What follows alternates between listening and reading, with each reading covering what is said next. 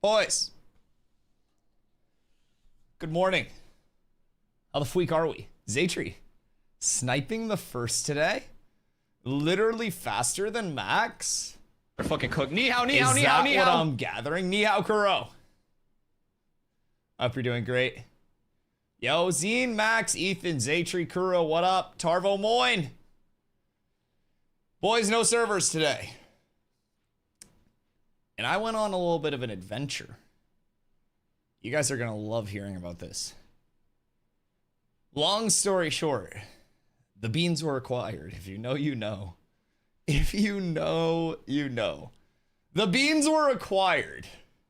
So the process has begun. Sub goals will be executed. I also found a couple hot sauces that I didn't think I was going to find, so that's cool. That's cool. Leon, what you getting up to, goat? Trying the Steven method of stream start? Dude, literally, so... I can explain. I can explain.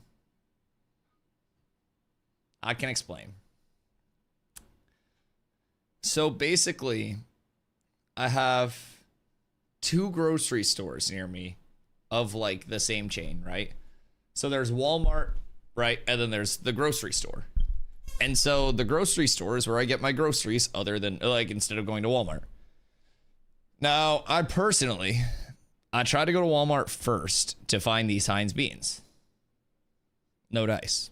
Not even in the international aisle. So then I go to the grocery store. And there's one that's a few minutes away, and there's one that's like 15 minutes away. And like 3 times, I go to the one near me, and no Heinz beans, just at different periods, right? And so I had looked up the stock. Hello, Carla. I had looked up the stock, right? At each store. And the one that was further away from me always had Heinz beans in stock. So I go over there. I drive further away. And I go. And lo and behold, not a single fucking can of Heinz beans in their beans aisle. Just none. Literally none. So basically, I drive all the way out there. And there was a dude restocking the beans aisle. Like, and I was like, yo, this is going to be a really specific question. But I really just need 1 can of Heinz beans. Do you happen to know if you have any like Outback or anything? Or if you'll be restocking? And he's like, let me see if I have it on the cart. And he's like, nah, I don't even know how they sold that fast. So I think someone's conspiring against us, first of all. So essentially, just like an entire line missing from the beans. Just all of the beans missing. Gone. Forever. And this is the one that was further away from my house. So I try to salvage the trip a little bit, right? And I grab a couple hot sauces. And I found a hot sauce called El Gringo Bandito. Super hot sauce. It was on clearance. It was half off. I grabbed that bitch. +1 to the hot sauce tier list. No, El Bandito Gringo, I think it was. But yeah, we can't reveal it, the actual sauce, until the tier list. So, basically, Emu, what is that? You can't just be fucking saucing links in chat. Jesus. Are you like self-plugging an affiliate link in chat? That's not okay. What? Emu, no. That's bad use of links in chat. That's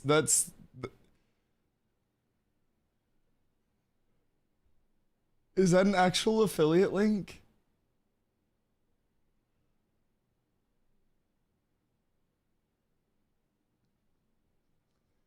Oh, okay. I didn't know if you were like actually the bean plug. I try not to click on stuff until chat clicks on it. So if anyone's gonna get a virus, somebody else does, and not me, and I let them feel it out. I was like, wait, bro, hear me out. I high key feel like a Bean affiliate link is absolutely possible, considering I have a fuckload of I just read grocery store. I have a fuckload of sunflower seeds behind me. Maybe I'm just too gullible, man. Maybe I need to stop trusting you guys so much. God damn it. Why do I trust y'all? I assumed Emu wouldn't lie to me and bait me with a different link. God damn. Maybe I need to stop assuming the best out of you assholes. So anyways, hold on. Serious Bean, Dr. Pepper, sweet, sassy, baked beans. Sweet and sassy. Never trust a bean chiller. I love that. I love that. I'm just gonna start fucking not trusting anything you guys say ever. Recently, I got baited by Stomps because he told me that he was gonna spoil something in Split Fiction, and I go, no, Stomps, please don't. And then he typed it, and I go, bruh. And he's like, why did you trust me that I would actually do it? And I was like, well, maybe I just trust you too much. And now here, I'm getting fucking bean baited. The world's changed, man. The value of a handshake is no more. Everyone talks about shrinkflation, but they don't want to talk about how you shrunk in my trust. -1 faith in humanity today. So anyways, I drive like 15 minutes back to the grocery store that's near my house after I got El Bandito Gringo hot sauce. I'm not even kidding, by the way. I'm not making this up. Hold on.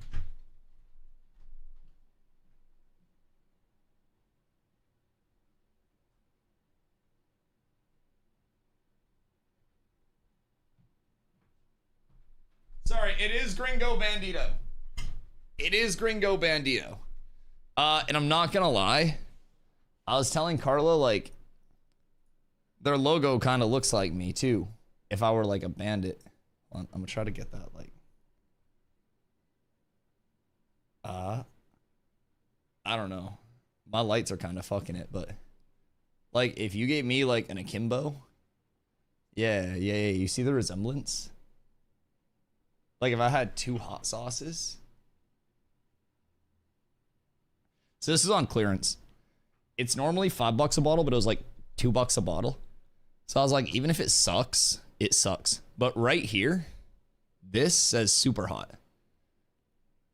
So I don't know. It actually says it here and here. So supposedly this is going to be super duper hot.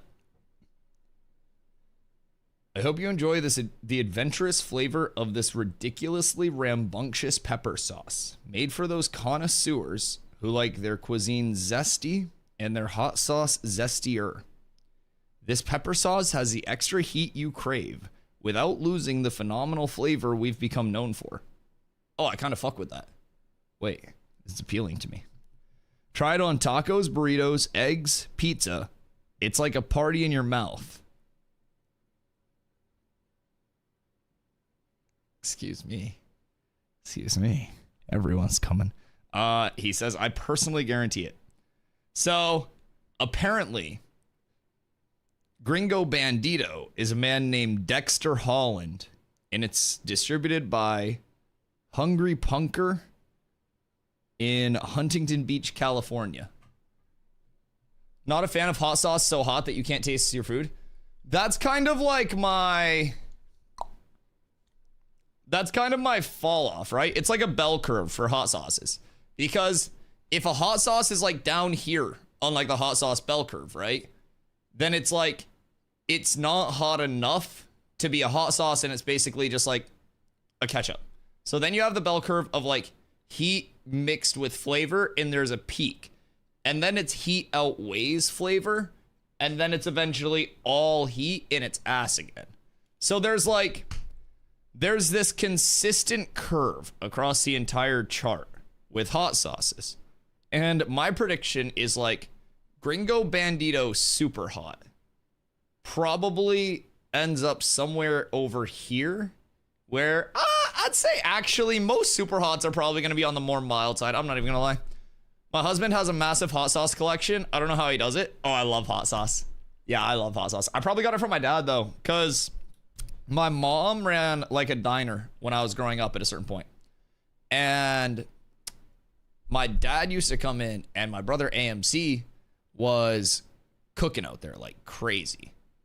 So basically, my dad would come in and he would basically just get like the hottest wings possible. Kenko, brother, you've been in stream so long. You should know by now that it's a Yap stream regardless, dude. You should know. We have videos planned, buddy. Just be patient. Jesus Christ. Just be patient. For the love of God. We're just saying hello and yapping, dude. So anyways, I think this is probably going to be more on the mild side. But my dad would sit at the bar and my brother AMC would try to make him the hottest wings in history. And always fucking failed. So I kind of have like a thing for hot sauces, like a familiarity with the fire, so to say. I think it's like a genetic thing. And apparently, I learned recently that my grandmother, like my mom's mom, I guess like gave my mom a cheese addiction from what I've gathered. So my dad really likes spicy shit. My mom really likes cheese. I really like both of those things. If you have something spicy and you put cheese on it, that's a W. That's an absolute W. So I'm pretty happy with that. Boys, everyone that came in during the yap, good morning. Good morning. I hope you're all doing well. You'll notice I went outside today, so I have my travel cup.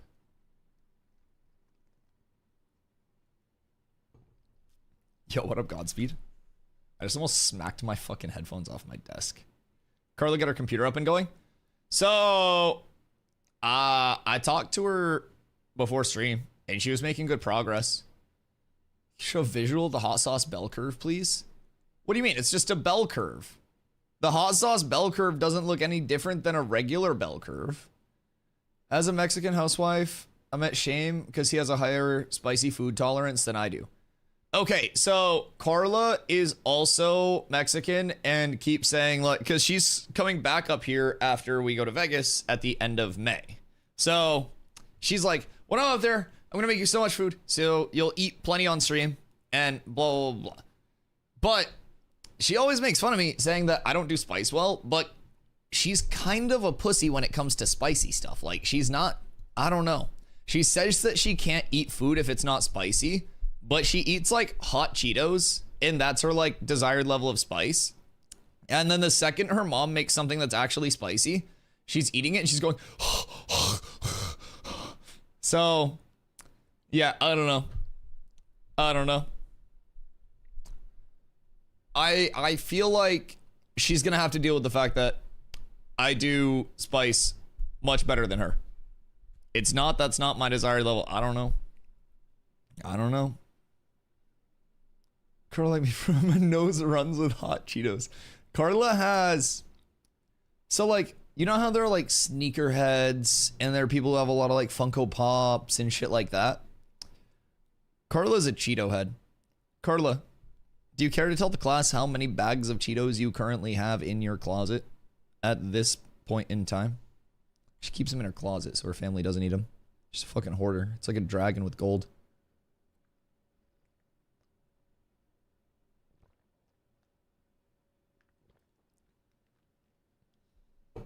I only have 14.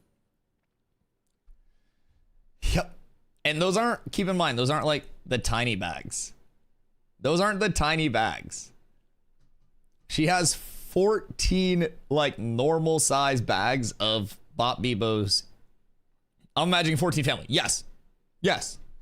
She gets them like in her grocery store app when they go on sale.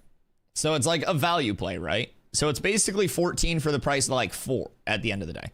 But if they're anything like my Doritos, my grocery store app will do like a limit of 2. Apparently hers does minimum of 4, which is kind of fucking insano style.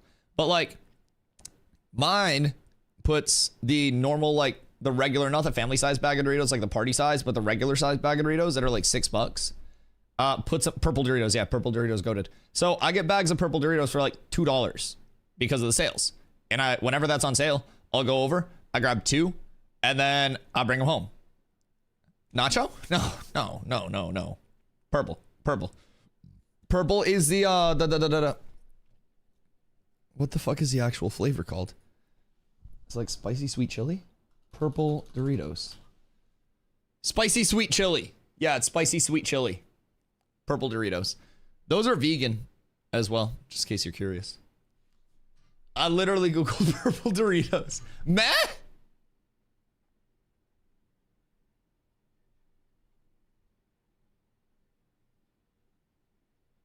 What do you mean? I mean, didn't you just say, what's your favorite? Nacho cheese?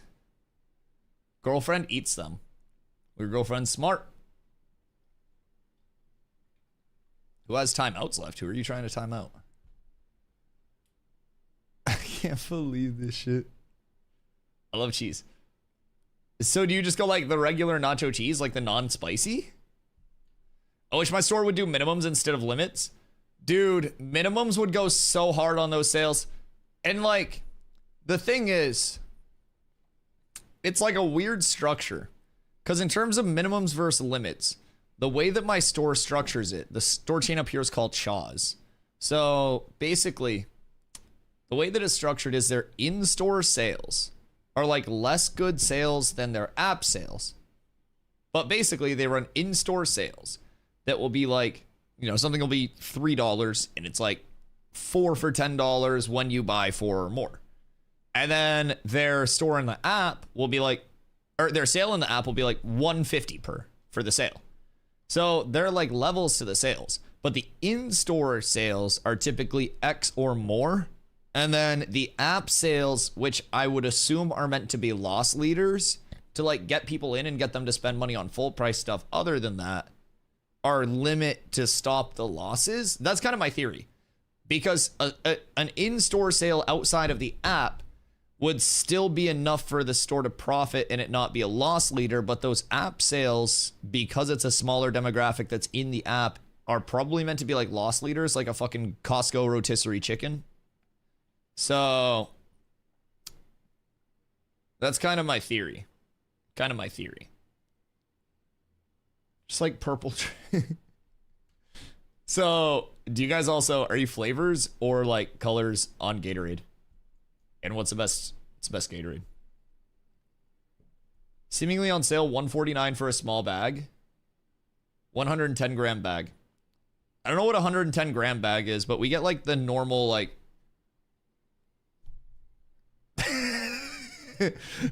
the normal bag. I don't know. Why don't you know what an American bag of Doritos looks like over in fucking Germany? Jesus Christ. What's wrong with you? Lactose intolerant, but that's not going to stop me from inhaling cheese. Oh yeah. My coffee has lactate milk in it. Because if I drink coffee with regular milk, it gives me the bubble guts. And then I got to be careful for the rest of stream. Because it's like, I got a noise gate on this thing, but I don't have a noise gate on this thing that can like cut out everything. So it's like, I got to be cautious. What up, Strag? How you doing, brother? Orange Blue Tide for first in Gatorade. Doritos don't hit like they used to. I'm telling you, man. Doritos don't hit like they used to because they're more expensive than they used to be. The second you start getting your Doritos for a couple dollars a bag, they're better. They're better. Yo, what up, Nell? How you doing, Go? Do you have any information about dagger in the game being a dual wield single weapon, or can we put one dagger and a shield or something like that? So, it's a really good question. we've got a little bit of contradictory information based on the original testing from Private Test Realm, which used the copper dagger, which was an individual one-handed dagger, and basically the implementation on PTR now of the dual dagger weapon. So it seemed originally they were testing the standalone there, and now they're actually testing the dual itself. So I don't really know like how it's going to shape up in terms of what comes over to live. I'm a little bit like at a loss in terms of which direction I lean right now, because originally the PTR test was the copper dagger, but there was a bug with the copper dagger where if it was in your offhand and a different weapon was in your main hand, then you were getting the dual wield tree from the weapon in your offhand and the main hand tree from like your main hand weapon. So it was fucking things up.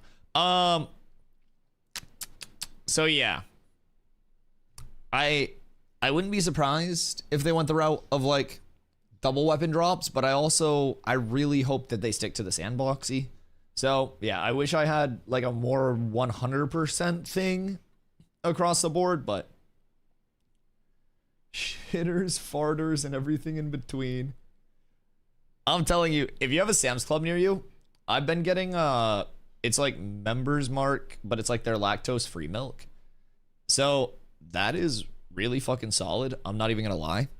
And then if he likes whole milk, I got, before I started getting the Members Mark one to save money, I tried like my first bit of the lactose milk, or the lactate milk, that one, words, was like the whole milk. So it was like a full fat thing. And I had coffee that I brought up to my mom one day, and she tried it and she was like, oh wait, what's in this for a creamer? And I was like, lactate milk. And she was like, oh shit, wait, that tastes better than whole milk. So yeah, I would recommend trying that out.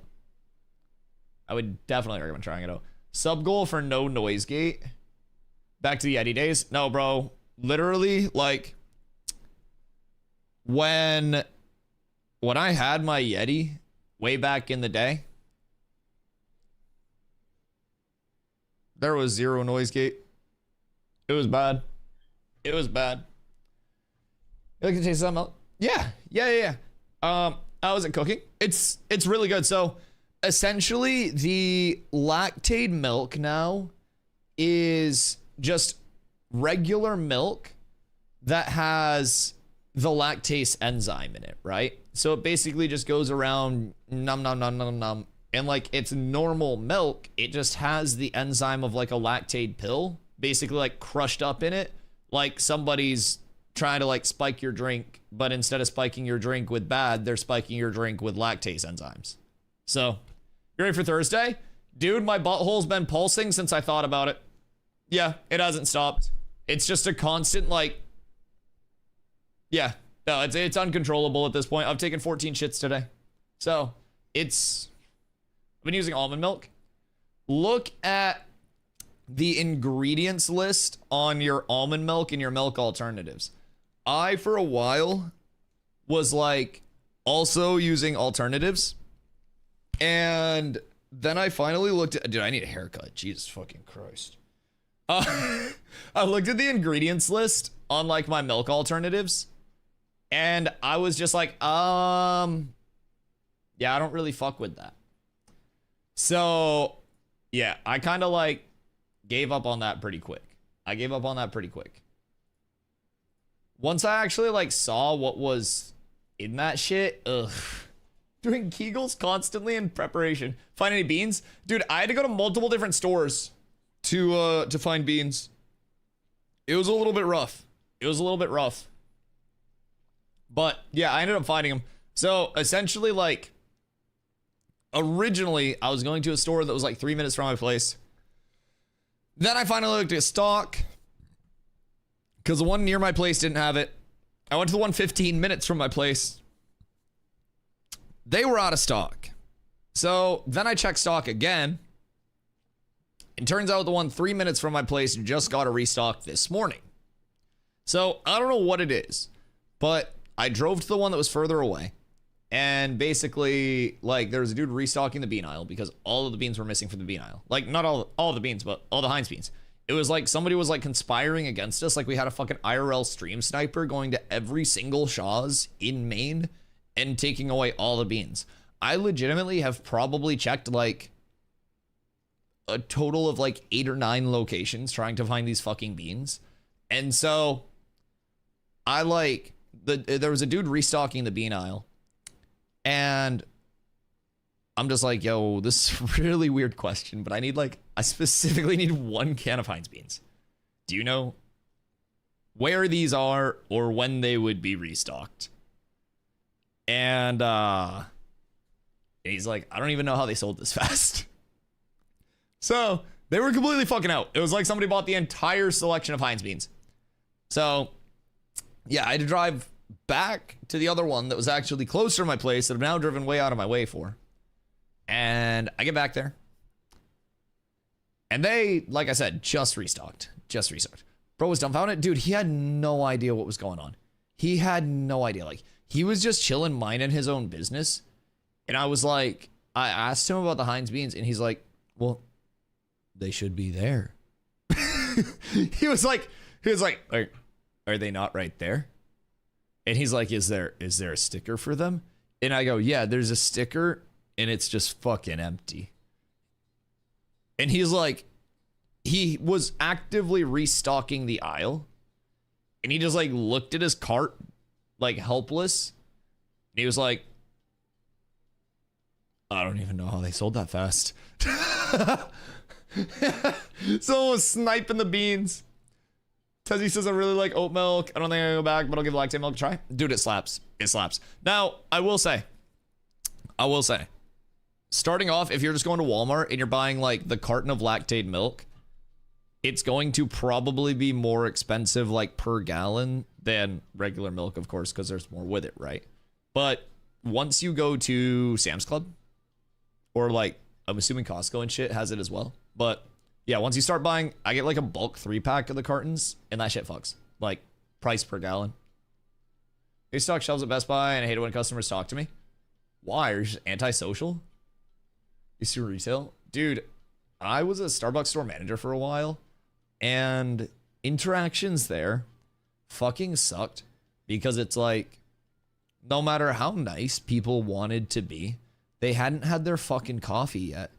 Like, people would be nice, but they were coming in hungry, like just waking up. They hadn't had their coffee. And so everybody was just this slight level of like one wrong voice inflection away from like fucking snapping on you.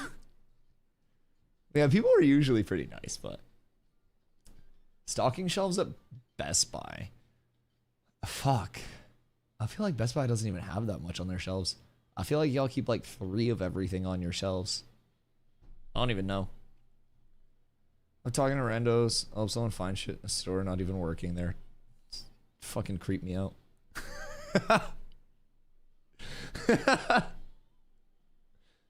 Not at like a random store, dog. Like, I'll be like talkative and yappy at like TwitchCon, right? But like, if I'm just out at a store, like if I see some old lady in like a fucking one of the motor carts and she's like trying to reach up on the top shelf, she's like, and she can't reach it, I'll be like, oh, do you need help? And then she'll be like, yeah. And I'll just keep walking like I didn't hear the bitch. I'm kidding. I'll go help her. I'll get her fucking can. But like TwitchCon, I'll be yapping to everybody. I will detour. I'll just be like, oh shit, hey. And then we'll just be talking to someone.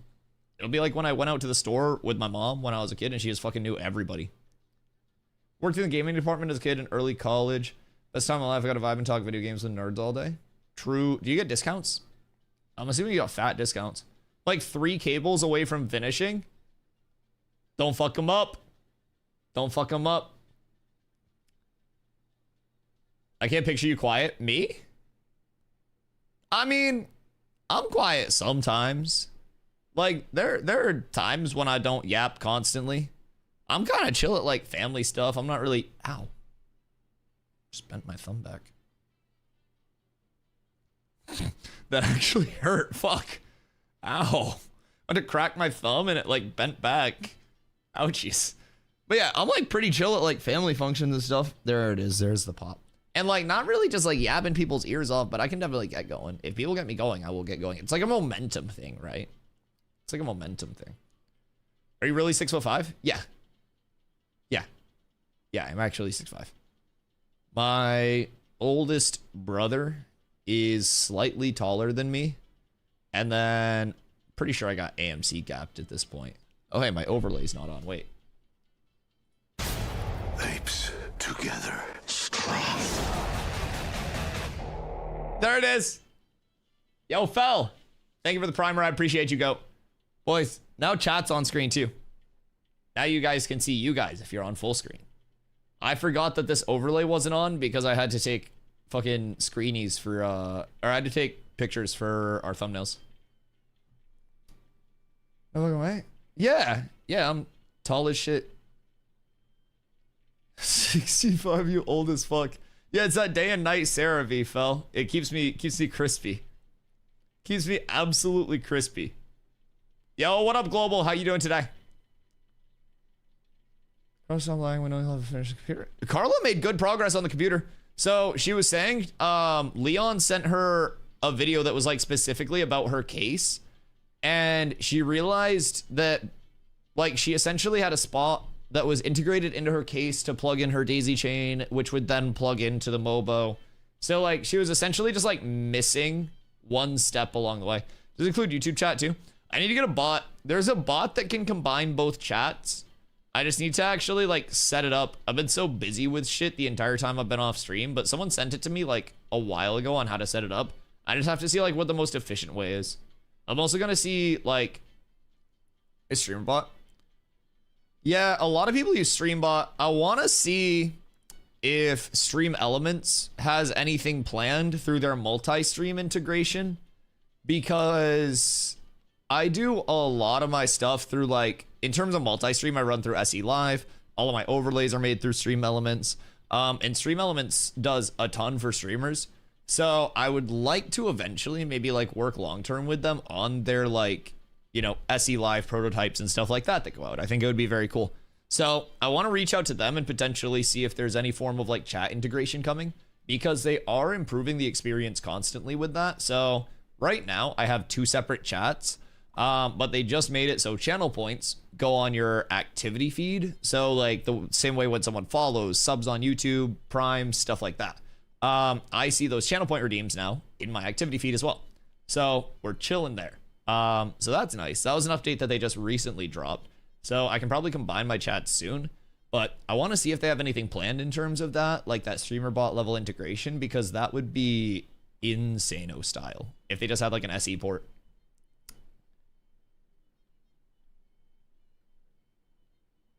Running down or actually playing? What do you mean, Bo? Ashes? Ash should be down. 2 days. What am I supposed to play today? Sadness, basically. That's kind of what I'm thinking. I usually, like, everyone that is new usually comes in and they're like, Dusty, so what do you do on like Ashes down days? And I'm like, Ashes. I do Ashes stuff.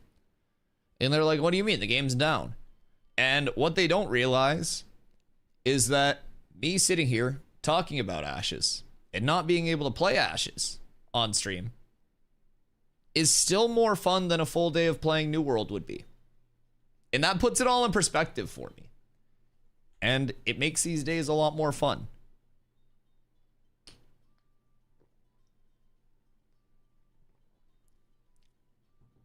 So I don't mind it. I don't mind it. Talking to the fellow League nerds. It's disgusting. Fucking disgusting. Play Dota. What if I did community Dota days, chat? What if we did community Dota days? I played until the server went down last night. Shrek got thrown out the club. They're trying to drag him out and he's like grabbing onto shit. He's like holding trees and stuff. And he's like, I don't want to leave the playtest.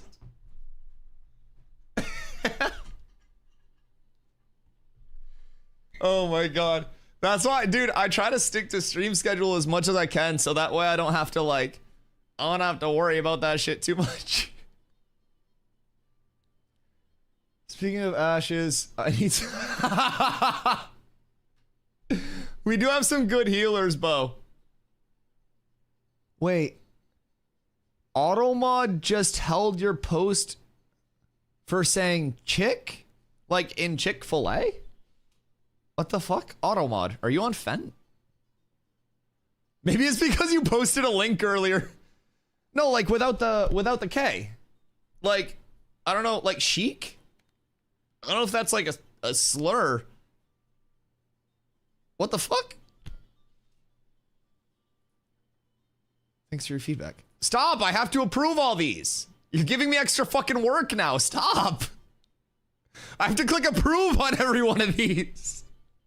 God fucking damn it. Mods! Mods! Oh my god. It's rough. How would you feel if I said I never played Dota ever in my life, never even downloaded? It's probably better for your mental health. But you're also like, I don't know, you're fragile because of it. I know how to initiate in 3 different languages because of Dota 2 specifically. Like, I'm not even gonna lie. I know that if I have Russians, and I don't really know how far this stretches past Russia, but I would assume most of Europe understands, at least in my Dota experience, what me screaming divide help like means. So then if I end up with a team that spoke Spanish, I would yell ayúdame, ayúdame, ayúdame, and then I would go in and people followed me. And I learned how to communicate with a lot of different people through Dota 2. It taught me culture. It taught me global communication, not just within my circle. Dagon 5 first item.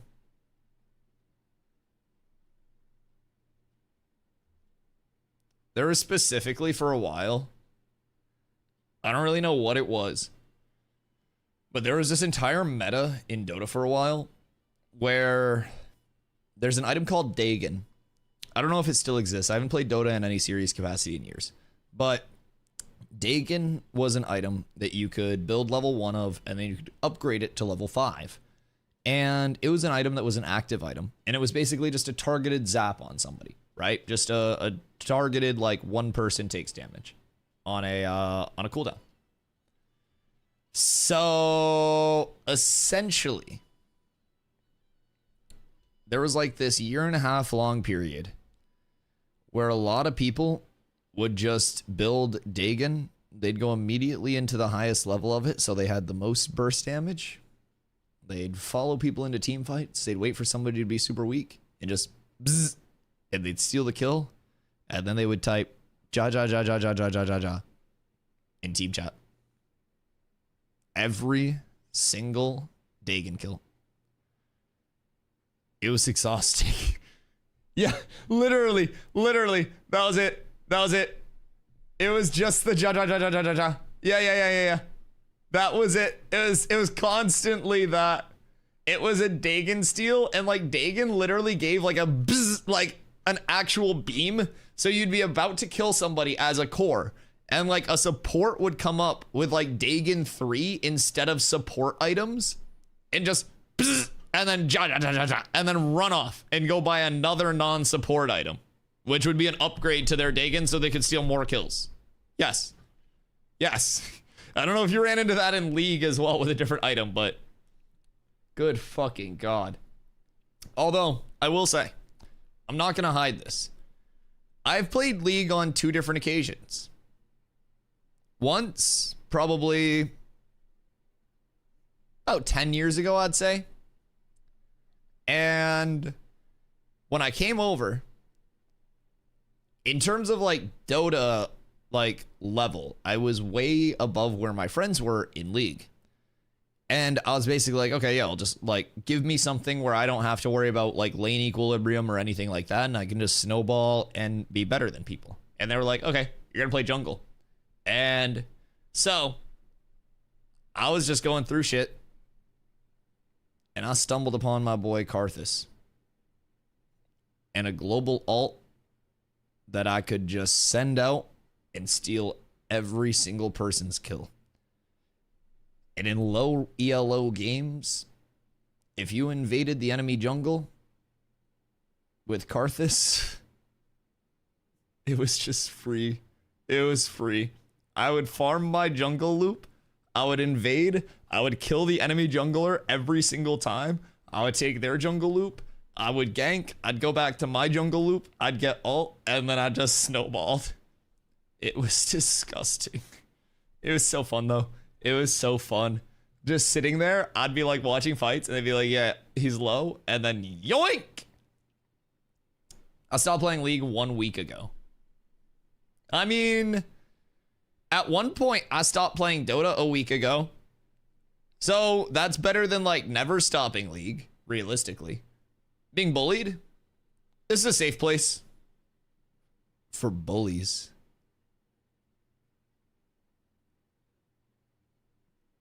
But yeah, I stopped playing Dota long ago. I have like, what do I have, 5,000 hours total? Zombie's been spamming me to play fucking Repo. Oh wait, maybe they're old messages. Hop on League. If you gift me 1,000 subs, I will download League of Legends and then end stream. But I will download it. I will download League of Legends on stream if you give me 1,000 subs. I feel like that's pretty reasonable. That's not too bad.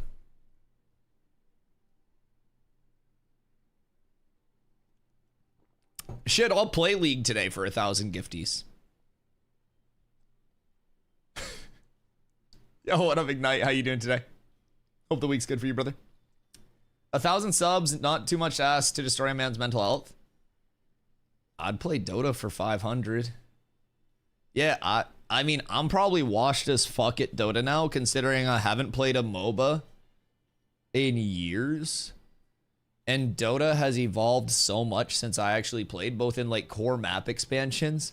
So there's now like a part of the jungle that wraps underneath, like around the perimeter of the map, around the lanes, and the lanes are inset more. So it's, dude, it's fundamentally changed since I've played. Pace of game, everything. I'd probably be legitimately pee-pee poo-poo water, because I was good at Dota and then quit and then went back like a few years ago to play like Turbo and like Recal ranked with my friends for fun. And we all saw that we were old and washed now, and we were like, all right, well, that was fun. And then we just didn't go back. So surely I would recal even lower, and I'd just be like, all right, well, maybe if I recal low enough, I could just stomp out games. I could have a comeuppance as a mid instead of being a support player. Stanford Prison Experiment did it for free. Yo, imagine they're locked in prison. They just make you play League your entire sentence.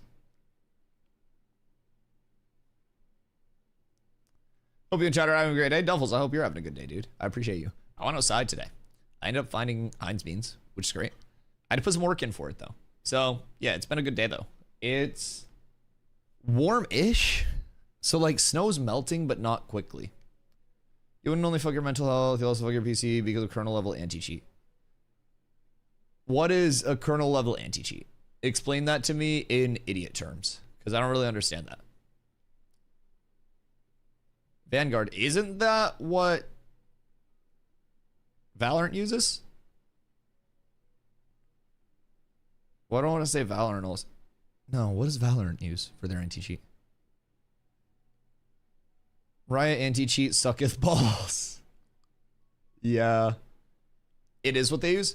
Okay. Yeah, so I got banned on Valorant for aimbotting. I appealed it and they unbanned me. But I don't even have a high win rate. Yeah, so like, I went to log on to play, and this is probably a couple years back at this point, or like at least a year and a half. It was a long time, not a long time ago, it was a bit ago. But I went to like log in, and it like wasn't letting me in. So I like looked and figured out that I got banned. And I was like, the fuck? And so I appealed it. And I literally, in my appeal, I was like, I promise I am very bad at this game. I normally wouldn't even mind the ban and would just make another account. But I got some really cool skins here. And I had like 3 skins that I bought. But I was like, I got some cool skins. And they unbanned me. So I got my skins back. It was kind of cool. I did have some dope skins though. A Vanguard League's way worse. So good they thought you were a bot, or so bad they thought you were a bot. It's probably, so hear me out. If I had to guess, it was probably either somebody actually hacked my account and got Thanos snapped, but what's more likely is that my everything Valorant was terrible except for my aim. And so they were probably like, how the fuck is someone so bad at this but also so good at this? This is sus. And it was like the definition of all aim, no brain. Like I would just like stand in the middle of a long line, wait for somebody to try to peek, and then just full trade. I wouldn't even be like playing corners or anything because I get too impatient. I hate the pace of Valorant. I hate the pace of CSGO. It's incredibly slow to me. I want a W key. I want to throw out bullet hell. And that just doesn't present that opportunity for me. Got banned on Tarkov for aimbotting. 10% accuracy and 0.3 KD. How the fuck did you get banned for that? Kernel level anti-cheat systems are a derivative technology that allows virtual world developers to detect illicit behavior by identifying malware and hacks directly on the computer running them rather than through patterns inside a virtual environment. Oh, so it just like basically can see your task manager and shit and see everything that individually runs on your computer, so you're not able to just like disguise it? Because basically my understanding of like a common aimbot or a common like, yeah, the most commonly used cheats, of course. There are a lot of levels to it. But what I understand is it's mostly like, not an overlay, but like an extra layer within the processes.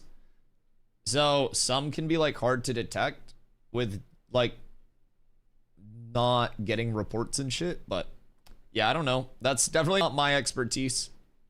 Fortunately, I put a lot of time being mechanical into games, so I don't need that stuff. I out-aim the aimbotters. Dusty plays Fortnite 1? I have thousands of hours in Fortnite. Just the last time Drew and I played Fortnite, my rotator cuff hurt because we ran zonies for a couple hours. Because we were going to run zonies, and then we were going to play ranked, and then we were going to do FNCS. And after a couple hours of zonies, like my rotator cuff legitimately hurt because I am a low sense player. And I hadn't built in a while, but yeah, I used to be nice at Fort. Nowhere near like making jillions of dollars on it nice, but I could pub stomp. And then all of my content in Fortnite died when they added bots to pubbies. Because if you were good enough to pub stomp, but too bad to competitively win anything, hi, me, then every single pub game was no longer a content game. It was, you had 26, you had 30. It's all bot kills. And I'm like, fuck! So, yeah, they killed every single bit of content that, like, pub stompers had. So, I used to run a ton of, like, random duos, random squad fills, like, solo squad, shit like that. And I don't know. I had a lot of fun with it. But the time has passed for that, that's for sure. Obtaining kernel level access is insanely powerful.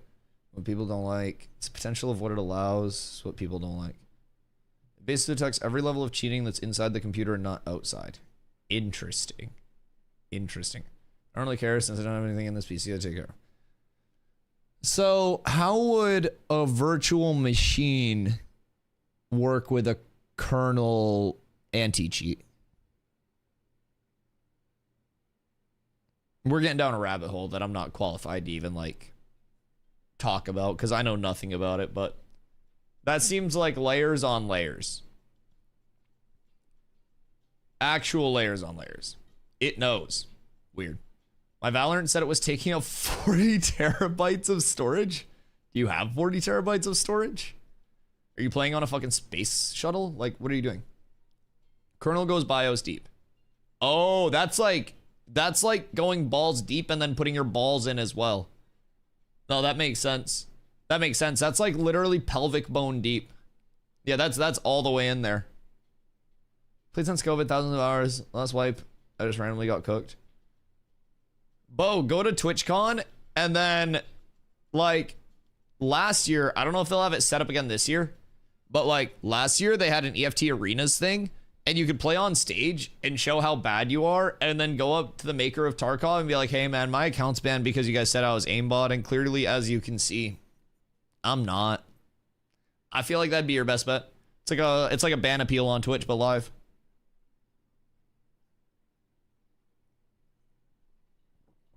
I gotta ban more people so we can do ban appeal days. Chat, be on the lookout. Might be you. Might be you. What the fuck? What, Carla, PC issues? I couldn't even imagine trying that. Playing on stage?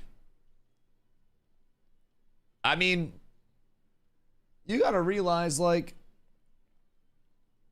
and this might just be my perspective on it, but I feel like most people suck at video games. And like, I'm also a firm believer that if you're 50th percentile intelligence, like complete middle of the road, right? Nothing special about you. There's a good chance that you're smarter than 1 out of every 2 people that you interact with. So it's like, I think about that as gaming too. It's like, if you're a middle of the road gamer, half of the people that are gaming still probably suck. My feed's slow. My comment was about going pelvis deep. Oh, I thought you had performance anxiety about like playing games in front of people at TwitchCon. Yeah, no, pelvis deep is a normal thing. You said balls deep, then putting the balls in too. Why are you guys acting like that's such a bizarre thing? What do you mean? You guys, have you never read the Kama Sutra? Have you never familiarized yourself with the workings of Ron Jeremy? The Johnny Sins? Where else are the balls supposed to go? Exactly. What do you mean?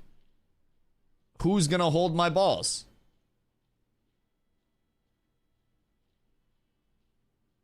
Then what? Is that a thing? Yeah, wait, what do you mean? Yeah, that's absolutely a thing. Balls is life. I will look it up right now. Carla, I wouldn't recommend looking that up. I wouldn't recommend looking that up. I don't think you're gonna want that in your search history. I wouldn't recommend that. It shouldn't be a thing. It shouldn't be a thing. If it is a thing, then it's a mistake. It shouldn't be a thing. But like rule 34, I guess. Look everything up, no fear. You click ads on websites, don't you? That's how you got banned for aimbotting. It had none to do with you. Don't look that up. Can't go! Did you just look that up?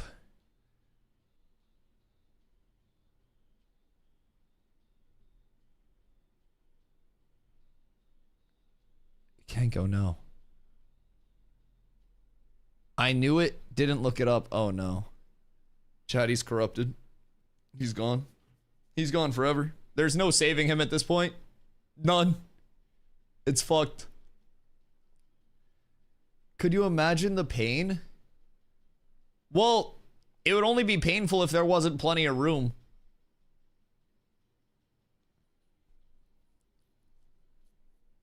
Oh God.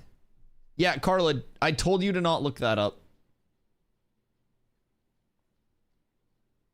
I didn't even know if people were going to be full committing to that, but it's not a thing. That's not a thing. It shouldn't be a thing. It's never going to be a thing. It shouldn't be a thing. That's cursed. It's absolutely cursed. Gonna stop throwing balls in chat. I go play League of Legends. It's a thing. It shouldn't be a thing. Hi, Phoenix. It shouldn't be a thing. I like your pinky ring. I want one. Thank you. I got it out of one of those. You put the quarter in and then you turn it. And it had rings, chains, and grills. And I happened to get a ring and it fit. So, yeah. So that was cool. Good value as well. So, yeah. What? Yeah, what do you mean? I don't have money for actual jewelry. The fuck do you mean? The fuck did you read? I don't think she read, dude. I'm not convinced that she read. Imagine if you got grills. Yeah, because then I could just go like that all day. Or like, yeah, I don't know how they do it. I'm not meant for that life. I think I just had a stroke. I think I might have just had a stroke. When we're talking about computer viruses to pinky rings, computer viruses, please. Technically. 374 subs in one night, splurges on a 25-cent pinky ring. Brother, if you realized how, like... If you realize how locked down my spending is, like, ask Carla how much I hate spending money.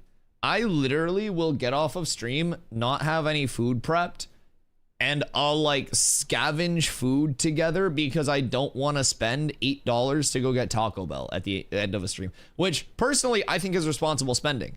Like, I legitimately, like... Oh, wait. I legitimately...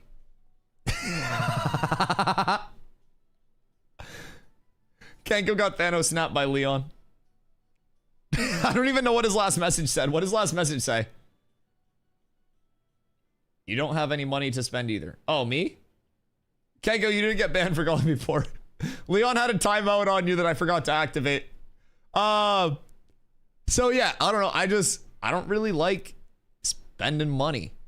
A, I don't have a shitload of it to spend, but B, even if I did, I would want to save that shit so I had more of it in case anything went wrong. So I think of it as like a little game. And with streaming in particular too, I'm very aware that streaming at any point could just be this thing that like instantly dries up and stops, right? Like there's nothing particularly forcing you guys to come in here daily. So it's like across the board, I do what I can to keep this going full time and keep momentum building on Twitch and YouTube, right? But at the end of the day, I'm also trying to plan around like, you know, what does happen if people stop showing up? I need to have time to get a couple of months. And so basically, I take everything that is like past my monthly budget and it just gets set aside completely and not touched unless I'm like under budget for a month. So if I have a bad month on stream, I'm able to like supplement that bad month with enough from that like carryover account basically. And with that savings, I throw that into my like, you know, into my monthly budget, make it work. And hopefully with good months and bad months, I'm able to balance that out and keep that building as well. Here to barrage you with questions about Ashes mostly, although you're a good streamer too. I appreciate that. I like answering questions. I very much enjoy answering questions. I feel bad that Kanko got Thanos snapped. I won't even lie. Splurges on a 25-cent pinky ring. True. Yeah, I'd have to talk myself into that. The RNG of the ring itself. Yo, Oz, what up? Thank you for the 20-day streak, brother. So pumped for Ashes of Pirates. Dude, it's going to be fun. It's going to be fun. So we do have a couple videos that I found people were testing, of course, yesterday. And so we have a couple videos pulled up from people that did tests that we're going to check out today. So yeah, we got plenty of time. It'll be very exciting. 2 videos about that. And then there's also a Force Gaming video about Dune Awakening.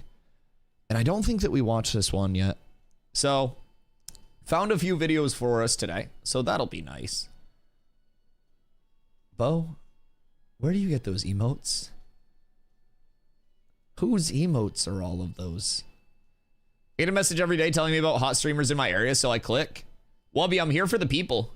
I'm here for the people. Did you play the demo for Dune? Do you mean like the character creator? No, I haven't played shit for Dune. Well, the character creator. Yeah, I love how they sent a bunch of people out like beta invites. And then it was like, oh, you have access to the character creator. Congratulations. Here you go. That was an interesting time. Yeah, everyone was coming into chat and they were like, I just got into the Dune beta. And I was like, do you mean you got in? Or did you create a character? There was a beta test. I mean, yes, there was a closed beta. Creators actually in depth. Yeah. The actual beta codes I've had were legit. Oh yeah, there were people that had actual beta codes, but like recently when they sent out those like character creator invites, they basically like posed it as a full beta invite, and it's not. Still is a beta test. Beta test of the character creator, sure. I still think Dune's gonna be ass. I'm gonna be completely upfront. I think Dune's marketing has been so shifty and wishy-washy that they tried to appeal to an entirely different group of players originally. And due to like that, they started to hit the MMO scene because a lot of people were like, oh, this is going to be a Dune MMO. And then it shifted to that just full like open world survivor multiplayer, like more in that direction towards marketing. And I think instead of appealing to both, it's going to kind of like not hit. There's a closed beta, but we have footage of it. Yeah, I watched that. They like flew content creators out. Had access months ago, played the intro and said, nah, I'm good. You spend hours creating and it'll transfer to the game. Yeah, I don't really care though. Like, I feel like a character creator is cool, but my thought on this is also something that I say about Ashes a lot. A game that is flexing its cosmetic appeal and its visual appeal and aesthetic instead of its actual core gameplay loop is always something that's concerning to me, because if the hype of your game is the aesthetic and not like that entire gameplay loop itself, I feel like a lot of things fall out. Glad someone else feels this way. You know, it's terrible. I'm not usually a hater. Oh yeah, I mean like it doesn't like, it's not my genre. Like, people are going to enjoy it if that's the type of game that they are looking for. Like, if you like, I don't know, a Valheim or Once Human, like it's literally going to be like Once Dune. That's the entire thing. It's Once Human with a Dune skin. It's more like Once Human. Yeah. Literally Once Dune. And I think that's probably like the player base that it would appeal to, just with like a larger IP. And one thing that I also think is going to happen, keep in mind, public perception of a game's launch shapes a lot of a game's future. And I think because of the marketing mix-ups that Dune had, and not in terms of like a mix-up, but just like originally trying to appeal to that MMO scene and then trying to appeal to like, you know, the, I don't know, kind of like the Once Human scene, like the multiplayer survival builder type shits, right? I feel like people are going to get into it with false expectations of what it is. And there's going to be a lot of player atrophy extremely quickly. And it's going to be kind of like a New World type beat, where it'll come out and people will be looking for something that's not present because they haven't been the most transparent. And people don't really know what to expect with the launch coming up. Now, there's info out there, but it's not like it's always been out there. It's not like it's always been transparent. Sorry, that was a hiccup. So, I feel like there's going to be a huge player fall off in Dune. Probably like first 2 weeks, probably. I don't know, like, because those games are, in theory, going to supposedly give you a lot of content, but I don't know.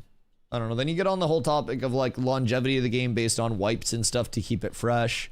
Because if you just go onto a server that has this like one Omega person in power and they control the mats, they control the best spot, they have like a literal Zerg with them, you don't wipe. I just don't know. I don't know. Those types of games are not my forte. And like, I get that there's an entire like cult of gamers that very much likes those games, but it just concerns me across the board. I'm not sold on Dune. What I am sold on was this Gringo Bandito hot sauce, 60% off on clearance at my local grocery store to add to the hot sauce tier list. Thank you, Gringo Bandito. They didn't sponsor me or anything. I just got this from the grocery store. I just wanted to plug it again. Hashtag sponsored, hashtag ad. I know, I just got this from the grocery store. I just wanted to do a plug. It's supposedly super hot. So yeah. Chug that now. I can't. It's for the hot sauce tier list tomorrow. Yeah. It's for the hot sauce stuff. We have an entire, like, gaggle of hot sauces. And then I also did get Heinz beans. I had to travel. How long is timeouts for? It was only 10 minutes. If you missed him, by the way, there is, keep in mind, if you do ever miss somebody that's timed out, 20,000 monkey bucks is an on timeout that you can use on yourself or somebody else. So in theory, you could have already got Kenko out of that timeout if you really loved him. So what I'm gathering is you miss Kenko, but not 20,000 monkey bucks miss Kenko. I was going to, but my points. I got him out yesterday. Holy shit. Disappointed parent vibes. That's actually insane. Kenko has points. He already has his VIP too. A lot of people in the beta said it was great. Yeah, I mean, if you like that type of game, then like you'll probably enjoy it a lot. Wait, did you just bust a timeout on him with legitimately 1 minute left in the timeout? Actual fucking scam. Huge. Where's Kenko? Welcome back. Yeah, he probably had like 30 seconds left on that bitch. Maybe I'd have points if sound effects weren't so fun. More sound effects coming. I was literally 5 seconds. Yes. Good. Good. 20,000 monkey bucks for 5 seconds. That is good. That's some good value. For me. Not for you guys. I was safe to time out Leon for a week. Holy shit. How many monkey bucks would you need for a week of timeouts?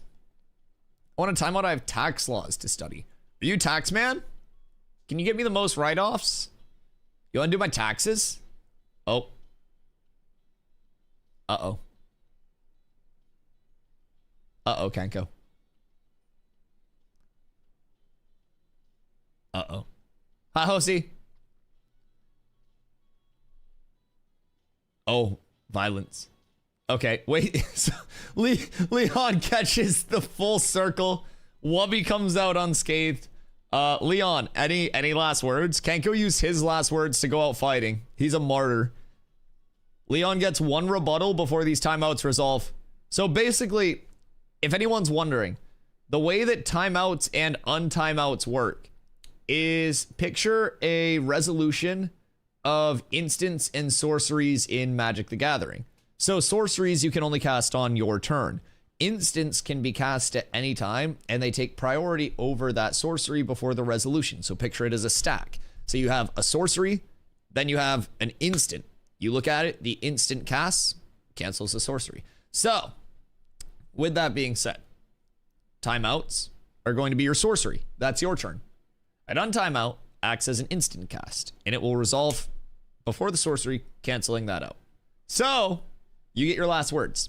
You can either time somebody else out, throw that last punch. You can have 20k monkey bucks. You can untime yourself out. Or you can just kind of drop a banger one-liner on your way out. The chat's turning on each other. It's violence. I love it.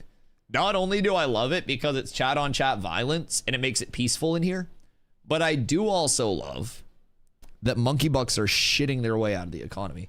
So far with 3 timeouts, 4 timeouts, right? No, 3 timeouts and 1 untimeout. That's 50,000 monkey bucks out of the economy, which is equivalent to 1 day of cat ears. So I'm vibing with that. I'm vibing with that.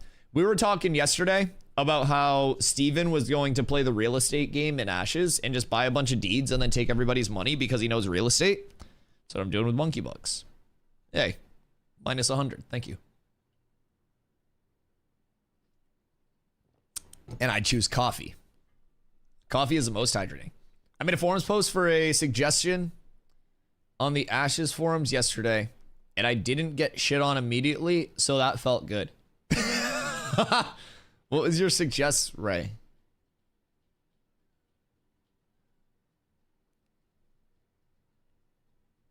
What the fuck is that, Ray?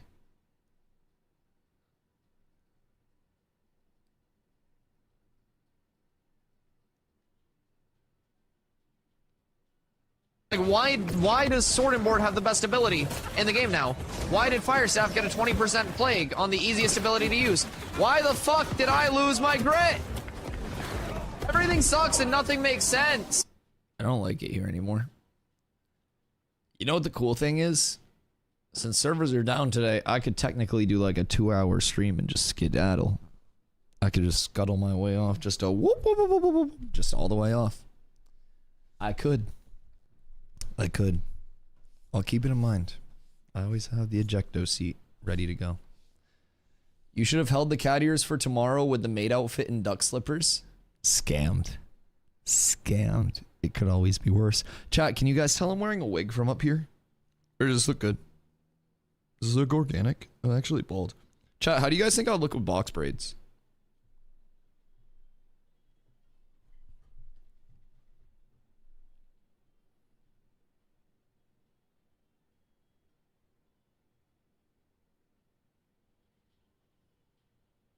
Hairline already receding. My hairline hasn't moved. My dad is in his 60s and his hairline's not even receding. This shit is steadier than a fucking dam holding water back, bro.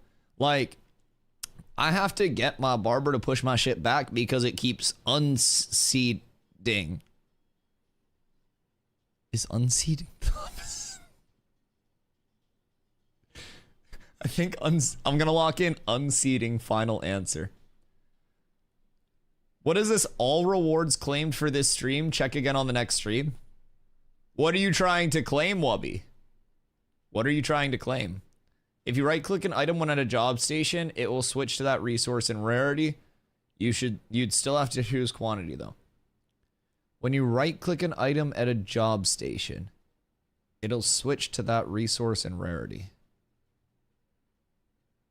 What do you mean right click an item? Like from your inventory? I just saw the bruiser was claimed. I'm too slow. Oh no. Does that mean that you have enough? By the way, I didn't run this by Vladis or anything, but we're doing the tank round table tomorrow. And I'm gonna definitely be showing up to that bitch in the maid fit. I won't even lie. I thought about doing all the sub goals today to get them out of the way. And then I was thinking about it, and I was like, what if I just pull up to this tank round table in like the full fit? Like we just come iced out, decked out. So we're going to be doing like an entire tank round table that will almost definitely be watched by developers.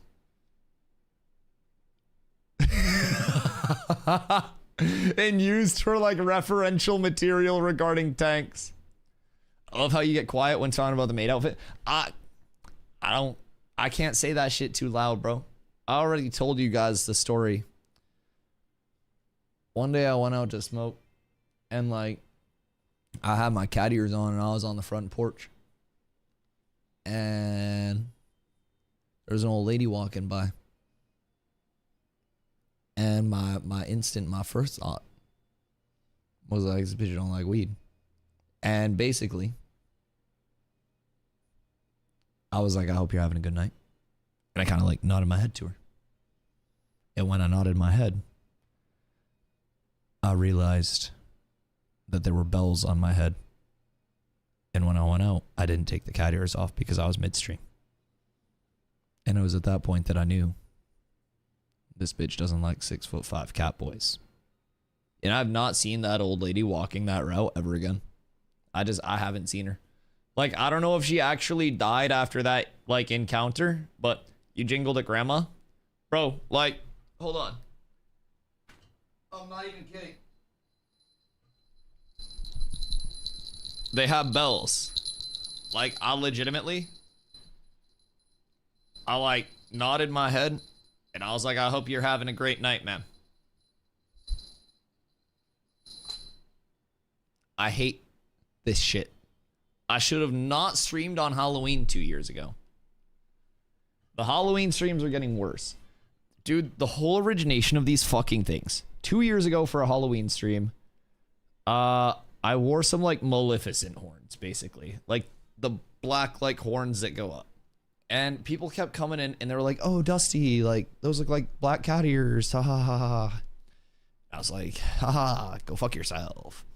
And people kept being like, after the fact, they were like, yo, Dusty, one more cat ears, one more cat ears, one more cat ears. And Carla was eventually like, hey, I'm ordering you cat ears to your place. I think I color matched your hair pretty well. And I didn't really think that it would be something that you guys demanded this much that also followed us through games.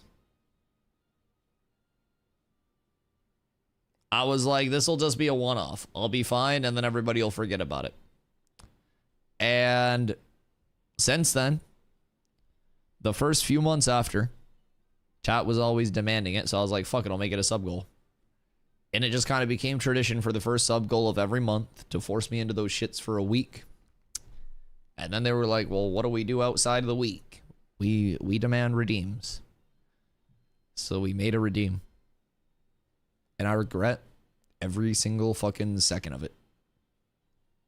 All of the joy that it's brought to you guys. All of the smiles on your faces that you see. Or that you have knowing. This is because of you. I hate them. They're pain to me. Fuck your smiles.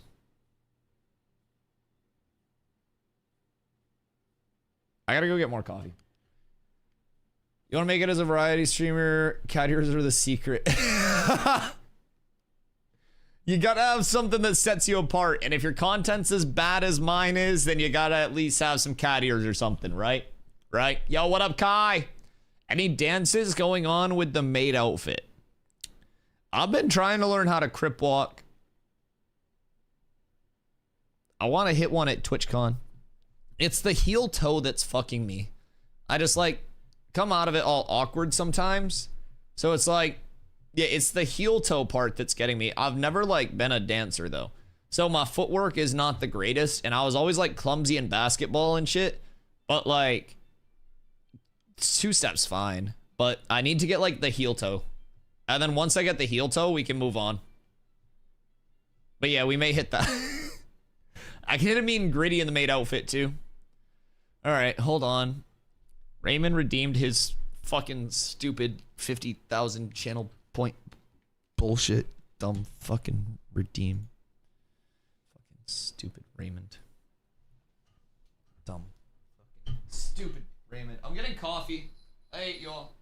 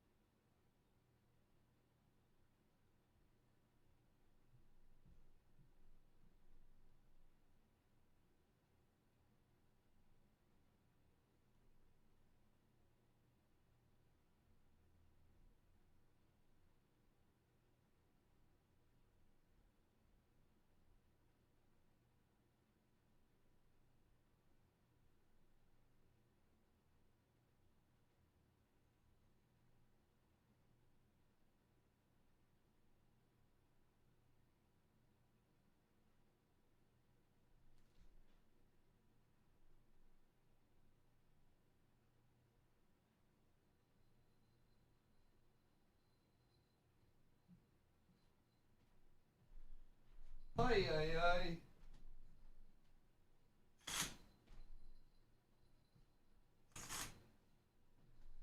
The joy of streaming full time is only evened out by the pain of streaming to you hooligans. It's crazy to me. All right. I hate you all. How do you guys have so many monkey bucks? I'm inflating that at some point. I'm not even lying to you. I'm inflating the shit out of that at some point. Turned, only lurk though. I need to go drop the homie off at work while his car gets looked at. Stay awesome chat. Yo, drive safe, Leon. You too, no worries. As it should be. As it should be. So, what are we watching first? Let's watch a little bit of naval combat. Well, I mean, we can't watch naval combat, but it's a flanker video about him testing the combat on PTR.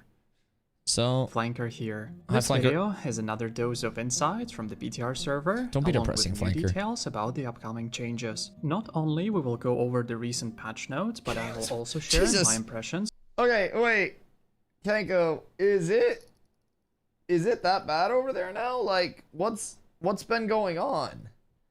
Like, bro, I've been just chilling over here. You know me, I don't really like get too into other people's business or like the whole drama stuff or anything. So I haven't even really been like involved in any of that hubbub or hullabaloo because I just be so busy with my own shit. But like, what's been going on? Are people just like burning out on the game or something? I mean, that's reasonable. I just checked twice and it was brutal. But like, about what? Just like, because I feel like bringing up critiques and like criticisms with like a holistic way is always good, but I shared a video on the reaction channel. Really?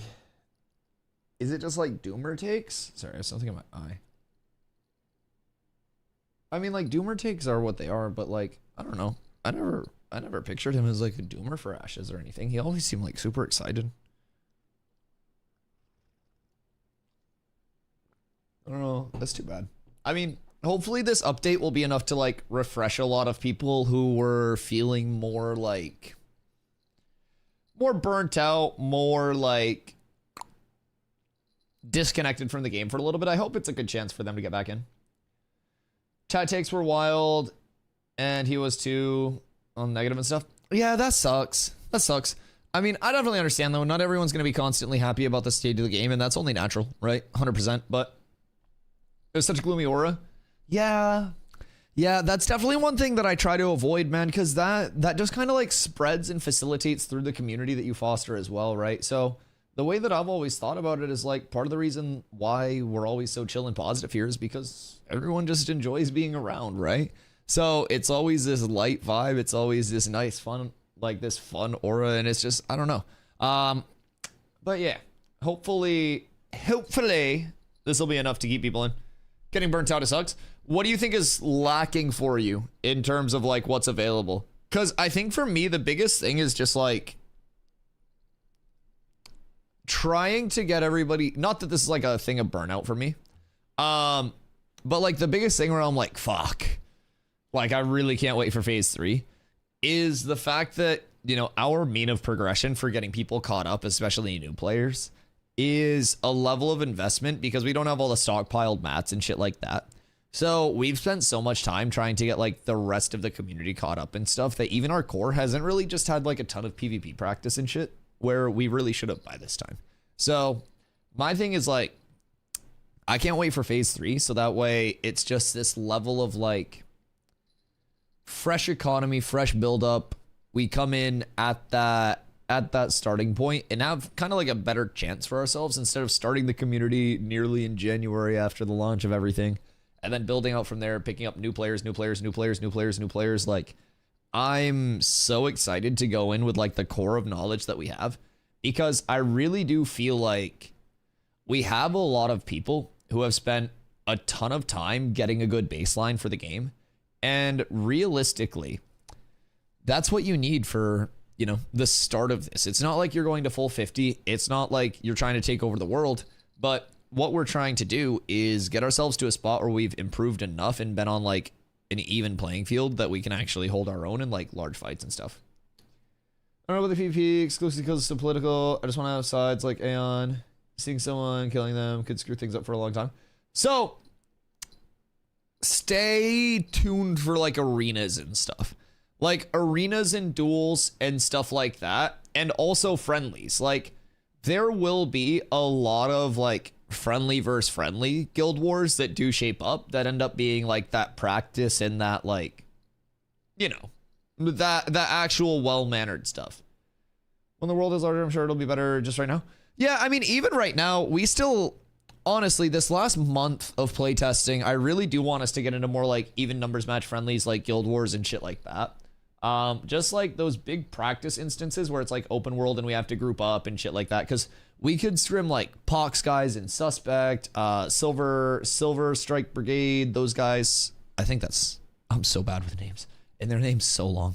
But we have a lot of people that have reached out about like wanting to scrim us.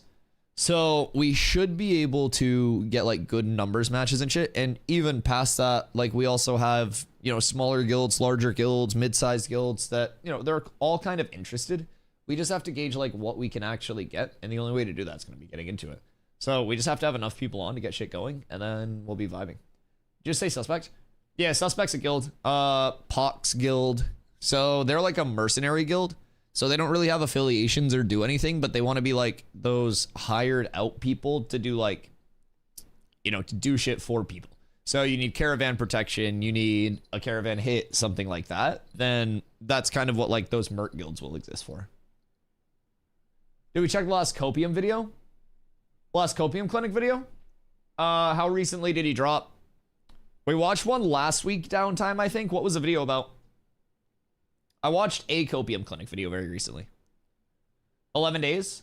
Yeah, I think we watched that last week then. I'm pretty sure.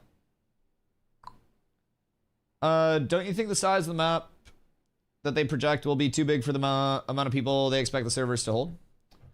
So the map is meant to feel large and expansive. And you also have to keep in mind a 10,000 concurrent player base is not like... Oh, Bo, it's not Suspect from New World. Not every guild over here is from New World. There's also a Barcode. Those guys are not from New World. They're not from any other game. Like, there are a lot of communities over here that are literally just over here with a name. Yeah, the only two from New World are Envious and Axios. That's it. There are other people that have, like, played New World before, but, like, there aren't actual communities that came over from New World other than Envious and Axios, and even, like, Envious's community isn't even their New World community anymore. The only, like, commonality that I've seen is, I think, like, Dot, or DA and a couple other people. But, yeah, so regarding the map, like, 10,000 concurrent players is a lot more than 10,000, like, total players on the server. Concurrent's going to be at one time. So with that, you're still going to have a ton of people on that server that are filling all of those areas of the map. They just like, they may not all be on at the same time. And with that being said, you could eventually, because of that, much like you see time zones in IRL interactions with things, you could see time zones shape up on your server. So you could have a group of people that are playing, you know, a different time zone that are like, hey, we all play together. Let's go off into this part of the map. And then you have that pocket that's active at a different peak time. So things like that can also add a lot of variety into each server. And that map space is meant to not only be like an aesthetic in giving people the choice of where to go, but like space is also a level of functionality in Ashes through its systems. So with space and with time in between you and other people, it lowers the amount of immediate threat to you. If you're a community or you're a guild that wants to, you know, avoid PvP a little bit more while you get set up, then you would be able to utilize that space, be like, oh, we're going to go over here into this corner of fuck off, and we're just going to go chill and we're going to gear up, and then we're going to try to move kind of like into a more populated area. And all of that functionality is just kind of like through the sheer size of the map and the travel time that's associated with the map. It's meant to be that level of like, I am a citizen of this area, not of this entire map. And from there, you have those different factions, you have those different regions, you have different economies, micrometas, everything. And not every region area is going to be the same on every single server. So while a hub on one server may be in the Riverlands, it could be in the desert on the next server or over on the other continent. So everything will change because of all of that map space as well. But yeah, it's a good question. Good question. It's also important to remember 10,000 concurrent players in Ashes is going to feel insane on the map because a lot of MMOs have systems where it's like we queue for something or we go do something and we run through a portal and it's instance content, or we teleport somewhere and it's instance content. So we're not technically like in the world, even though we are taking a concurrent player slot. So with Ashes being so overwhelmingly in that actual like open world space and having very light instancing, I think 10,000 concurrent players on like the Ashes infrastructure is going to feel way more populated than a lot of people are ready for. Even right now, we're probably peaking at like, shit, I'd say a few hundred players, maybe like 1,000 at most on Vyra, like pre-patch. Like it's been pretty quiet. I mean, I would say probably a few hundred to maybe 1,000 at most right now on Vyra pre-patch. But again, it's an alpha. It's going to change a lot. But with that, it also feels still populated. You still run by people. You still see people. These hiccups are kicking my ass. It's the gear balance. It's the hardest to do. Saying we can PvP is all well and good. We just need to make sure the guild we're scrimming isn't 5x more geared. Oh, yeah. 100% Chewy. I agree. And that's the big thing about having those good, like, lineups in terms of alliances, like, everywhere from, like, more casual guilds to the much more serious guilds. It always gives us that level of, like, you know, how strong are you guys? Okay, you're 600 power. We can't do that. You got to take off your weapons or something. So, yeah, it's definitely a level of making sure it's going to be quality, like, practice as well and not just getting shit on. I 100% feel that. And the good news is we'll have to worry a lot less about that once we're actually, like, into fresh servers and there's a bit less of a discrepancy. Hopefully. Dev strike again? Wait. I need to check the gathering one. What do you mean dev strike again? Hi, Stomps. Got my tax return. Huge. I'm like checking your bank account and then checking being doubled. Huge. Yeah, if you do that a few more times, then you're rich. If you double up like 5 or 6 times on your bank account, then you'd probably be chilling, right? So if you just do that, like, I don't know, the next 5 years, if you double your bank account every year, you'd be handsome. Simple math. What is this one? Do we watch this? Nice. Quaker Chewy. Community backlash over vital system receives huge changes. Yeah, this is the one that we watched. Yep. Yes, indeed. We most absolutely did. Yeah, that was a banger. We watched that one last week. One more double gives me a 6-month safety net. Currently trying to get my debt going. Do it up. I mean, that's a good approach to it.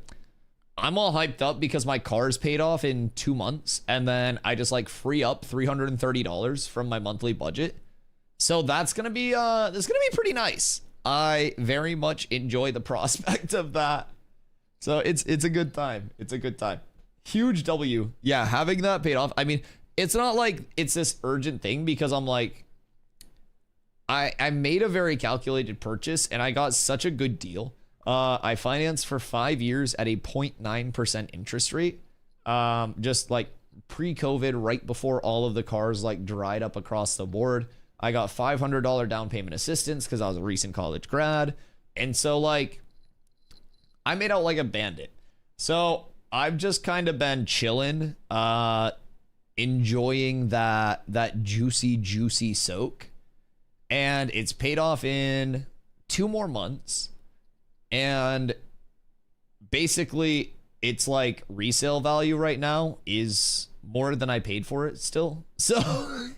So I don't plan to sell it or anything, but it's pretty solid. It's been nice for me and I'm extremely happy. I've also had to do very little to it other than I hit a pothole one time It just blew out my fucking tire. So I had to get a new tire. But nothing else was fucked up from that. It was literally just a flat. So I got a good deal on the tire replacement too. I got 2 tires. Rare return on car investment. Yeah, and it's not even like a luxury car. It's a fucking Civi. Yeah, I mean, bro, 2020 Civics are nice. I'm just saying. Those shits slap. They're dependable. They're fun to drive. You ain't got to fix anything. And if you have to fix something, they probably just have it in stock. The longest thing that I actually had to wait on, and this wasn't the Civic's fault, other than the tire, there was a bird one day. I was driving down the interstate. I was in the left lane. This car in the right lane. We were like parallel, right? And there was a bird sitting on the middle. And I looked at this bird and I said, please fucking don't. Please don't. And I swear to God, this bird looked at me and just made fucking eye contact with me as it flew up into my mirror. It could have just sat on the ground and been perfectly fine. It flew up into my fucking mirror and demolished my passenger mirror. And I have like a camera in it so I can see when I'm like merging lanes and shit. And apparently that took a while to come in. It was legitimately like 5 months for it to come in or some bullshit like that because everything was back ordered. It was rough. But again, that wasn't the Civic's fault. That was that fucking bird's fault. Was this around COVID? Oh yeah. Oh yeah. This was shit. I've had that mirror for a few years now. This was probably like back end of COVID, like coming out of it a little bit, but it was when all of those shipping constraints were still going crazy. Government drone probably, and they just really didn't want me to be able to see when I was merging. Yeah, that makes sense. Yo, Bo, have a good one, brother. I appreciate you. Waited 9 months during COVID. Yeah, shipping was rough. He's studying tax law. He's an accountant. So I'm assuming he has to not fuck up. I love my car. Just sits in the driveway now. Why don't you... Wait, I mean, I guess if you love it, don't sell it, right? But if it's just sitting there, what if you sold your car and then you bought a bike and then you had more money and a mode of transportation that moved? Because I owe more than it's worth.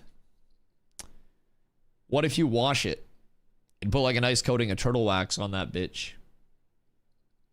Have you thought about that? Little spit shine? Little polish? Can't sell till I get it down to what I can get for it. Fair. Yeah, cars are usually rough. But I've made out like an absolute bandit on mine, and as soon as it's paid off, I'm not even gonna sell that shit. I'm just sitting on it, dude. I can't recommend Civics enough. Like, they're not gonna be this luxury like fucking head turner, but I'll fuck with it. Mars and I got 2 Saturns for $3,000. They last till $300K on beverage. Do you autocorrect average to beverage? Interesting. On beverage. That's the new on God. That's the new on my mama. On bevies. On bevies. 1.4 liter TDI ship box. Low to the ground. Sitting on my Acura till I pass, probably. Like, till you die? How old are you? How long does an Acura last? Are you old as shit? What you should do is take that $300 a month and save it so you put nice cash down on your next car.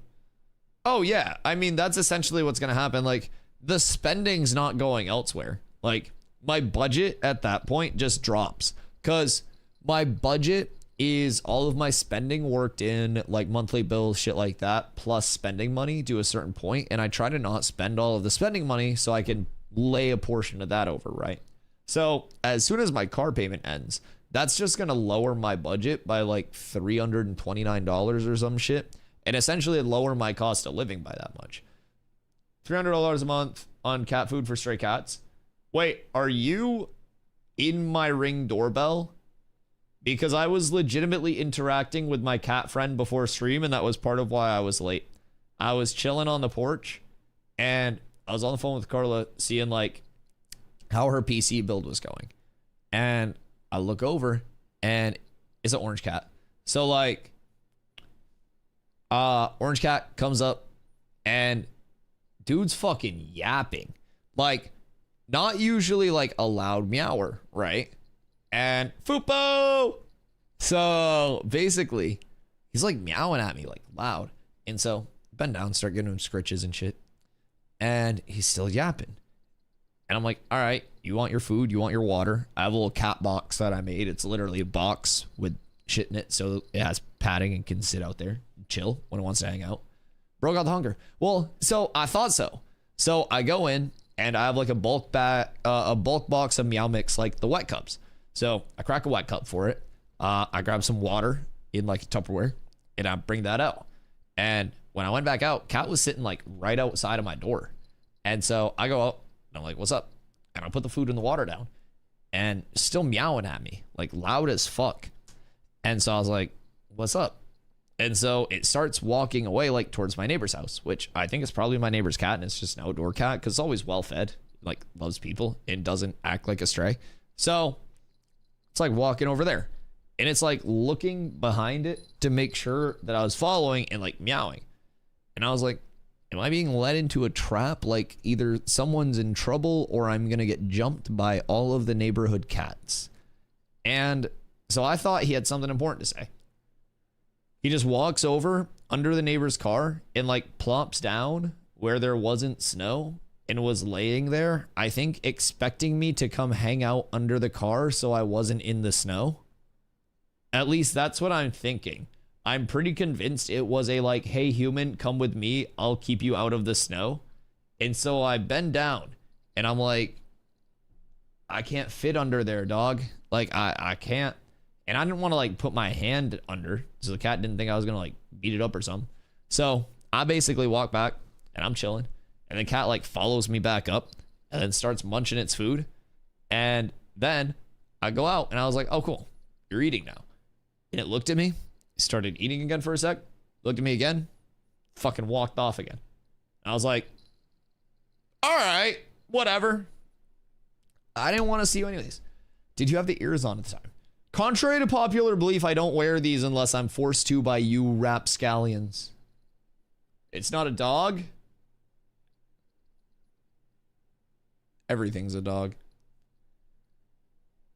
Really dumb for one of your size to get out of the snow. No, literally, it was trying to, I'm pretty sure, lead me under the vehicle so I would be able to just like stay warm. So yeah, I have like the cat box. It's out on the porch. It has food. It has water. Is vibing. Cat's just a small dog that meows. Everything evolves into a crab. Oh my god, it's happening. I'm out of control. How do I stop this? True, by the way, Google it. So are you saying a crab is like the apex life form? True, by the way, Google it. Hold on. I need to Google this now. Is a crab the peak of evolution? No, crabs are not the peak evolution, as evolution doesn't progress towards a single best form. I don't know, I'm kind of the peak at gamers. And all species are simply the result of adaptation to their environment. While the crab-like body plan has evolved multiple times, it's a testament to the flexibility of evolution, not a sign of a superior form. So AI is basically trying to say that crabs aren't superior. Crab-like bodies are so evolutionarily favorable that they've evolved at least 5 different times, according to Scientific American. Why do animals keep evolving into crabs? A flat, rounded shell, a tail that's folded under the body. This is what a crab looks like, right? It has a tail? Wait, what? Crabs have tails? That's just a lobster with extra steps. It's a lobster with a drop top. Yo, what up, Jordy? How you doing, brother? Let's see. A crab-like body plan has evolved at least 5 separate times among decapod crustaceans, a group that includes crabs, lobsters, and shrimp. In fact, it's happened so often that there's a name for it. Carcinization. Sounds like the crabs are getting cancer. Why do animals keep evolving in a crab-like form? Scientists don't know for sure, but they have lots of ideas. Carcinization is an example of a phenomenon called convergent evolution, which is when different groups independently evolve the same traits. It's like the same reason both bats and birds have wings. Okay. But intriguingly, the crab-like body plan has emerged many times among very closely related animals. The fact that it's happening at such a fine scale means that evolution is flexible and dynamic. Okay. So is everything a crab? I mean, it's not saying that everything's a crab. For example, crab's tucked-in tail versus lobster's much more prominent one could reduce the amount of vulnerable flesh that's accessible to predators. And the flat, rounded shell could help a crab scuttle sideways more effectively than a cylindrical lobster body would allow. So it's like aerodynamic. But more research is needed to test these hypotheses, Wolf said, and she's also trying to gather genetic data to better understand the relationships among different decapod crustaceans to more accurately pinpoint when various crabby lineages evolved. Weird. Is everything a crab? Yo, Jordy, thank you for the 30-day streak. I appreciate you. Is everything a crab?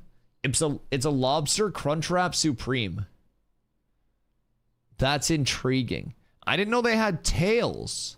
What's a crab tail do? Does it help it swim like a rudder? Do you not know? Wait, what do you mean do I not know? Do I not know what? Everything is crab? Dusty's withdrawing from ashes so bad he's reading wikis about crab. No, this isn't a wiki. I'm not a fucking mongoloid. This is a Scientific American article. I only use reputable sources. This is legitimately a Scientific American article. Laurel Hammers wrote this. And honestly, when it comes to crabs, you can't touch her. Yeah, I only use good resources. Throw little Zatarans in the water and we have a party. Wait, so what if you had a heated pool and you stocked that heated pool with crabs and then just seasoned the heated pool instead of chlorinating it? Would that be like... I feel like that's against the Geneva Convention. Look at the link. What is the link? Over the eons, lots of very different kinds of crustaceans have become remarkably similar. Drawings. They've all become crabs. Crabs. In the natural world, okay. Convergent evolution happens when species independently evolve similar traits. It often happens when different species face the same ecological problem. Like certain crustaceans known as decapods are great at defending themselves from frontal attacks, but they're prone to getting snatched by clever predators. That's why the tail's underneath. And they only have certain tools at their disposal. Oh shit. Crustaceans can't just evolve tail chainsaws. No way. But they can wait. undergo smaller incremental changes in their Oh, this is fucking meta. Smaller, tucked under tail It's like, wait, how do I pause areas. this? It's like if somebody went to like punch you in the dick and you were able to like retract your dick just like on site. Wait, that's actually so bis. What the fuck? Can I get like a tank ability like this? You're not able to do that? No, I think I just peed. I think I might have just peed my pants a little bit, but I tried. I did try. Tuck that shit into your ass for long enough. You'll just transition into a crab. Timeout. I think the alpha has time limit. What do you mean? Oh, like servers being down? Servers are down today and tomorrow for the alpha. There's no like time limit on what you can play or anything. It's just down Tuesdays and Wednesdays until May 1st, and then it goes 24/7. Oh, hi, Tiny. Oh, Tiny also asked how long Ash is down. Tuesday and Wednesday. It comes up Thursday at 1 p.m. EST. But sometimes they delay it to 2 just because I start stream at 2 and they always like to appeal. No, I'm kidding. Yeah, usually 1 p.m. EST. Time to play another Crab's Treasure. Need to learn more about crab to get ready for the Crab People Overlords. I welcome the Crab People Overlords, personally. Are we going to have crustacean monsters and ashes? In the tropics? Wait, oh my god, a crab raid boss? Oh no. It would be like the peak of tropical evolution. Wait, and then through different phases, his ads, each phase could change and like evolve. So 3 different phases like 70%, 40%, and then the remaining 40% for like the third evolution. And you start out the first phase, someone's ads that are like fish, and then the second phase, someone's ads that are like walking fish, and then the third phase, someone's a peak of evolution, which would be crabs. I feel like I'm cooking a boss fight for Intrepid right now. It's just a large crab that summons more crabs because everything turns to crab. You should play another Crab's Treasure. You'd love that game, I swear. How's the combat system and the movement? Dusty's third phase is just him with cat ears. No, this would be phase 2. So like, if I were a boss fight, the first phase, I would essentially have a supersonic yap ability in addition to my auto attack. So like, I'd be like hitting your tank, hitting like a mean 1-2 with these fucking flashy fists. And then I'd go into a channeled ability that would be unable to be interrupted unless you synced up multiple interrupts at one time. And it would be a supersonic yap that starts pushing your tank back and back and back and CCs them until they eventually get pushed off of the platform as a whole if you don't interrupt the supersonic yap.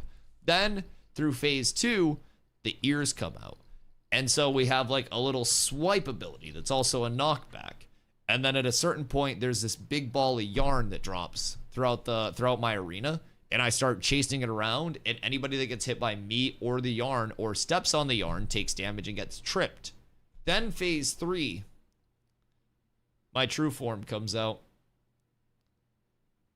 I go down on one knee, exhausted, seemingly depleted, and out of nowhere, my hands start to get hairier, moving up to my arms until my shirt rips. And you see the Sigma Gamer howling at the moon. For phase 3.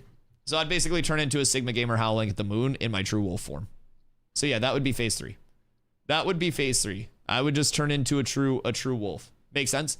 Yeah, I'm not a boss designer, but I've thought about it. Secret fourth form of being a crab, that's my enrage timer. Yeah, so if you don't pass the DPS check and kill me quick enough, I just turn into a crab. Every boss's enrage timer, they turn into a crab. That's how you know. That's how you know. Jesus Christ. Wait, Dusty has a tail butt plug 5k dono goal? Realistically, who wouldn't put something in their butt for $5,000? I think that's a no-brainer. 5k subs? Oh, yeah, I have a 60-40 sub split. Oh, yeah. Yeah, I would do more than. Yeah, what? That's an even easier decision. Yeah, 5k subs? Yeah. The fuck do you mean? What the heck? I would... Like, realistically, I don't know the long-term risks of this, but I would probably eat an unscented candle minus the wick on stream for 5,000 subs. I don't really understand the long-term implications of what eating an unscented candle would be, but I'm assuming unscented would be the healthiest type of candle. Just if I had to guess.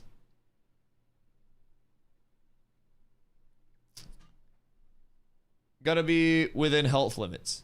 I think an unscented candle would be within health limits. Hold on, let me Google this.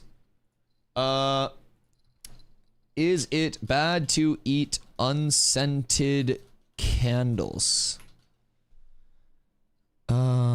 Yes, it's generally not safe or recommended to eat candle wax as it's not digestible and can potentially cause digestive issues or blockages. Oh. Okay. Yeah, so maybe I shouldn't eat an unscented candle.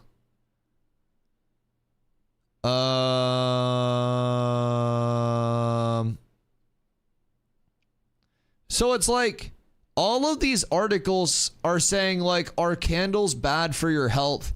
But none of them are discussing eating the candles. It's all about being in the vicinity of the candle while it's burning. And I don't really understand why there are no articles about eating the candles. Are there bad candles like health-wise? And it's like talking about a scented paraffin candle will be a safer option than poorly wicked over scented soy coconut or a beeswax one. And they're talking about fucking burning the candle and not eating them. Paraffin wax. Many candles contain paraffin wax, which is derived from petroleum or shale oil and is not meant for consumption. Not toxic, but not safe. Okay, yeah. I can't eat a candle. Sorry, I tried. I tried for you guys. I really did.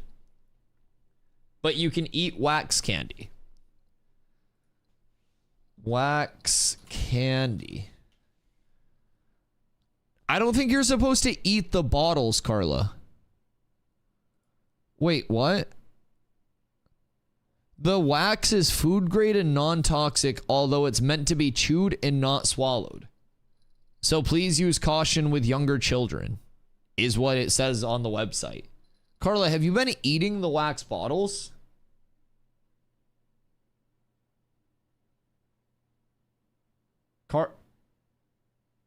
Carla? I know. What? There's no way that you've been eating the bottles in the wax candy. Maybe that's why your blood work looks weird. Wax candy edible? Question mark.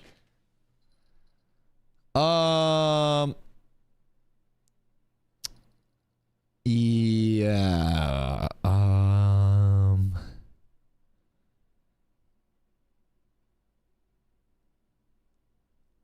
Homemade wax candy in 30 minutes. Enjoy in moderation. Homemade wax candy. I don't think. Someone says, I bite the bottle top off and drink the juice. Then I chew on the wax like gum, spitting it out when it gets hard. Sorry. Yeah, I don't think you're supposed to eat. There's a trying wax candy, chewy delights, ASMR mukbang for you on TikTok, Carla, that you could watch. Yeah, I don't think you're supposed to eat wax candy. I'm not gonna lie. That would just be like having a Gushers candle, and then you eat the candle as well. Hi, Spooky. Will there be land masses in the naval combat zones, or do we only PvP on ships and open water? So, the incoming tropics is going to be entirely a force flag PvP zone. And that's going to include the land masses as well as the islands themselves. So yeah, you'll be able to dock, you'll be able to get your ship, you'll be able to do all of that. So it's, according to the patch notes, going to be an entire force flag PvP area. So pretty excited for that. Much more PvP in a good area if you do want to go to it. And hopefully the naval combat is as fun as people have been saying. We do actually have a couple of videos pulled up that we had started. Oh wait, we didn't finish this one. For predators to grab, and a flatter, wider shell frees their legs to move side to side, right, giving them more ways to escape. Right. Over the last 200 million years, more than 50% of decapod species have ended up stumbling onto the same kinds of... Interesting. So, like, is lobster becoming less available? I mean, I'm sure these aren't all lobsters, because it's going to be like shrimp and krill and shit. But, like, what happens if lobsters turn into crabs? Because, like, crab meat's less good than lobster meat, I feel like. Adaptations, those that make them crabs. Over the eon. Huh. Okay. That's intriguing. That was a good watch. I learned a lot. I understand why the tail is, like, underneath now. That does make sense. It seems good. You see the trailer for the new game Wildgate? I haven't yet. Hold on. Let me look at it. Wildgate. All right, Wildgate official announcement trailer.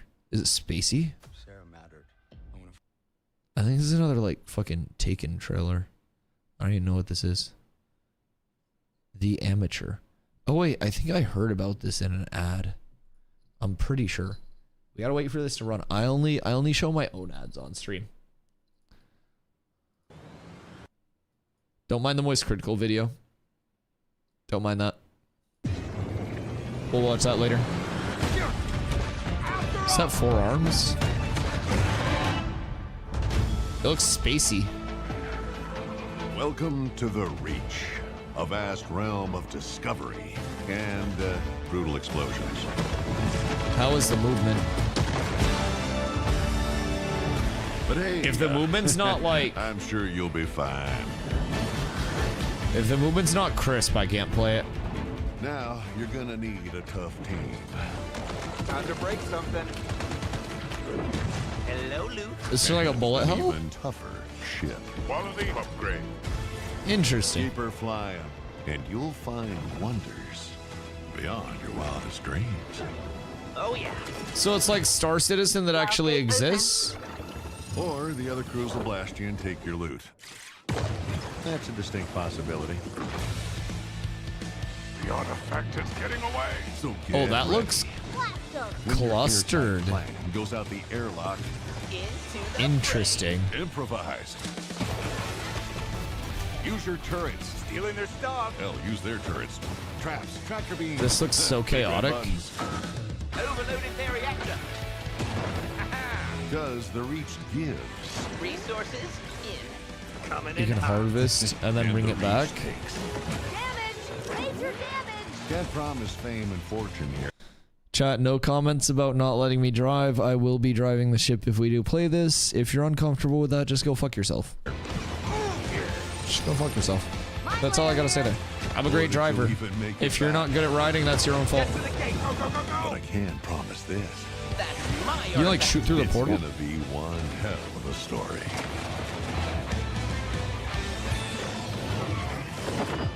It's interesting. So it's just like an arena type. Interesting. Interesting. This looks fun. Off to buy Dune with the tax return and a desk. Why get desk when folding table does same? Warhammer Studio Moonshot Games. Hello, Carla. Is your PC put together? Have you tried to boot it yet? Was it shown first time a few hours ago? It looks fun. It kind of looks like a blockchain game. Should be pretty decent movement. It's 4-man team versus 10 other teams. Oh, so it's like kind of Space Sea of Thieves vibes, right? Huh. Can you like board ships? It looked like it. Looks interesting. It's a lot of ex-Blizz devs. Interesting. Okay, this could be fun if it has Sea of Thieves vibes. It's a blend of team-based, FPS gameplay, resource gathering, ship-to-ship combat, centrifuge, and extraction. Interesting. That sounds fun. When is this supposed to drop? Secret Lab Standing Desk XL? I've actually been talking about how my next like upgrade that I save up for after the whole like TwitchCon goal IRL backpack is done, and like I don't have to fucking put all my money towards traveling and shit, and ask chat for that. I'm gonna try to save up like extra sub money and shit like that and get myself a nice sit stand desk, so that way I can go up during the yaps, and then I can get like one of those little walking pad treadmills like fucking Bajira and all that map, and I can just like walk during my yap sessions at the start of stream. I feel like that would be so nice. Standing desk is so good. Yeah, the only weird thing is I would have to get my camera. I mean, I would just have to get a camera mount that goes on my desk and then kind of like moves up with everything. Oh, it's okay. You can yell here. You can yell. That's fine. We get excited about things. I prefer laying desk. Well, realistically, if you get like, you could get an inversion table and then just only go like halfway, and then you'd kind of be like laying and looking at your desk. We have one in the studio I work at. I love using it.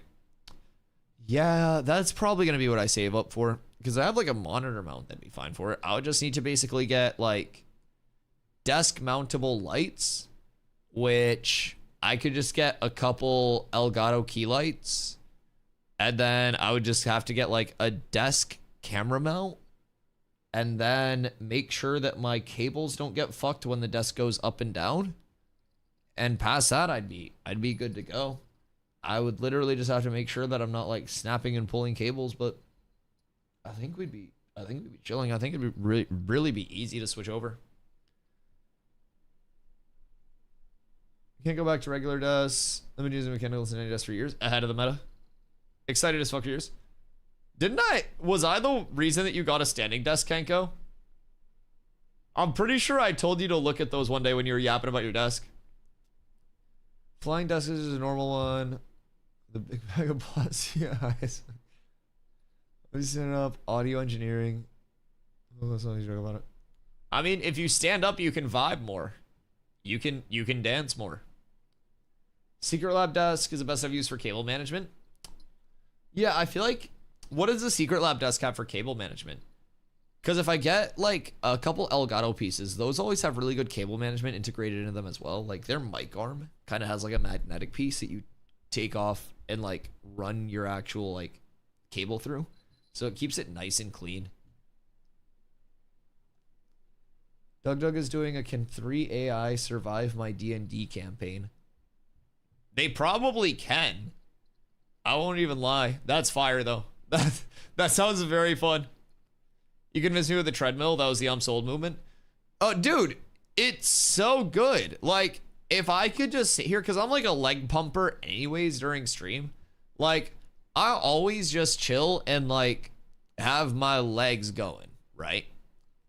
And a treadmill would just be, it'd be perfect for me. And not even like a full treadmill, but yeah, have a good one, Ethan. It's magnetic and has all the cable stuff integrated, as well as the back trays enclosed. Can't see a single cable. That's pretty nice. That's nice. So what do you do for like your PC itself with that? Because right now I have a desk that's here because I have two PCs.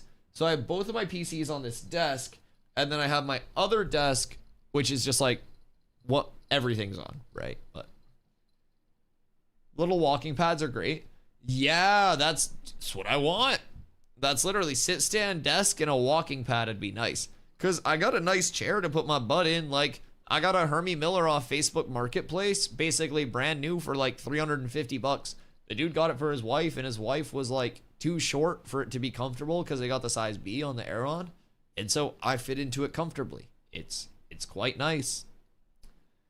Mount it to the leg below, and it moves up and down with the desk. Can I like, would I be able to akimbo that thing? Like two mounts, two legs? Those TikTok Temu walking pads? I also feel like realistically, you could do sub goals around that. Depending on how the walking pad is, I could basically have sub goals to like add different types of Legos to the walking pad itself for a duration of time. So like, I don't know, you guys could gift a certain amount of subs and you would pick the Lego that you want to put on. And then like, we tape the Lego onto the walking pad for a little bit. And then, yeah, like Zine said, speeds. Jesus Christ. I'm just like full sprinting in like IRL and in game. I'm trying to like calmly farm mobs or like hit trees or something. And I'm just like dead sprint. That would be terrible. I would not let chat control the speed. It'd be a nice brisk walk. Now that I looked into the secret labs, about to drop $1,000 on a desk. Stops, I'm telling you, dude, they're so nice. Like, those sit-stand desks go fucking insane. Hold on, I'll pull it up on stream real quick. Secret labs. Sit-stand desk. Is it the Magnus Pro?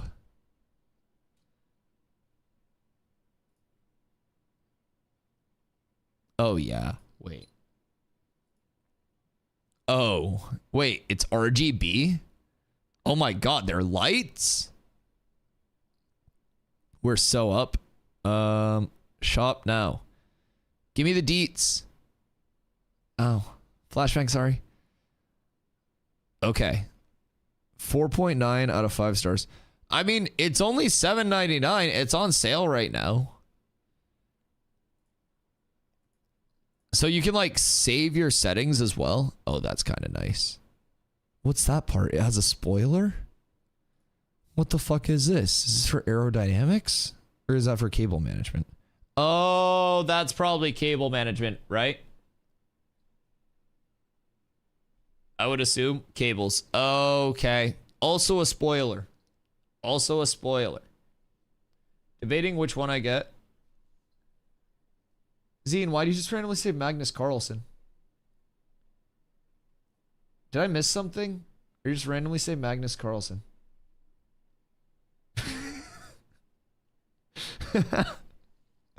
And the lights? I mean, would you get the lights?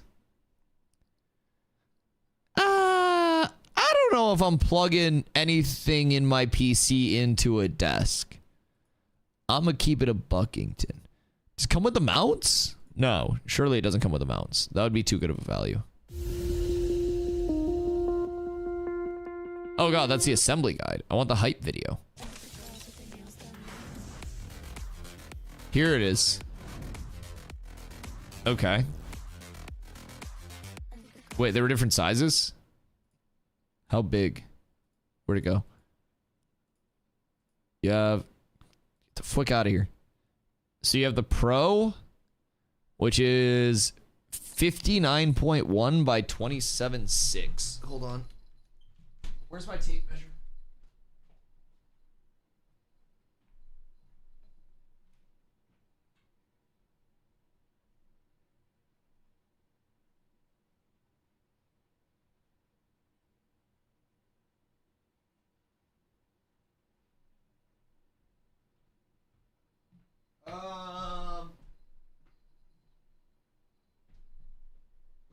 Bad news.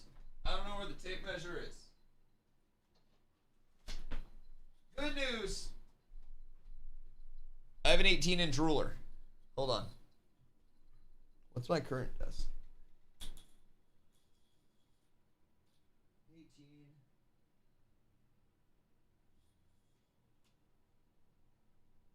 36. We're almost halfway. Excuse me. It's 36 plus 18. 54.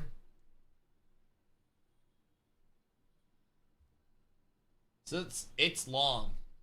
It's like a little over 72. So I mean, like, I would definitely need, in terms of length, the Pro XL. And then in terms of depth, the Pro XL is 31.5. So that's 18. I'll go here. 12. Okay, yeah. So the Pro XL would be pretty much what I need. Handy dandy metal ruler, chat. Never leave home without it. Whoops. My fault. Okay, yeah. So I would definitely need that. I would definitely need that. Mounts are 149 for the arms or 89 for the basic. Okay.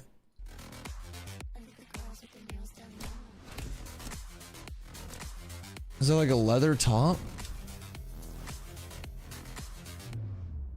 Oh, wait. Is there... World's first fully integrated power supply column. Is that a surge protector? I don't think I'm plugging into my desk. I really don't think I would plug into my desk itself. I also need to get battery backups. I've been saying that for months, but I need to get battery backups.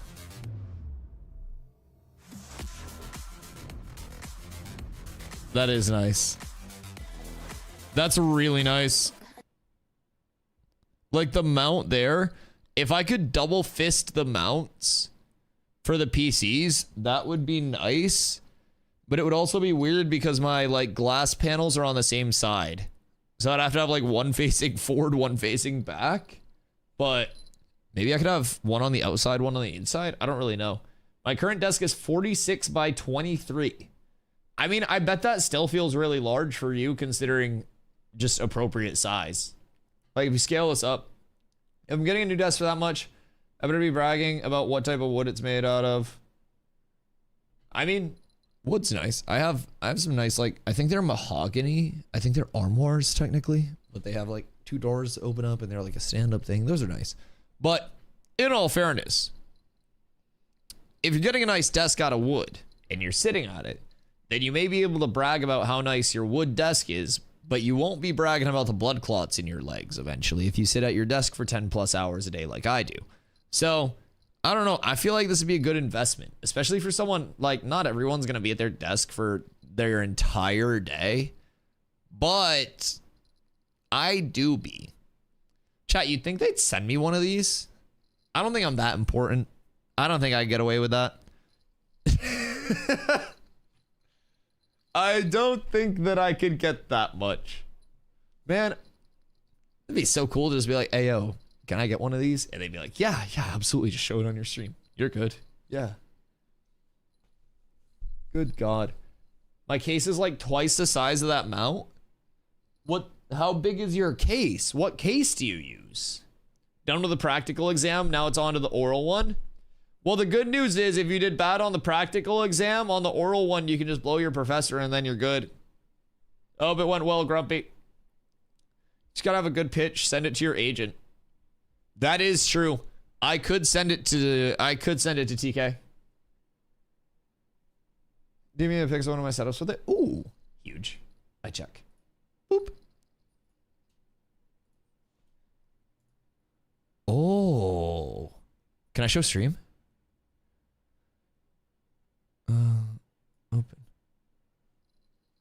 Oh, very clean. So you have the sit stand desk, right? Yeah. Okay. Okay. And that's with the XL? Wait, is that an Intrepid mouse mat? Ooh. The water bottle as well? I need a coffee mug. That's kind of nice.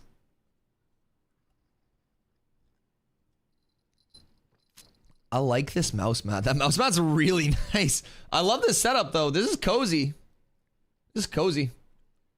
And so like the sit stand goes, I would assume, quite far. It looked like it traveled, covered some ground, but yeah, you have a lot of room on that. I like that. And that's a full-size keyboard too. I play with a 60% keyboard vertical, so my keyboard would probably be like here to here.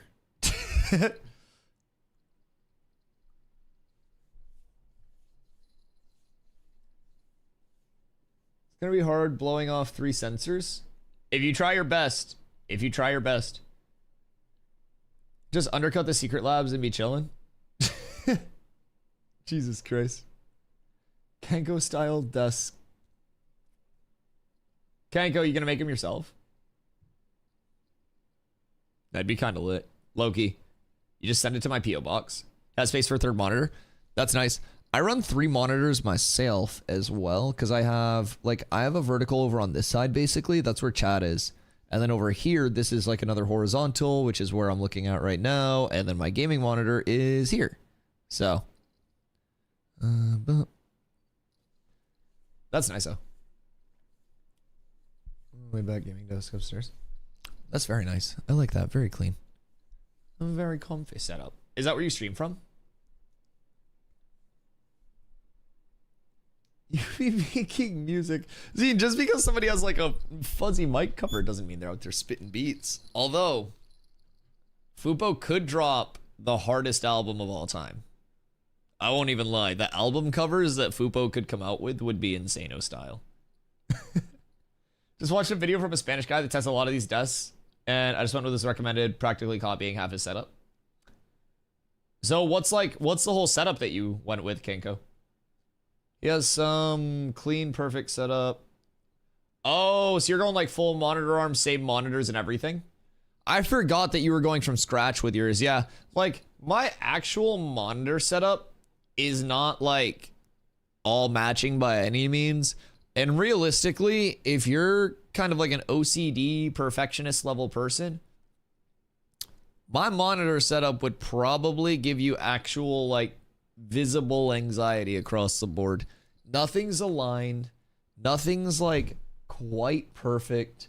Even my cases for my PCs, there's like an inch difference in the height of the cases.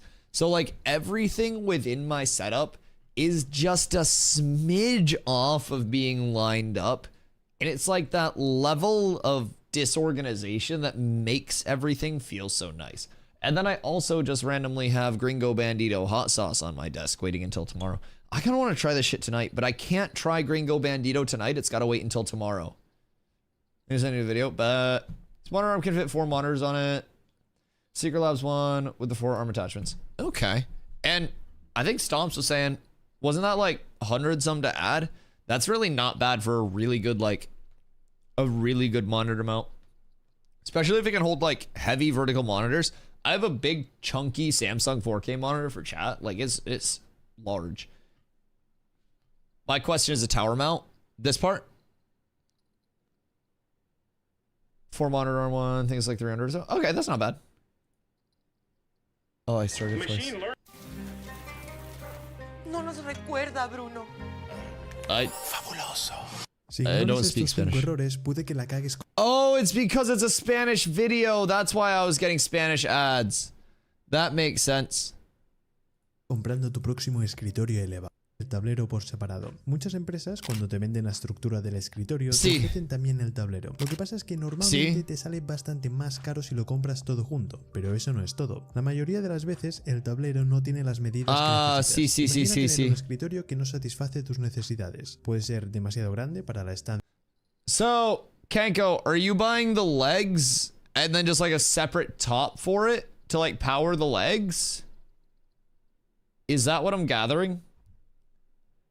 I guess crazy gamers feel those two. Gamer have a crazy mic dome. I'll give you crazy mic dome.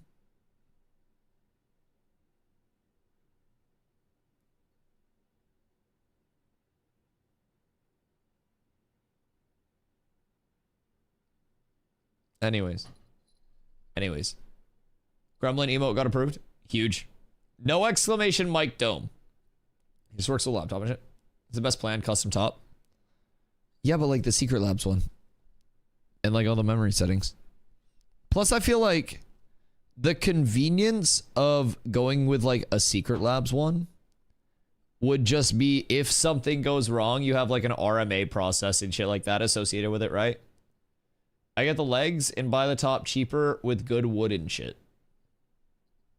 Because the full thing's way more expensive.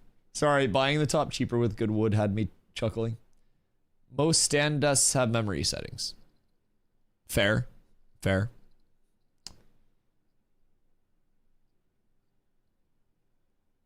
Where are his cables? Oh, I guess they come out of the mic arm, or not the mic arm, the monitor mount. And then run down here. Interesting. So are you just going one monitor, Kanko? Or are you getting multiple monitors? A one monitor setup would make me lose my mind. Oh, dude, it's so inefficient. One monitor? Ugh. Oh, you're gonna hate that. You're gonna hate that immediately. Best experience I've had with standing desk, and I've had multiple better ones. Yeah, I've never had a bad experience with Secret Labs, honestly. For a while, a lot of people were extremely hyped up on their chairs. And, like, that was the first chair that really, like, knocked DX Racer off. Although, I feel like DX Racers are wildly uncomfortable. I had a Racer for a while. And that shit, it just didn't feel good to sit in. It's still in the basement, but... one monitor is impossible. Yeah, no, I would never be able to one monitor setup. I wouldn't. I couldn't do it. Cables, you get a cable tray that goes all the way across the underside of the desk. Sounds like a lot of extra work for me, though. Because, like, you've already said I'd have to do 3 things, which is get the legs, get the top, get the cable tray, and then a 4th thing is assemble all of it, right? And so, like, with Secret Labs, I could just order it. And I feel like that saves me steps. Once you have 2 monitors, you never look back. Yeah, Like, what's gonna happen if you're gaming, Kanko, and then you wanna, like... you wanna type in a chat or something? Yo, what up, Brox? How you doing today? Yeah, for 3x the price? Well, yeah, but you're asking me to do 4x the things. Because, like, step 1, order the desk. Done. Versus like ordering all of the different things and assembling them. Amazon.co.uk. I can't go there. Or I'll have tariffs.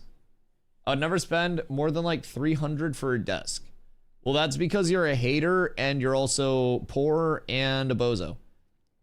Are there like regular raid bosses? I saw a dragon once in a video, but I guess that's an epic or something, but just regular. Yo, what up, Eddie? So there are like dungeon and raid bosses as well. The dragon that you saw in a video was probably Firebrand, which is one of the big old world bosses. So that's, yeah. World bosses are probably the ones that you're seeing. And there are kind of like raid bosses, so to say, in the Befallen Forge. But we don't really have that full, like, you know, you need a 40+ person group to do that. So hopefully we see some more of those fully built out raids. We also have 3 total world bosses right now. More big bosses coming in with the Tropics expansion as well. I'm just like holding this hot sauce right now. I don't know why I'm fiddling. Rox, I hope you're having a great day. Click it and see. I don't know if I want to click an Amazon link on stream because it'll show you guys my address. But good try. Get something like that in the US. Post it in my Discord. Let's pay for someone else's vacations. I mean, you could donate a lot of money to a certain streamer that you know has vacations. I'm just saying. Recline and Grind's desk setup is crazy. Wait, so does he actually like full recline back? Because I'm assuming he would have to have everything like duct taped to his desk at that point so it doesn't fall, right? I usually use my phone. I'm not Steven. Wait, Kenko, you watch Twitch from mobile?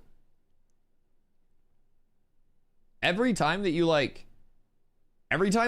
sub from a mobile, I mean, I think you use your Prime. But like, if you sub from a mobile phone, it's like $1 more per sub. And then if you gift subs, it's even like, you get those additional charges too. Mobile Twitch is a scam. I won't lie. Why do you want to go to Finland, by the way? Today I solved the problem for the order of the PC, and tomorrow I'll do it. Soon I'll be on Ashes. I love that, Rocks.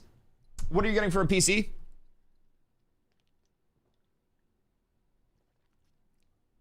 Subbed and gifted from the phone yesterday. Yeah, you probably have to remortgage your house now. That shit's expensive.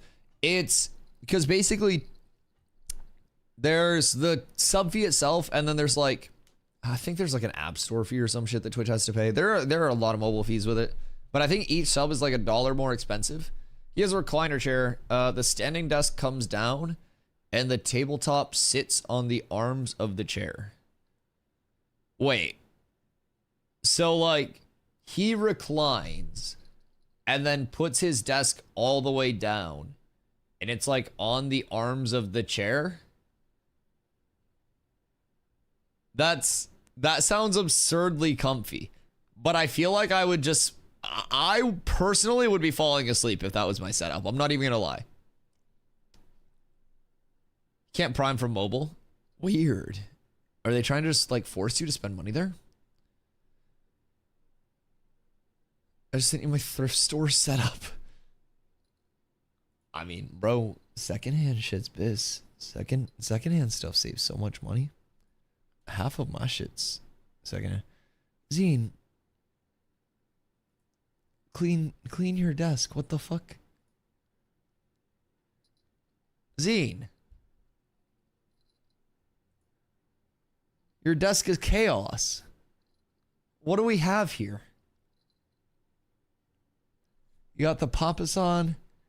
You got the double monitors that you gotta like lean back. Is it a birthday card? Scene, is this birthday card? What do we have total here?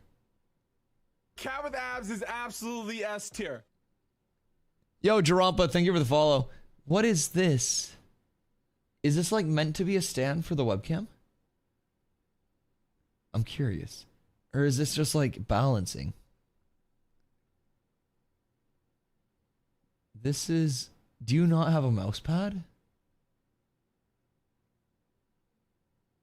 Surely this is cap, right? No, because that's the real Papasan. How? Where's your mouse go?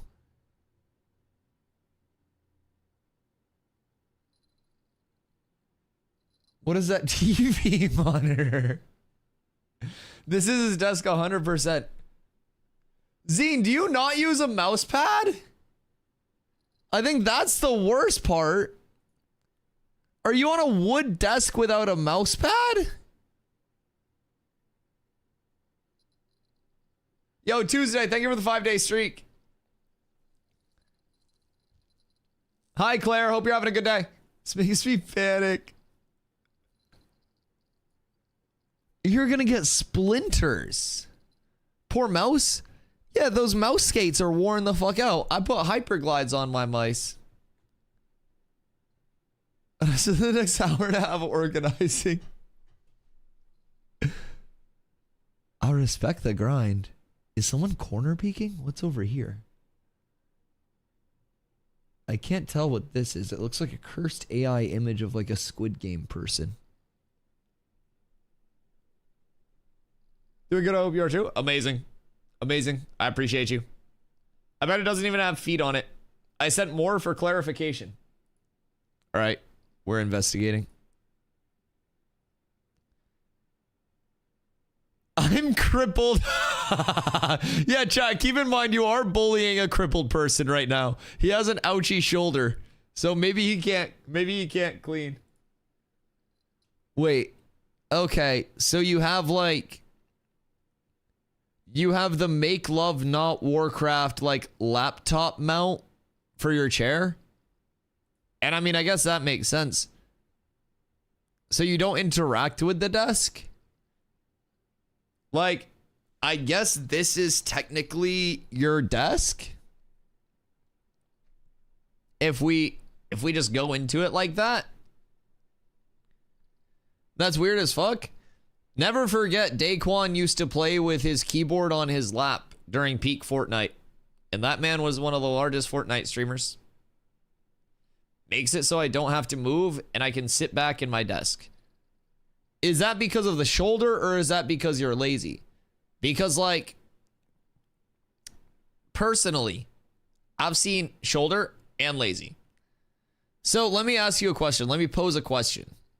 If you were playing like Guitar Hero on the Wii, for example, would you be sitting on the couch or would you be standing?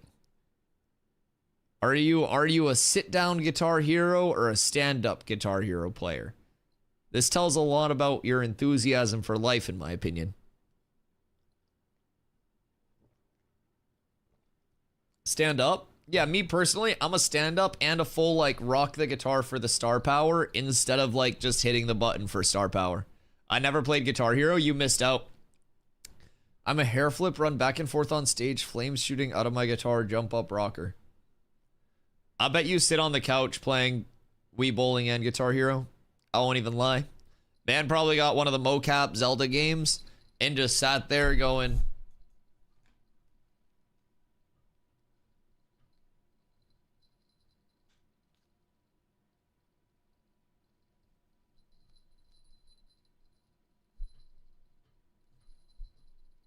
and then basically called it good.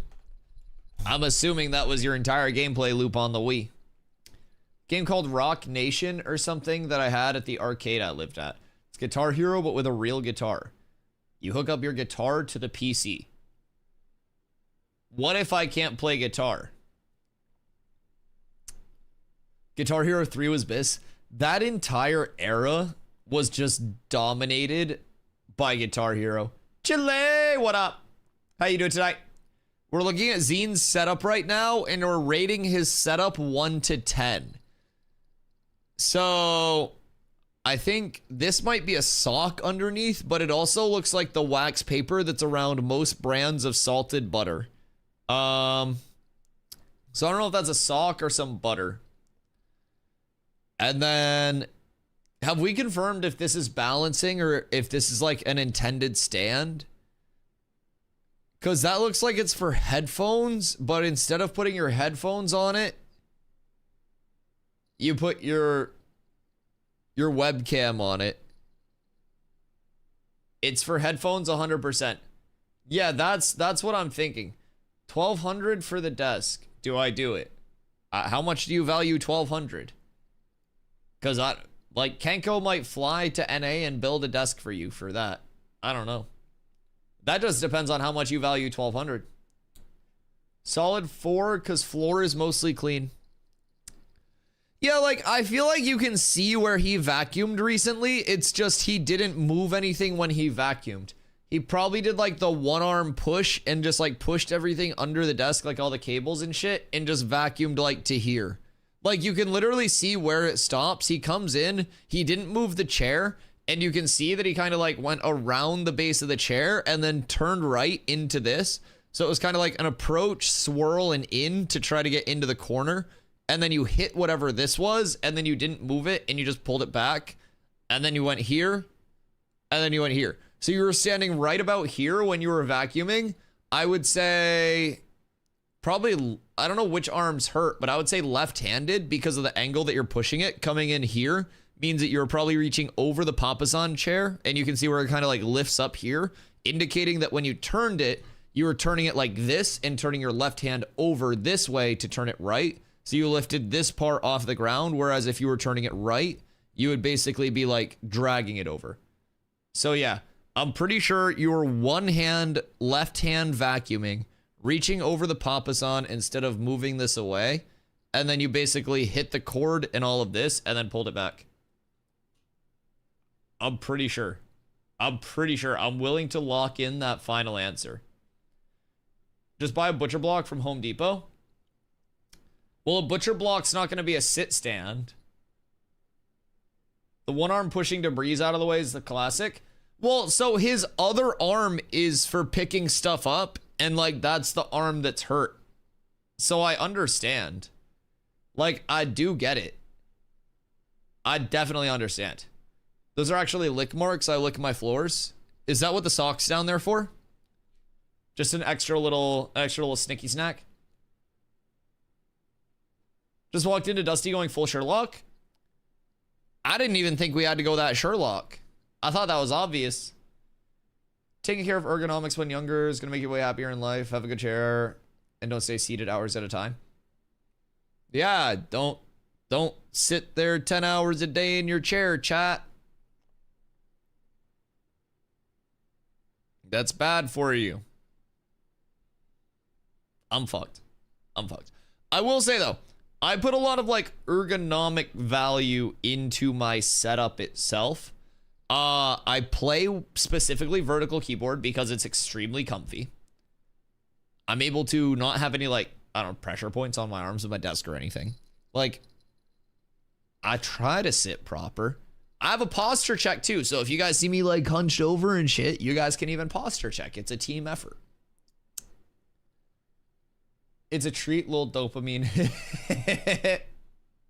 It's a special sock. Oh no, Wubby. Wubby, no. That's fucked. That's fucked. It's very bad for you, Dusty. Gotta get up at least once an hour. Is gonna wreck your hips and legs later. Chat wants to wreck my hips. Sorry, you're being serious. Might not feel now, but you will. That's why standing desk is OP. Yeah, I do try to take like frequent little stretchy breaks. So I'll admit I'm not the most mentally stable. So like yesterday, for example, I got off stream and I was like, oh fuck. I had my food going the entire time in the slow cooker. It had finished, but I never thought to take a 5-minute break to get food because I'm always just so focused on like when I'm live. I'm like, be here, be entertaining as much as I can, right?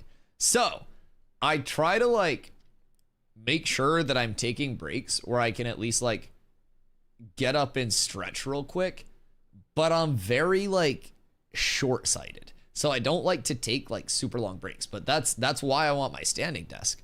I can literally, if I can save up for that, which I'm gonna try to, especially since I'm freeing up some money with my car being paid off in 2 months, we'll be up tremendous. I'll fix that soon. The standing desk. Wait, why don't you just hold all my stuff? Yeah, I'll just have Carla hold like that thing that Zine has for all his stuff. And then like, if I want to sit, I'll have Carla do a squat so she gets a workout. And then if I want to stand, I'll have Carla stand up and hold the stuff. Carla, thank you for volunteering. You are fucking amazing. Thank you. Chat, we don't need a standing desk. We got a standing Carla. We're good. Although we might have to get like the leg extensions because I got a 1.5 feet. So the standing angle probably wouldn't be the best because like I'd have to, my desk might actually be higher than where Carla would be able to hold my monitors right now. I'm not going to lie. Carla's not very tall. So yeah, maybe she just holds up the desk. Maybe it's like who's that guy that was like fucking walking up the mountain or whatever with the ball? That'd basically be Carla with my setup. Just gotta push it all the way uphill. Dusty eating streams? Biss. I want to get a rug. I was thinking about ordering a rug with an Ashes logo on it, but that might be fucking expensive. What if you end up playing something other than Ashes too? Like, what if after all of this hype, Kanko, you finally get into Ashes, and then Steven like comes flying up to you in game, and he's like, stupid fucking bitch. Like, and then you just have an Ashes rug. Like, what if you send a picture of it and Steven comments on it and he's like, dumbass? Like, what would you do at that point? He wouldn't. He wouldn't. But God, I would love it. I would impersonate him for that. A rug with AOC stuff? Fupo, you don't understand how many, like, Ashes content things we have talked about in terms of, like, merch and stuff that chat would buy. Like, I've talked about very much an extremely simple, like, nice quality. If you get, like, Gildan or some shit, like, I swear to God, I will make a narc video. But, like, a nice quality base hoodie, right? Like, a high quality, like, very good base hoodie. But just a nice black, like, not sheeny, matte black hoodie, right? Ashes Golden Phoenix. Like the tree phoenix. Just nothing else on it. Just Golden Phoenix logo. Black hoodie. Oh my God, I'd wear it every day. Oh, I'd wear it every day. It would be so clean. Like, part of why I look forward to maybe someday being a part of the content creator program is primarily so I can recommend Ash's drip. Because I'll just be like, yo, if you guys are looking to do like content creator packages at any point with drip, I got some ideas from the community. Like, we got a lot of ideas here. A lot of ideas. And for the love of God, don't just go the basic route. Don't do what Tough Studios normally do. Just, I got you with the drip. I got you with the drip. We got to do some unconventional designs. We got to do something that appeals to people instead of just corporate pattern logo tee. Like, if Ashes has fresh Drippington, you will go absolutely insane. I also already thought about like, so I kind of like non-centered logos and shit. So I also thought about like a long sleeve shirt where coming down from like the shoulder is like the offset phoenix, and then like the phoenix wing goes down the arm. I've thought about so many different little like Ashes patterns and shit that you could throw out. My college bought us a screen printing machine, and gave us $7,000 in screen printing supplies because they got rid of the classes that use the kits since we have a student work. Oh, so you just have to print whatever? Wait. Hook me up. What percentage of that budget can be devoted to some random person on the internet?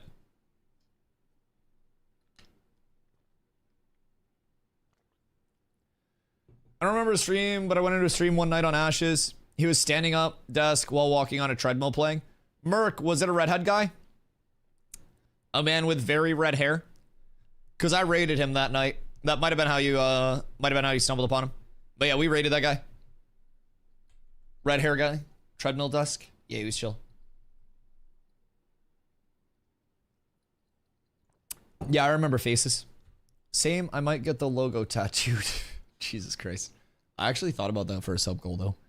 Because I've been saying for legitimately like 10 years now that I'm going to get like a half sleeve started on like my left forearm. I'm always like, I'm gonna get it going. I'm gonna get it going. I'm gonna get it going.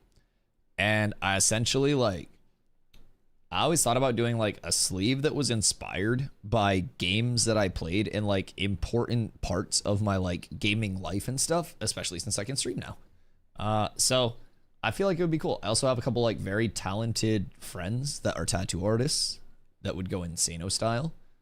So I could definitely get a Pluggington on very nice work.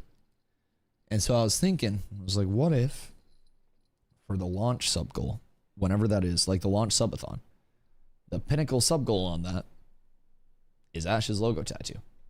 Ash is yadded. Now I'll probably start my sleeve before then. I don't know. It's like the concept of like a forearm half sleeve is always so cool. And then I'm like, what if I get it and I just look ridiculous? Like it just looks out of place. I look stupid. This one? Yeah, the real Ash's logo. AOC tattoo on forehead. Wait, I get like the Tyson. Instead of like the tribal tattoo, it could just be the phoenix wrapping around my eye. Yeah. That would be beautiful. Okay, I think we're cooking now. I met this super cool screen burning place in Detroit that also works on nonprofit boards. So they gave us super good discounts. What do you mean screen burning? Any suggestion for the desk? I mean, I got mine off Facebook Marketplace. Fupo is a Secret Labs desk believer. So tattoos in Spain are expensive though. Why don't you just come through to NA then? I have Zine tatted on my fingers. Is Zine your IRL name? Yo, Quinn, what up? How are you? Yo, Brandon over on YouTube, how you doing, my friend? If someone buys the May key to play in May, how long do they get to play Ashes? Up until the game launches. So with either of the alpha packs, you get access to that like entry date. So if you buy the Wave 3 pack, for example, you enter on May 1st with those fresh servers. And then you can play all of the development phases up until the launch. You get access that whole time. And then when the game launches, you get your first month of game time included and $15 in the in-game store that can be used on skins. So no pay to win, no pay for convenience, anything like that with the in-game store. Hope that helps, my friend. Screen printing has a few-step process and burning the design into the screen is one of them. And then you like have a screen that you can use multiple times?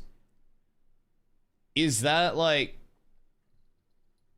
Okay, so you need to get a screen burned and then you need to print using those screens. Weird. Interesting. Amazing. Yeah, dude. And then past that, Brendan, with your alpha pack purchases, you also have 90 days where if you're not happy with like the playtest or anything like that, you can actually get a full refund on your purchase no matter how many hours you played.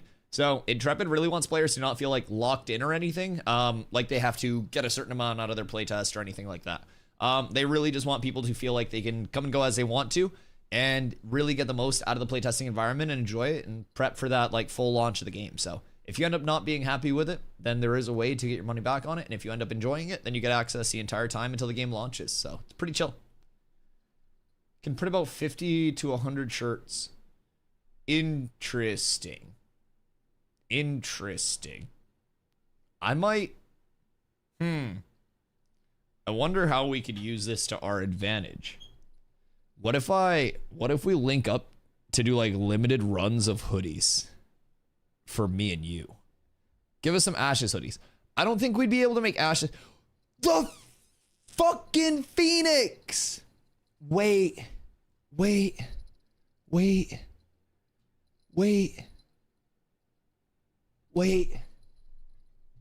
The Phoenix! We need to get this on hoodies. We could, no cap. I think we do. Like, low key, we take the Phoenix and then we just like...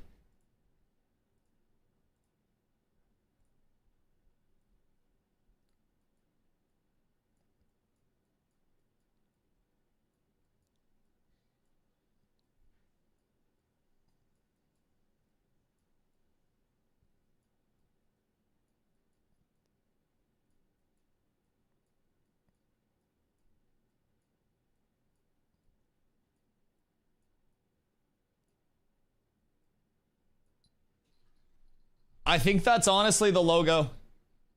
I was holding my breath that entire time so it would look better. Realistically, we could probably cook with that across the board. Oh, we wouldn't sell them. This would be a one-off. Yeah, I would just have them print one for me. You have to keep the not an official Intrepid Studios graphic. That could run down the screen. run down the arm. I thought that was a turkey getting blown up. No, this is a phoenix. Like the bird that comes back. Like not turkey. It would be the worst turkey because the Thanksgiving meal would come back to life. Really flex your drawing skills with that phoenix. Yeah, I mean, I try not to bring it out too much because I don't want to like embarrass people that are actually artists, because like this is just a hobby for me, really. A lot of people think that I do this full time just based on seeing like what I put together here. And I think across the board, like, it's really important to just not feel intimidated. And if you really believe in something, stick with it. Even if you're not quite on my level, I think that's okay. I think, you know, I always say there are a lot of room for a lot of content creators to, you know, kind of have their own space, make their own content. There's a lot of room for a lot of artists to make their own content. It's just, you're not going to make content as good as this or art as good as this. And I think that's important to know. But, you know, it's overall, just don't get discouraged. I've learned from some of the best. Basquiat, Leonardo DiCaprio, Donatello, when I was watching Teenage Mutant Ninja Turtles when I was a kid. And I even went to a couple art museums throughout my life. So I've been exposed to so many different mediums at this point that it's almost a large in terms of just the palettes that I can cover. So yeah, it's just, sometimes there are just culture differences. Sometimes there are just skill differences. And there's really nothing that people can do, but we're here for it. And I'm glad you enjoy it. Fubo, have a wonderful night. I appreciate you. A wild Quinn. Quinn's always lurking somewhere. I learned how to draw from Helen Keller. I heard she was pretty talented. Arashi, how'd your stream go? Or how'd your league go? Jesus fucking Christ. My brain's corrupted. Everything is stream for me. How'd your league games go?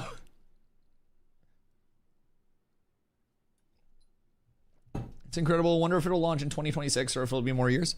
We're thinking probably like 2.5 to 3 years until the launch, Brandon. Probably like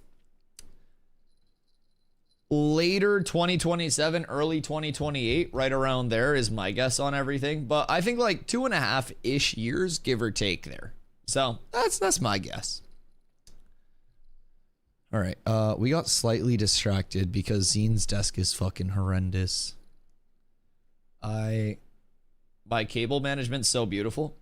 Did you check to make sure that it boots first before you cable managed everything? Or did you like cable manage everything without it booting first? You should be fine for it to boot, but the first time I booted my PC, the power supply was outside of it in case something went wrong. What is that baby keyboard? Hey, we're not going to talk shit about 60% keyboards. We're not going to talk shit about 60% keyboards. That's not going to happen.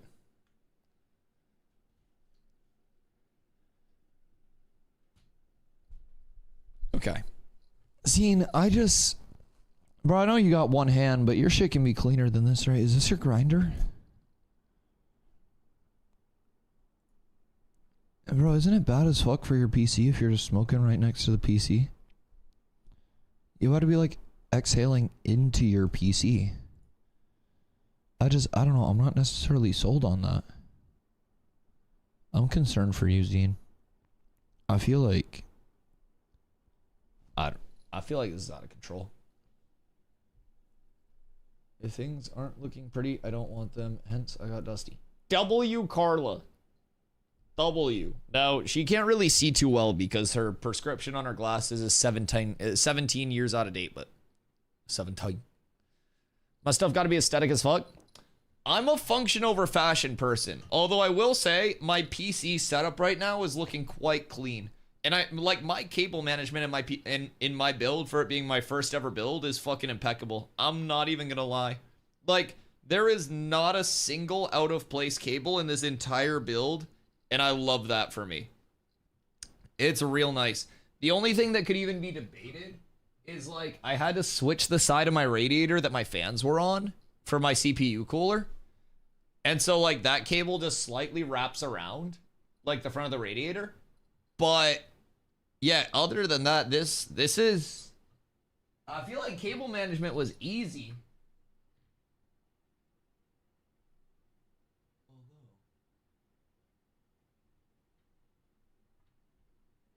No, that's actually not a place for vibing.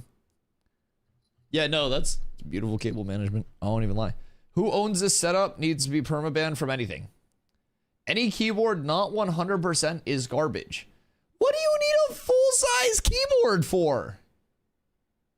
Who the fuck uses number pads in 2025? Like, unless you are actually an accountant, you have no reason to use a number pad. Like, if you were doing math inputs on your fucking keyboard, then sure. But, like, if you're a gamer, you don't need a number pad. You can't reach it. I only have 60% because of my small desk. What? 60%'s the meta. You don't need anything. Who use their keyboards vertical? The best video game players in the world use vertical keyboards. Literally, the elite esports athlete uses vertical keyboards. Yeah. Yeah, it's a common thing among people who are fucking cracked. I use numpad all the time, even for keybinds. How do you move while you're numpad keybinding? Wait, what?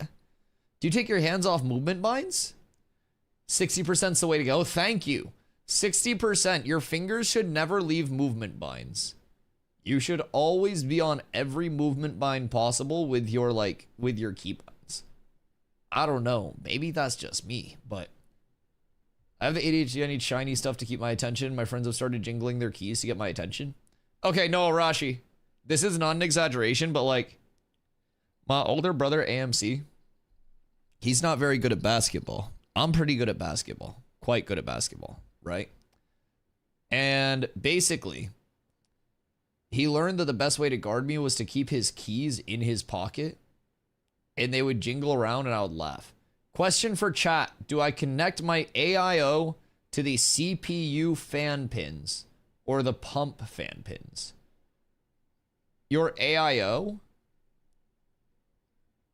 Like the actual AIO power?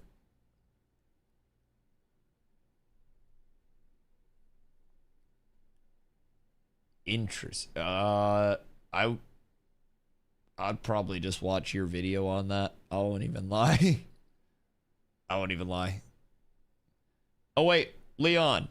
Does Carla asked a question about where she plugs stuff in. Just start plugging things in. Don't do that.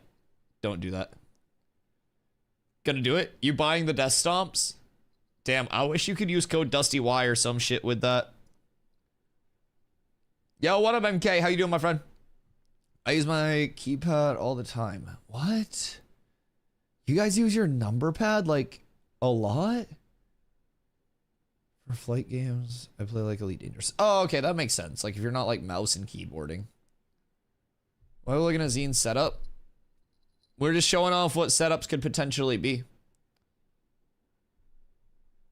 Either I think it doesn't. What? I'm pretty sure it matters. I'm pretty sure it matters because it puts like voltage through, right? And then runs it at different like speeds for different temps.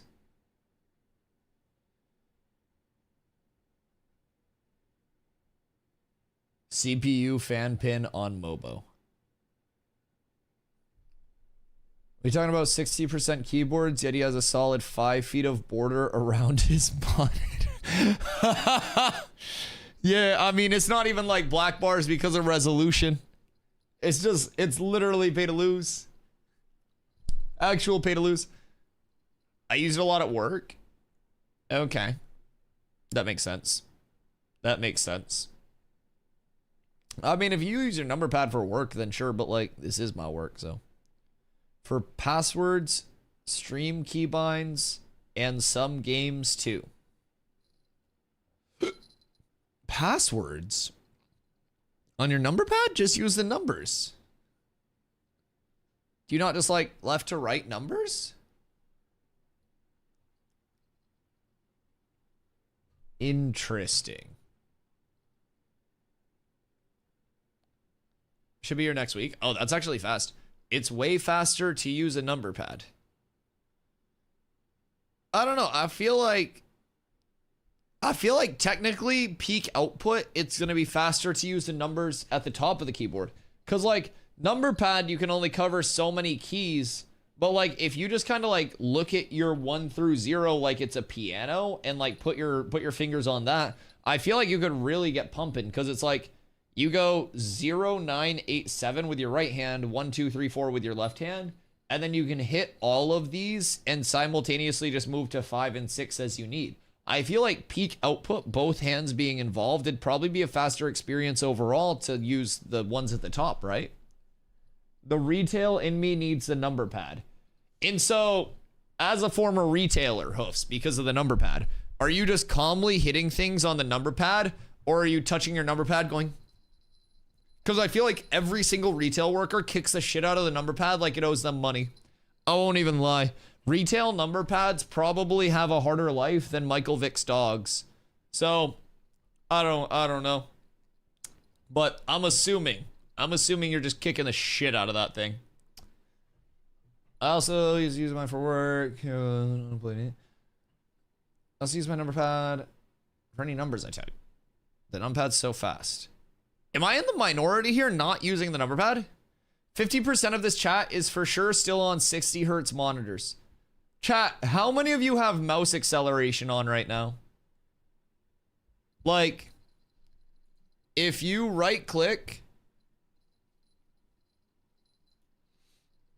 and you go into your settings and you go into your like your mouse and keyboard settings, how many still have mouse accel on?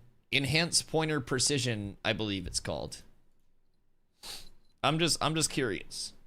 I kick the shit out of every key. I feel bad for my spacebar because like with my vert keyboard, right?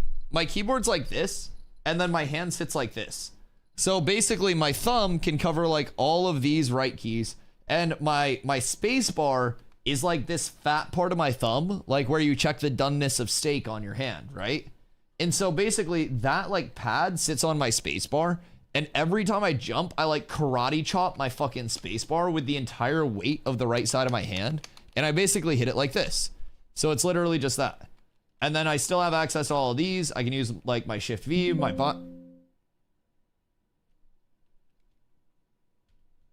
so I can use all my binds and stuff. I don't know what I just did. I don't know what the fuck I just did. Nothing popped up. I think I broke something. I've replaced both control keys twice. Wait, both control keys? What are right control? Huh? I can't even reach that. What do you mean both control keys? Brother, is your hand like adventuring while you play? Like, my hand stays planted on WASD. Wait, what? What do you... Carla, check your Discord DMs. Talking about numbers makes you think about math. Math makes me sleepy. Wait, I can't believe this. Use number pad every day. Well, if you use it for work, that's different than using it for gaming. I'm gonna be late to philosophy because I've been sitting here cooking myself. Peep the last photos I sent you. Zine, honestly, you should bring this up to your philosophy class about how like personal like introspectiveness is always a very important thing. So yeah, I would definitely say, what the fuck? What is this? Is this your mouse? What the fuck do you mean? What is this?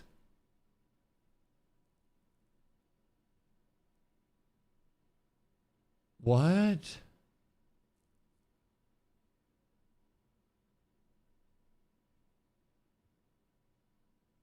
What in the mouseusi am I looking at? This is his mouse. What? So it's got like the scroll wheel on the side? So it's got like the scroll wheel and shit up here? Are you holding it like this? What the fuck is this? What? This is ridiculous. Wait, so you're just... It's literally just a mouse that you hold like this, which seems less comfortable. That's an ergo work mouse. This seems less comfortable and worse for your hand, no? Like, what do you mean? That seems worse. Like, you'd be holding it like this? That seems awful. Engineer. No, this seems horrendous. Engineer or not, I don't fucking care. If I was an engineer, I'd use a fucking G Pro wireless. What? It's for my arm. It's probably part of the reason your arm was fucked up in the first place. It's like an ergo work mouse. This is a fucking mistake. What do you mean? An ergo work mouse? Telling my philosophy professor that I was getting bullied and that's why I'm late to class? I mean, yeah, like, show them these pictures and they'll fucking understand. It's a philosophy professor. They probably got some, like, some good cooks. Some alien sex toy. It literally looks like it would be used to clamp your tiny dick while you jerk off. I say that from experience. I have one of those. But it's like, I don't really know. Like, what the, it just looks uncomfortable.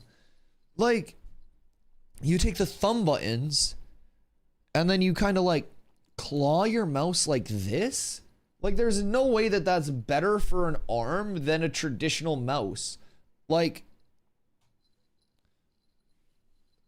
that's already uncomfortable as fuck.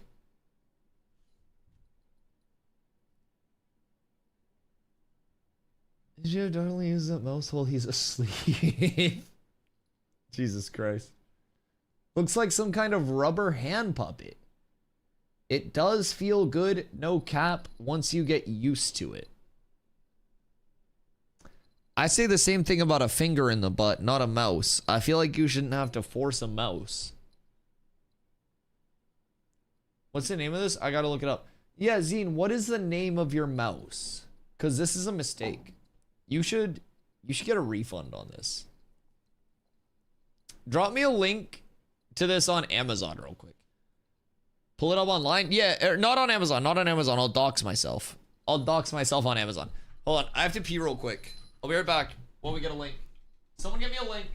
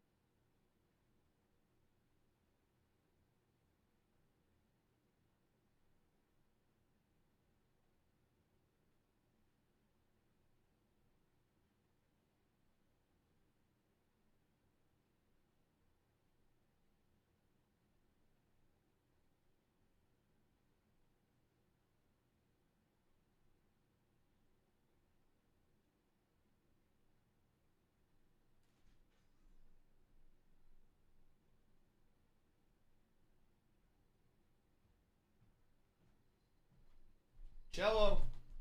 We're back. All right, we got a link on this.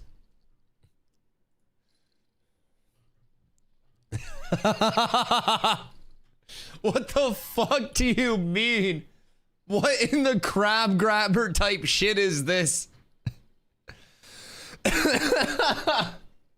What the fuck?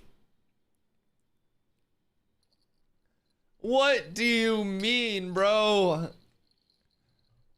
This literally looks like an oven mitt. What? Yeah, I mean, I guess everything evolves to crabs, right? Like, we were talking about that before, chat. Like, earlier this stream, we were talking about how every animal just evolves to crabs. And I guess it really does just break down to crab, no matter what you do. Here a crab, there a crab, everywhere a crab. But, like, this is 100%, like... Y'all gotta watch Zine's stream sometimes. I try to avoid Zine's stream. No, I'm kidding. It looks like a sex toy. Zine just wanted to be like Zoidberg? Yeah, literally. How's your PC going, Carla?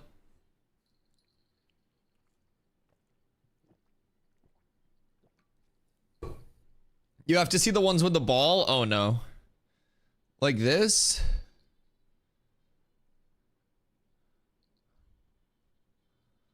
What? Oh, you can get a red ball? Oh, that's so sick.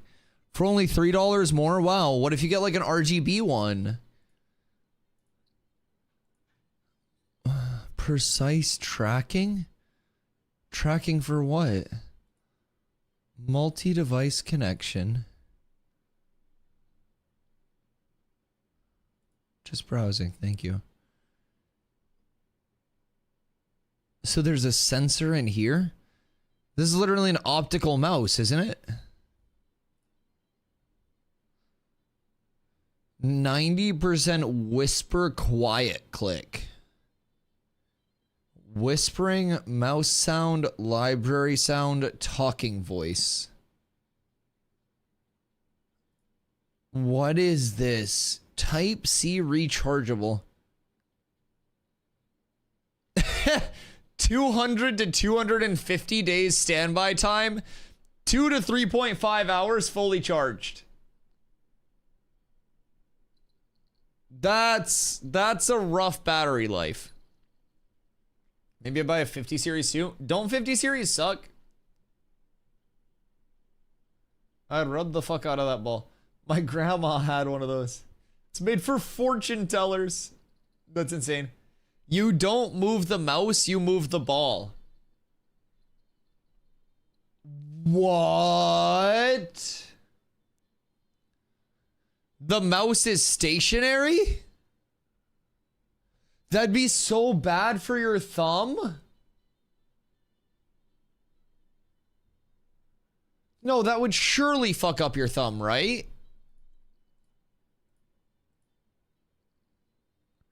Reduce your wrist pain. Ergonomic vertical trackball mouse.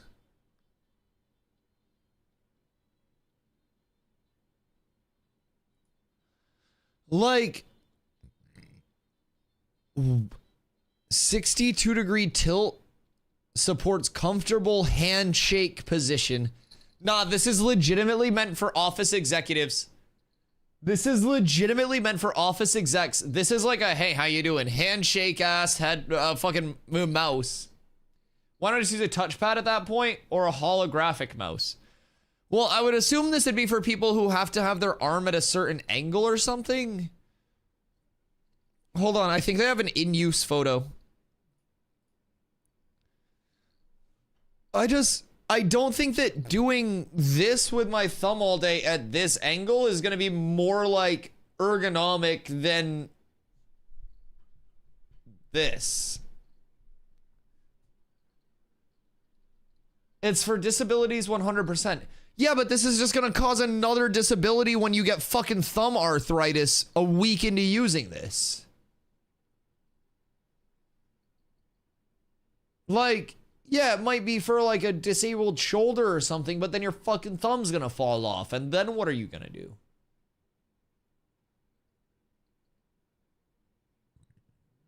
Seen FPS players try to use these? I mean, like, if you jack the sense up, it might be fine. Like, if you just run like a fucking god sense on that, maybe you just have like hyper control. I don't understand how this works. Whoever uses this wears a helmet at the PC. Yeah, people that wear helmets at their PC are fucking idiots. Can you imagine anybody wearing something stupid on their head at their PC? Fucking dumbasses. But yeah, back to the mouse. And not around headgear. Yeah, I just don't think this is comfy. Also, is that hand photoshopped on the mouse? No, I don't think so, but when was the last time you think this guy touched his bare dick before touching that mouse? Like, do you think there was a hand wash in between dick and mouse demo? Because if I had to do a photo shoot, I'd probably piss before the photo shoot. 5 seconds at most. Just gives it, all right, let's get good and ready. And we're on. Literally.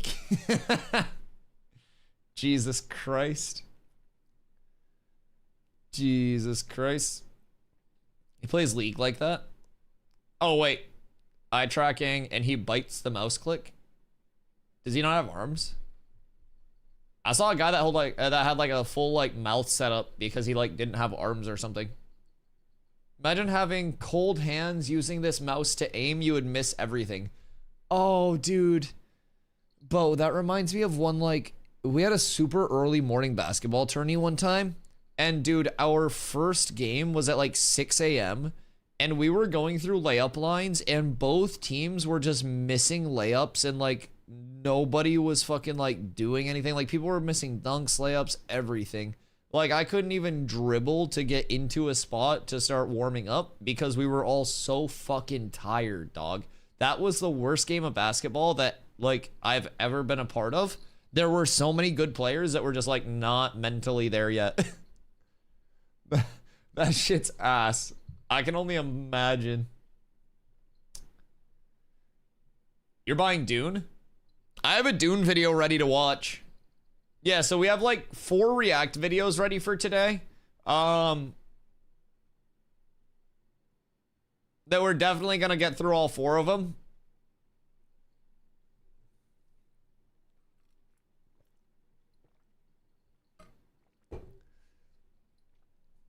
When's Dune launching? 90% disabled. I don't know the term, but he can just move his right hand fingers. Interesting. Oh, Carla, you asked what like whisper click was? Whisper quiet click is a quieter mouse click. So instead of like, it would be like. So yeah, it's meant to be a super quiet. It's like a suppressor on the blicky, except for an office setting. Yeah. I need to stream right now. What, Zine? Well, he's a philosophy class. I don't know if he'd be doing too much with the mouse there, but Dune drops June 19th. Yeah, I think it'll still be asked by then. That's my bet. I really think Dune is gonna have like New World-esque player atrophy within its first little bit. I really think it just goes the route of once human. Don't listen to me. I literally, isn't it May 20th or something? May 20th for Dune? Okay, yeah. Because I apparently at some point was, I guess, talking to chat about Dune and Alpha 3, or Alpha 2 Phase 3 at the same time, and somehow mixed up the dates. But yeah, so Dune's May 20th, Alpha 2 Phase 3 is May 1st. But yeah, I'm not going to be playing Dune. I'm going to keep it a buck. Not offer it. I haven't seen enough personally for me where I'm just like, I'm sold on this. I want to spend my money and play this. I'd rather play Ashes. Now, there will be plenty of people who do see stuff that they like within Dune and they go play it. And I hope that you are not immensely disappointed. but I'm not confident in that for you. I'm not. So we'll see kind of like how it shapes up, but I don't really think it's gonna be anything different than once human. I really don't think. I think it's just once Dune. 2.5 hours full charge. What would be the point of needing to unplug it? I guess maybe if you wanted to like play with it on your lap or something. Dune sounds good, but honestly I feel like it's gonna be Destiny except not optimized. It's not gonna be like Destiny at all. It's literally the same thing as Once Human in terms of its core gameplay loop. It's like a fucking survival open world builder. It's entirely like Once Human's gameplay loop with Dune skins. I don't understand why it's 2.5 hours battery life. It's a brick. Once Human's a good game. Yeah, if you like that. Like, if that's your genre, sure. 100%. And I'm not saying like Once Human with a Dune skin as like an insult, but that's literally like what the core gameplay loop is going to be. It's literally Once Human with like probably a slightly bigger server populace. Oh, you should have seen Conan Exiles PvP Wars. These things were so fun. I'll find a video of one for you to react to in about 6 years. We'll get it on the react list for 2030 by the time I finish the rest of these videos. Yeah, I don't know, like, if I really liked the open world survival-y thing, right? I would probably enjoy Dune.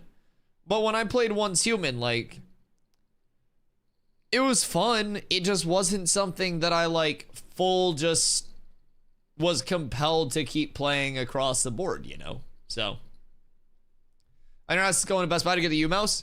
I don't know, dude. This optical ball looking kind of nice. Like, I legitimately feel like this would cause thumb pain.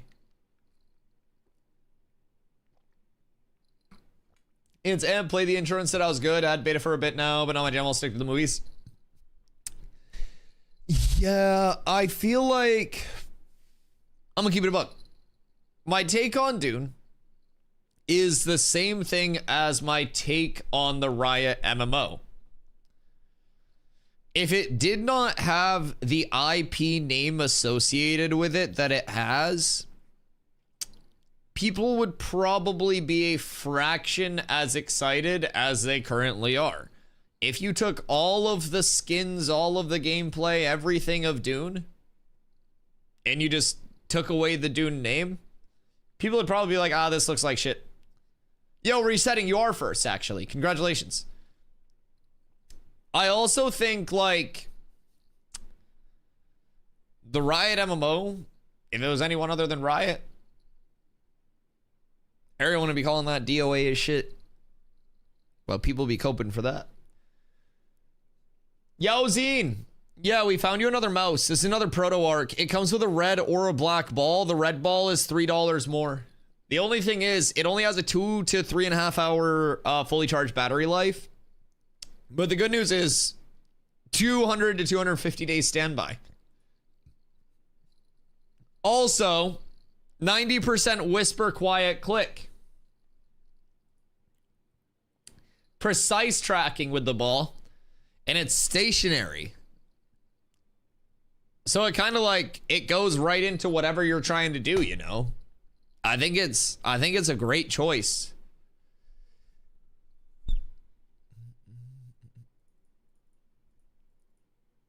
Yeah, I fuck with it. Where's the non-ball one? Wait. Advanced. How far down? Oh, what is this one? What? This is like a fucking spaceship. Hold the fucking front door open. I'm coming inside. What is this? New angle, more natural. Is that a more natural angle? That kind of hurts my wrist to hold my mouse at that angle. What are you doing where you need, like... What is this mouse grip?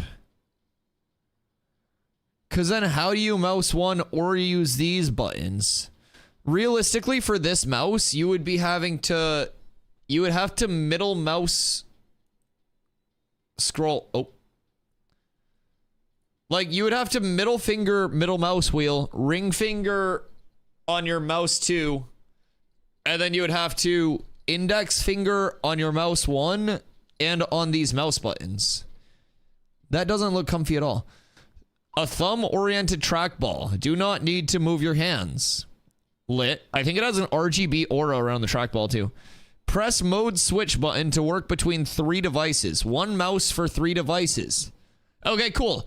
So you could set this up to 3 different things and run like 3 different characters at once. Great for medium hands. Zine, do you have a ruler? Chat. Hold on.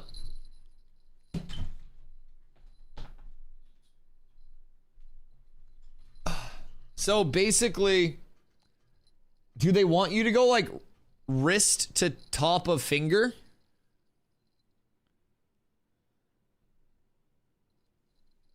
How are we measuring this?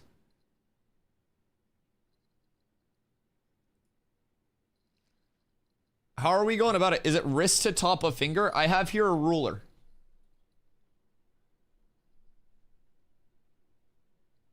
I think it's wrist to top of finger. So like, I'm not good at math.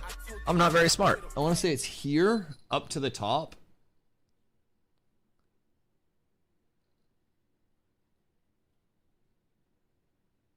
Nine inches. Farm him, reaped. Dead. Fucking idiot. You're an idiot. So I have large hands, but I don't think those would be like extra large hands. And I'm starting like right at the base. So like right there, I think is where we're starting. Because it wants to include that little bit like right at the bend. So I think it's like in the bend, and then you start in the bend, and then you go up. What's that mark by the 2 inches? Aspirations.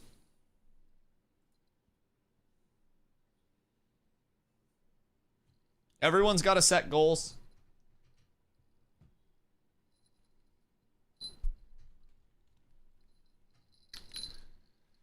You think that's a spaceship? You should have seen the one I used growing up. Had a massive red ball in the center, and it was almost the size of my forearm. Brother's playing video games with a fucking football. Okay, so this is good for medium hands, chat. So if your hand is in between 6.9 to 7.5 inches, then this is going to be an ideal mouse for you. Zine, do you have a measurement? 8-inch hands for my middle finger. You're going to be cutting it close. Let's see. Traditional mouse, twisted wrist. Trackball mouse, normal wrist. Am I tripping, or is that not a... Am I tripping, or is this less twisted than this? Why does it look more That's what I'm saying. Like, is this looks... This is more comfortable than this. And I have metal in my wrists. Maybe I'm hallucinating. And the trackball itself seems like it would give me thumbthritis.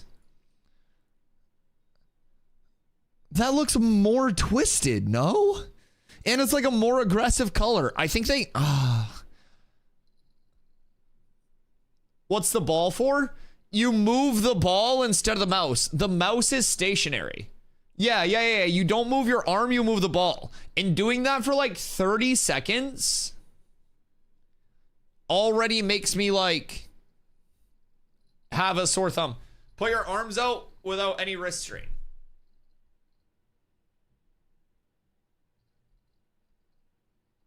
But like my wrists might not line up because, full disclosure, I broke both of my wrists and had them put back together. I have 25 screws in my arms and a plate in each arm. So like this is me. Like if I shake somebody's hand, that's like more unnatural and strainy. Like, I put...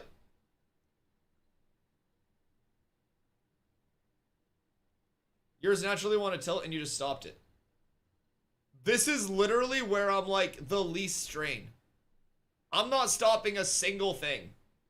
I'm legitimately not stopping shit. This is like the least strain, and the second that I try to go like this, like go outward like this, it's like more strain. I mean, let me fine tune.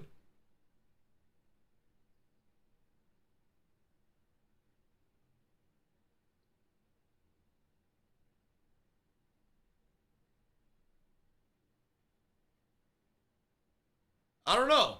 I feel like I don't necessarily feel like this is a good angle.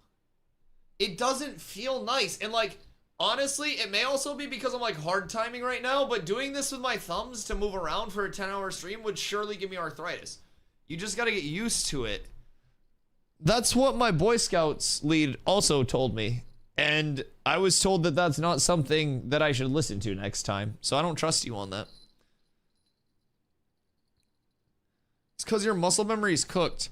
Well, no, mine's probably because I have literal fucking, like, metal in my arms. It definitely puts more strain on the forearm. Which one puts more strain on the forearm? Flat or turned? Getting used to it doesn't mean anything. I feel like getting used to it with this mouse is arthritis. Flat puts more strain on the forearm? Yeah, I don't know. Maybe I just got like fucking like ape forearms now or something, and I just walk around like dragging the backs of my hands behind me or something.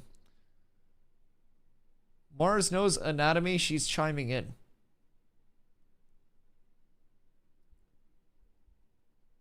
%20 is more natural. Are you guys also out here checking it for yourselves right now? Like, are you guys also doing the whole, like, how many people are doing this right now to check it? The radius and ulna are crossed, Mars. Well, tell Mars that my radius and ulna both got shattered my senior year of high school, and they're held together by 25 screws in each arm. Well, total between both arms. One's 12 and one's 13. Mine are not. I don't think we should use me as the example of wrist health. I'm not gonna lie. My shit is quite literally held together with a plate and a bunch of screws. Check the React channel and tell me how you would even begin to use that device. She said skill issue? Yeah, I'm not denying that, but...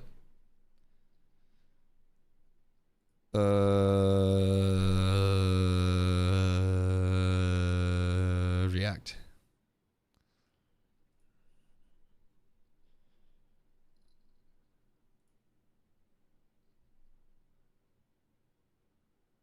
What the fuck? What do you mean? What in the Click Conqueror 6000 is this? What? You're flicking more beans than a British breakfast with this thing. What do you mean?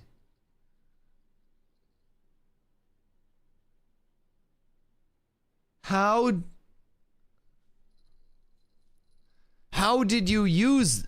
Were you like... What?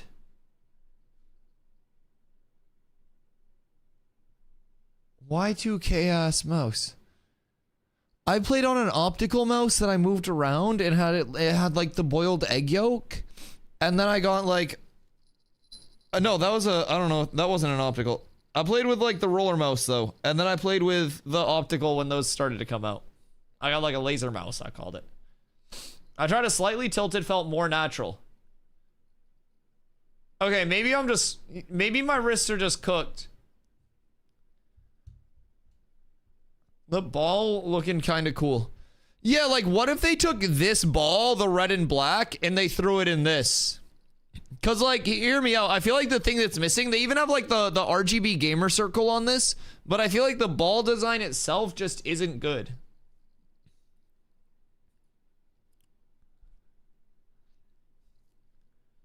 I'm gonna get knurling so I can be the first to play Ashes with no hands or just use my dick.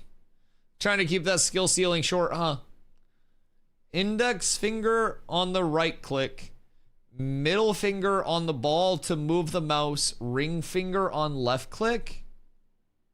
Wait, what? Wait, ring finger on what? Wait. Wait, what?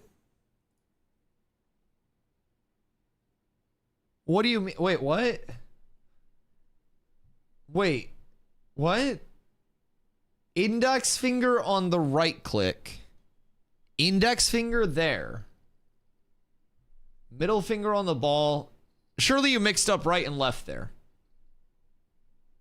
Surely you just don't... there's no way that you're like doing this to your mouse. There's no feasible way. Swap those? Yeah, but like, why wouldn't you just thumb this, index middle, so you have more control, and then like ring finger here maybe? Mouse. This looks like a mouse that could be used in a 2 people complete 1 game challenge. Like, it looks like you would have 1 person on the cursor and 1 person on the clicking. Tell me how you use the one I said.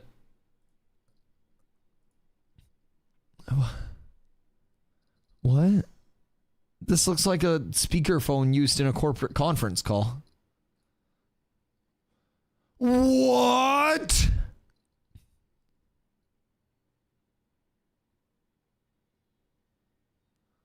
Huh? What do you mean? MMO mouse for sure.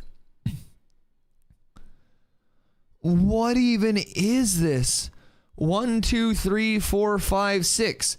There are 6 buttons and only 5 fingers. His fingers can't even go on all the buttons. What do you mean? It's the worst stock photo ever. He's not even on a button there. His finger's in between 2 buttons.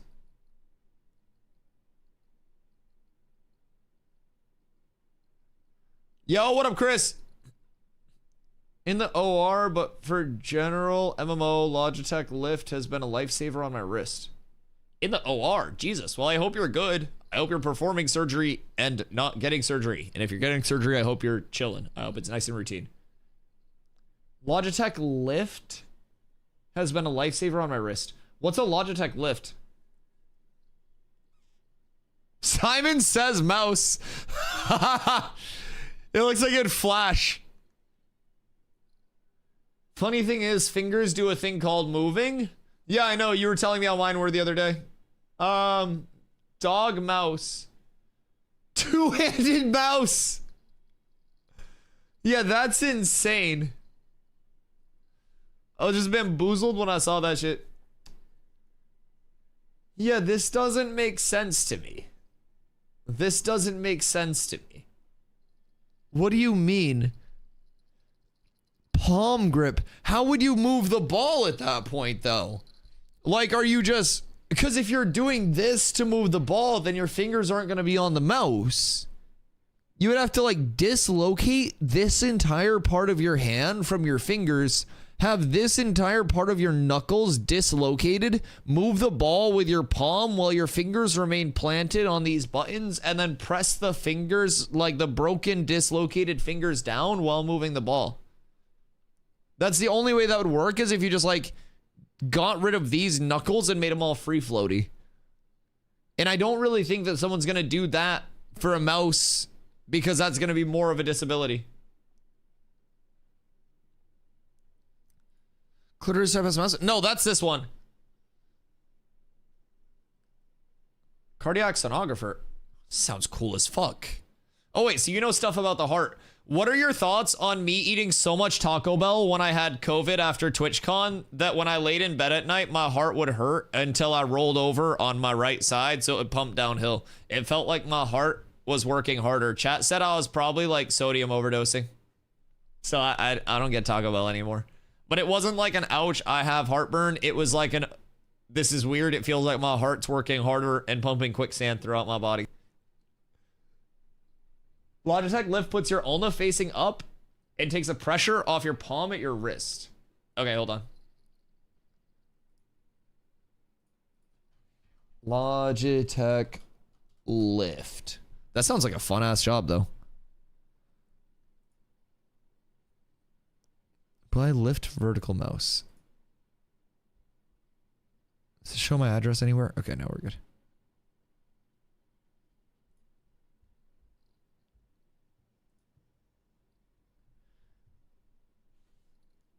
I use a trackball mouse every day and they're not accurate dexterity wise. Okay, so like, huh.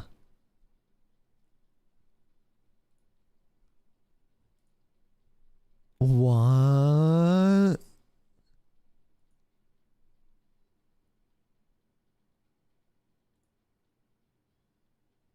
What in tarnation?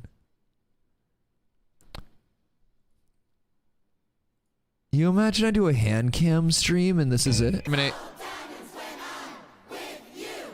huh. Interesting. You can tell this is like their recommended videos and not my algorithm because my algorithm's all moist critical. Oh, they have a pink? Cute. I do like Logitech pink stuff. I won't lie. Interesting. Look at the keyboard. Wait, what? What keyboard? You can never OD on T-Bell. Is that even a question? My heart hurt. You'll die from a prolapsed anus before you OD. I don't know. I feel like I'm pretty built up against that at this point. I feel like, but that was a lot of salt. Like, so, like, it literally had a sodium warning, and then I would get more. I don't know. Maybe it was just my anxiety. Handcam stream, sex toy mouse at partner. Jesus Christ. 1v1 in CSGO, ergo mouse versus normal mouse. I mean, CSGO, your geriatric ass could probably get away with it, right? Because, like, CSGO is an old person game. Let's be real, we need a mouse with a cup holder on it. Oh, the weight would be insane, though. Too many grooves on that mouse. Imagine the gamer gunk. Oh, God. I mean, in all fairness, though, I have a Final Mouse Air 58, and I don't use this as my everyday mouse, and this is like one of the honeycomb mice, right? And I can confirm a mouse with holes in it, no matter how little you use it, ends up needing to be cleaned eventually. It just gets like dust and stuff in all the like the grooves and stuff. Like even if you don't use it, I've had to like spray it out. Oh wait, I forgot I was using this mouse. Forgot which PC I was on. The dust and stuff like just accumulates in it. So I had a Kensington mouse back in the day too. Basically a two-handed mouse in the React channel. No, this is literally, hold on.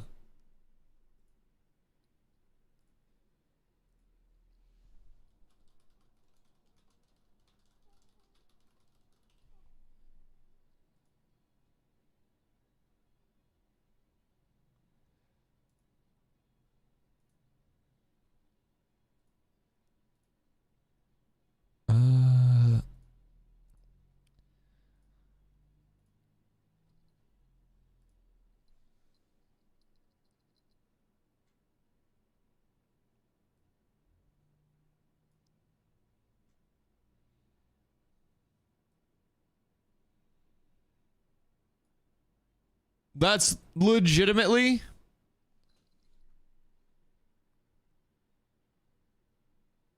what the fuck is this?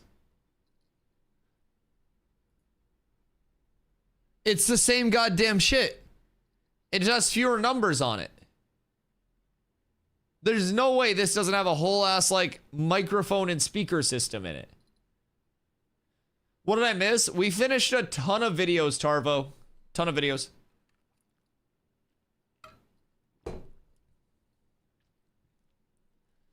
The big companies that make gaming mice, I'm sure, put tons of hours and money researching the most precise anatomical position for a mouse. Ergonomics and precise motor skills don't go together. Yeah, no, I get that. I get that. You're definitely not going to be like flicking your hand around on this thing, just whipping that ball. That is for sure. That's 100% accurate. Never even used one of those, but I for sure threw out one when we were moving out of the house I grew up in. The fuck is that? Is that side buttons? Huh. That's unconventional.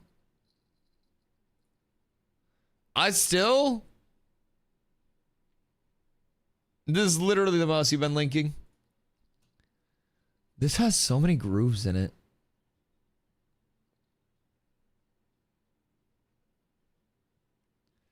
Low key though, one thing I noticed,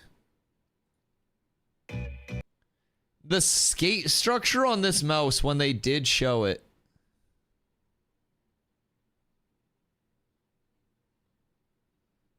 This is meant to be like a full ergo mouse. When did they show the skate structure? Fuck. Show me the picture with the battery. Oh, here it is. Okay. The skate structure on this mouse is literally smarter than the skate structure on my G Pro Wireless Superlight. Whoever designed the skates for this mouse and decided to put an actual fucking like frontal cone on this thing, like a snowplow of a front skate. Brother. Why?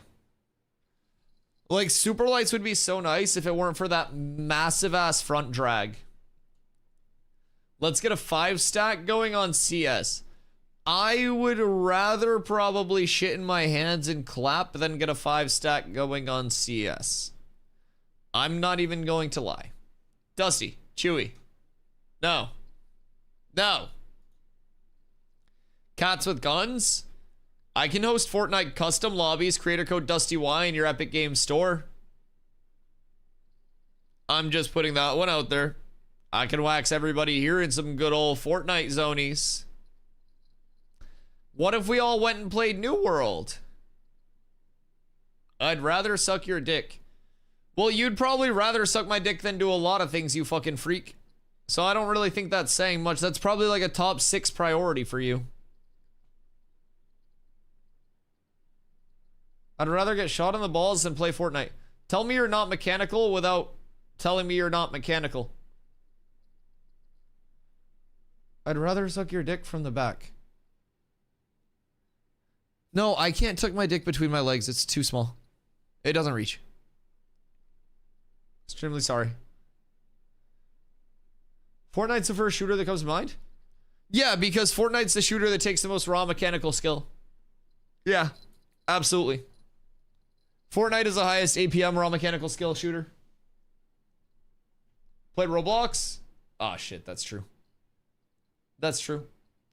What shooter takes more raw mech skill than Fortnite? Have you seen Azeron products? I've seen a few of them. I haven't seen all of their stuff, but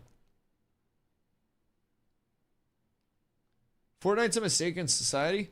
Fortnite is the reason that most of your favorite streamers blew up to the extent that they did, and Fortnite was one of the largest things since World of Warcraft to break into the mainstream of like gaming societal crossover, and I still think to this day was one of the most influential, like culturally influential games of all time. I'm not even gonna lie. Should have said single player stuff. Gaming and streaming as a whole would be entirely different without Fortnite existing. CSGO is where the aiming takes skill. No, it doesn't. Positioning your mouse. CSGO is cursor placement and knowing head peaks. That's literally it. CSGO and Valorant are cursor placement, head peaks, and clicking. That's literally it. If you have good cursor placement and you know head heights and head peaks, then that's half of your aiming in those games. I think tracking and target acquisition is the epitome of aim, like flicking and tracking as a combination. And I think like singular, like cursor placement, click one heady and done aim is not aim. I'm willing to put money on that. Fortnite's only skill for building. The aiming's not really it as Bloom out. Yes. Oh yeah. I mean, Bloom definitely fucks Fortnite in terms of like the actual direct like translation of aim to hitting every shot, right? Bloom is a bitch of a mechanic.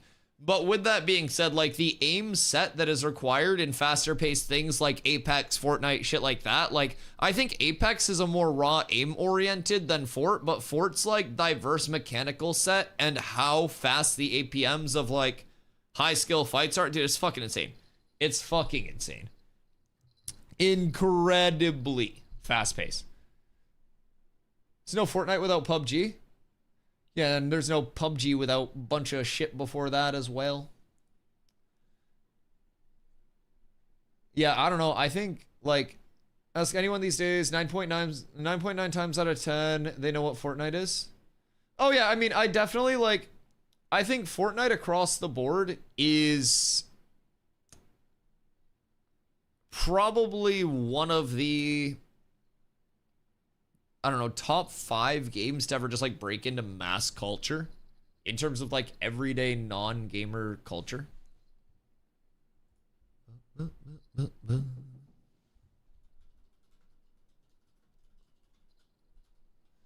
PUBG's the breakout battle royale game. I mean, PUBG's like breakout was also a small breakout in terms of like actual large game breakout. So like H1 also had a lot of content coming out of it. Like, and I think saying PUBG was the breakout battle royale game when people that don't play battle royales don't know what PUBG is kind of like a PUBG based statement. And I think Fortnite is the breakout battle royale game. Otherwise, people would know what PUBG is outside of the PUBG scene. And like, a lot of people outside of that didn't play PUBG, don't have experience with PUBG, but a lot of people can tell you exactly what Fortnite is. Exactly what that gameplay is. Like, I don't really think PUBG broke out of a ton. I think PUBG was like the battle royale scene walking, but like, also keep in mind, you said PUBG was a breakout. DayZ Battle Royale mod being a key inspiration for PUBG. PUBG also had things that went into it. Like, I don't know. It was DayZ BR before PUBG. Player Unknown made that mod and later spun it off into a standalone game with PUBG. So it's kind of like the Dota 1 and Warcraft 3 into the inception of Dota 2 level things, except, I mean, honestly, it would be the kind of the breakout of like Dota 2 versus League, but it would be if Dota 2 didn't offer any of like the professional scene, like high level compensation that it does comparatively to League. It would be like if Dota 2 had less professional pay, less marketing, less everything than League, and someone was saying like Dota was the breakout MOBA. I can agree to disagree, but I've actually researched this and wrote a paper on it. I mean, doing research on something doesn't immediately make your opinion the number one opinion. A lot of people do research and come out with varying things. That's where it came from, but that's a mod, not a standalone. Correct, right.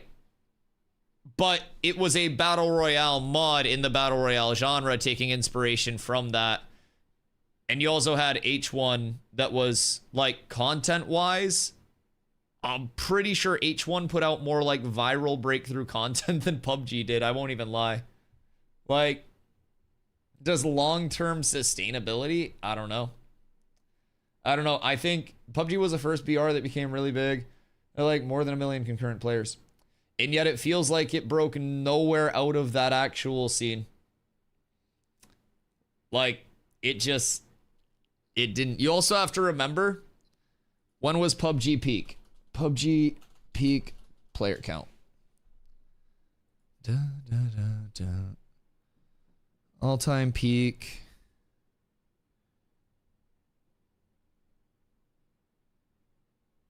(2018)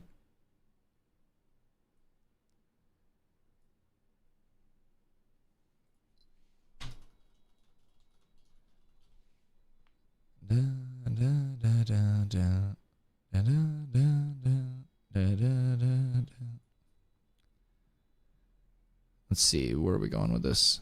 Oh god. We gotta go way back. How far back can we go? We can't go back that far.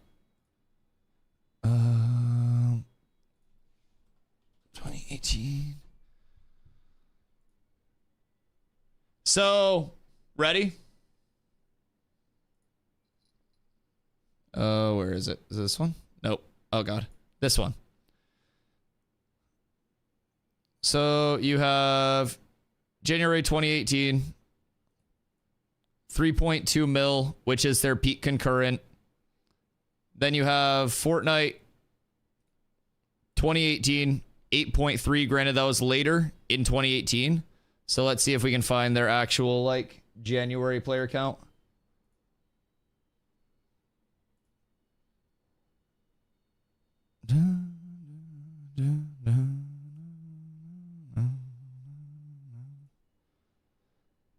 Why can't I go back that far?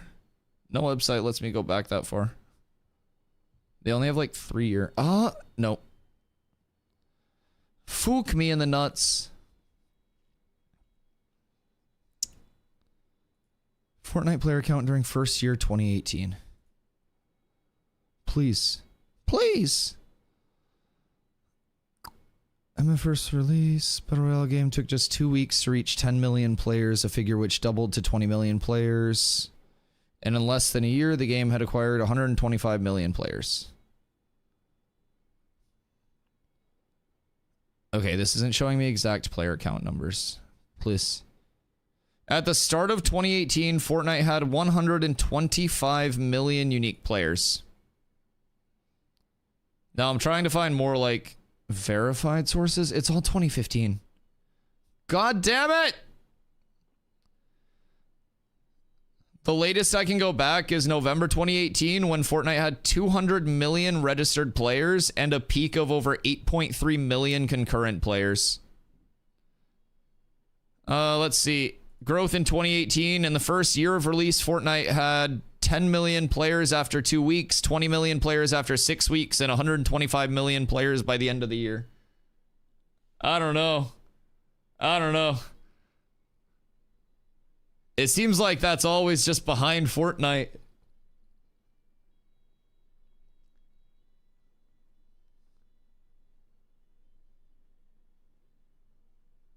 And Fortnite's terrible now. And PUBG doesn't exist. What do you mean?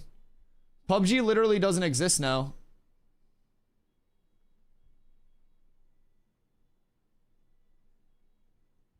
Fortnite is click and aim with Bloom.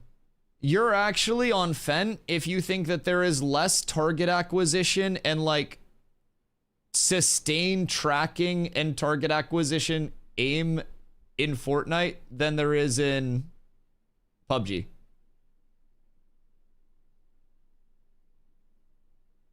What do you mean?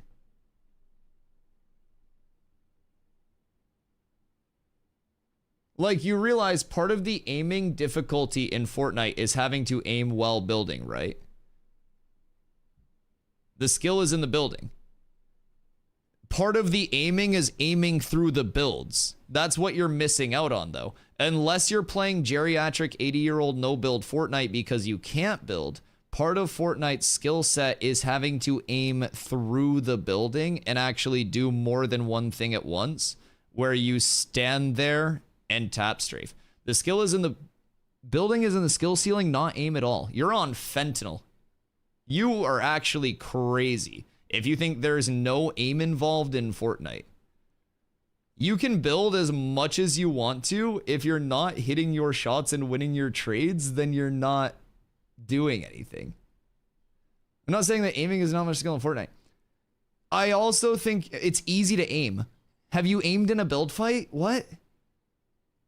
Aiming in an open field is easier than aiming through builds instantaneously. It's easier to aim compared to PUBG 100%. The reason that you think it's easier to aim in Fortnite is because Fortnite is smooth to play. The building is what defines players, not the aim. That's simple logic. You don't know anything about Fortnite then. Yeah, tell me you don't know anything about Fortnite or the comp scene without telling me you don't know anything about Fortnite or the comp scene. There are literally multiple players who are known entirely for their aim. Yeah. Tell me you know legitimately nothing about the topic and you're just talking out of your ass because you're biased to a worse game. Like, respectfully, of course, but you're just making stuff up now. Saying the building is what defines players just means that you're uneducated on the topic. You say LMFAO because you can't think of anything logical to say and you're consumed with rage. That's literally it. I have a ton of hours in Fortnite. A shit ton played from day one. Hours don't matter if you aren't good, though. Like, on a high level. Like, that's simply it. And aiming in an open field in PUBG is never going to be more difficult than aiming throughout a build fight and having to adjust, reacquire, like, you realize to build, you have to move your cursor off of the person that you're aiming at, instantaneously edit your build, reacquire your target. Like, there's so much more in terms of actual skill involved in the aiming because of all of the systems and what's going on in Fortnite at high level. In PUBG, you literally have clunky, slow movement in open areas where the worst thing you have to worry about is somebody jumping. That's legitimately it. There is less mouse movement involved in a PUBG fight than in a Fortnite fight. There is fewer, like, target acquisition moments.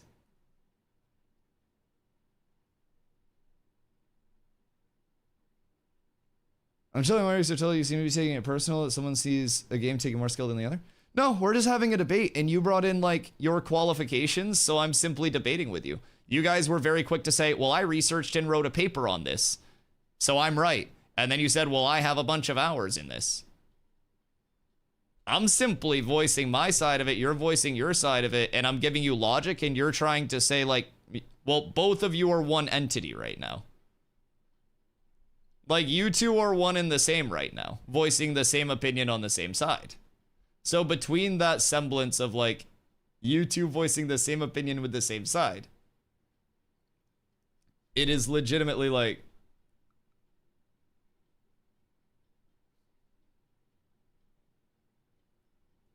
I'm just putting that out there, man. Like, I'm voicing what's going on logically, and you're trying to say logically this. I'm explaining the mechanics of the game to you, and you say, I have hours in this. And then the second that I explain the game mechanics, and you can no longer argue on your side of it, you try to flip it and play victim. Like, come on. Come on. Come on now.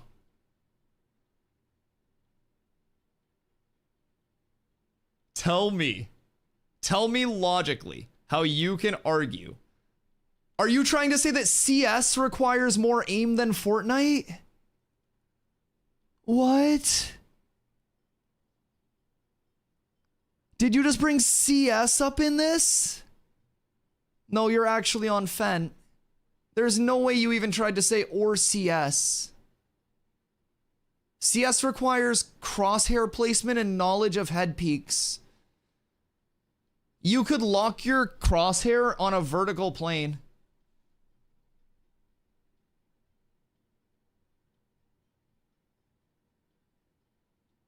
What do you mean? There's no way that CS was just brought up.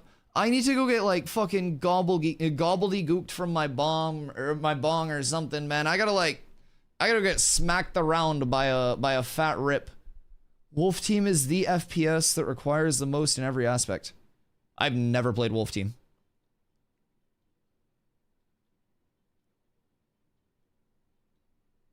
How much have you played CS?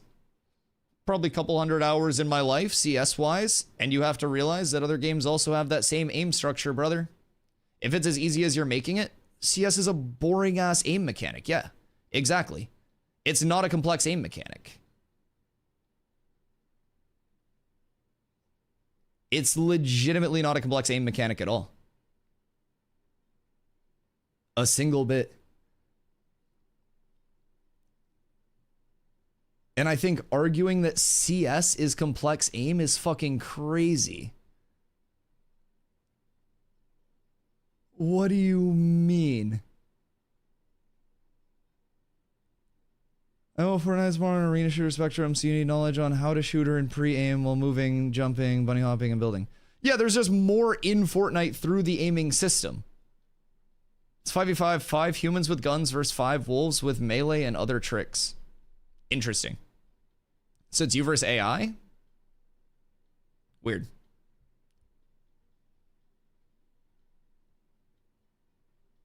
I just don't understand how CS aim was just brought up into this.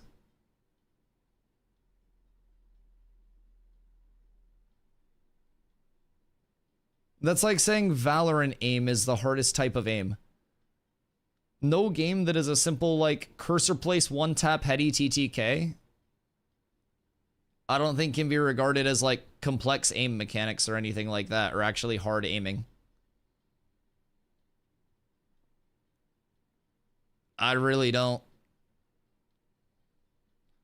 Tarkov has the most complex aim mechanics. Dude, they were showing Tarkov, who is it? The arena mode at TwitchCon. Shit looked kind of fun. I'm not gonna lie. I almost played it when I came back. I literally was tempted. All shooters are Z's. Yeah, my days of shooters are long behind me. I played shooters like years ago.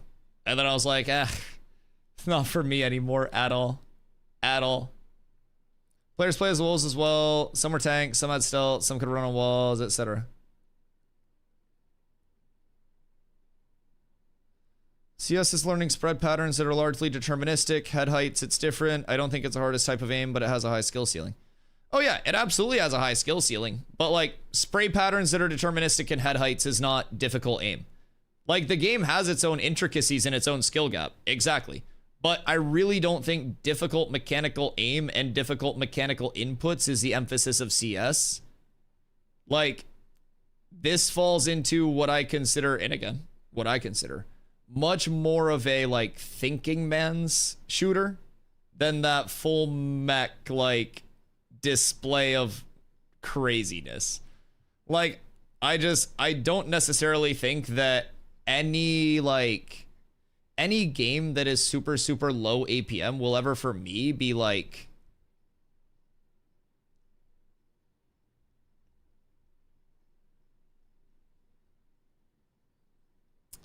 Kind of weird you're calling me out on writing a paper on the subject when you've done nothing but riff on nostalgia. Brother, Strag, why are you still chasing that? Dog. Like, again, Googling stuff and putting what you Google on a paper is arguably less qualified than playing tens of thousands of hours of the actual games throughout your life. Like, I'm not reading your messages because this is what I was going to say. Like, just because you Googled stuff and wrote it on a paper does not mean that you have the actual personal experience in all of these games. And when someone with tens of thousands of hours in many of these games is telling you, like, the differences, and we have multiple people here as well. Like, it's not riffing on nostalgia. It is actual, like, personal experience. So anyways. Fortnite also has bots in the game now, which kind of ruin pubs. Oh, I absolutely agree. And I have more hours in shooters than you do. Brother, you don't even know how many hours I've played in shooters, Streg. Like, brother, just go fucking chill or something. Like, my God. That's such a weird, like, thing to try to throw in there. My fucking God. Like, I know Ash is down, but dog, don't make yourself look silly trying to pipe up right now with your big chest puffed out. It's not going to go well for you. It's not going to go well for you. Don't. I'm just putting that out there. It's not. So anyways, Fortnite's also has bots in the game now, which kind of ruined pubs. Oh, dude, I agree. No, Merc, that's where you and I are back on the same page. That's where you and I are back on the same page. I was talking about this yesterday, actually. Fortnite killed all of its fucking content side of things when, like, bots came into pubs, and that's when shit started to suck, honestly. Because it was at that point you were either a comp player or anything you did was instantly not fun. So many people, like, I fucking dabbled comp, but really just wanted to make content around being like a good pub stomper. And dude, it became impossible. No matter what you did in pubs,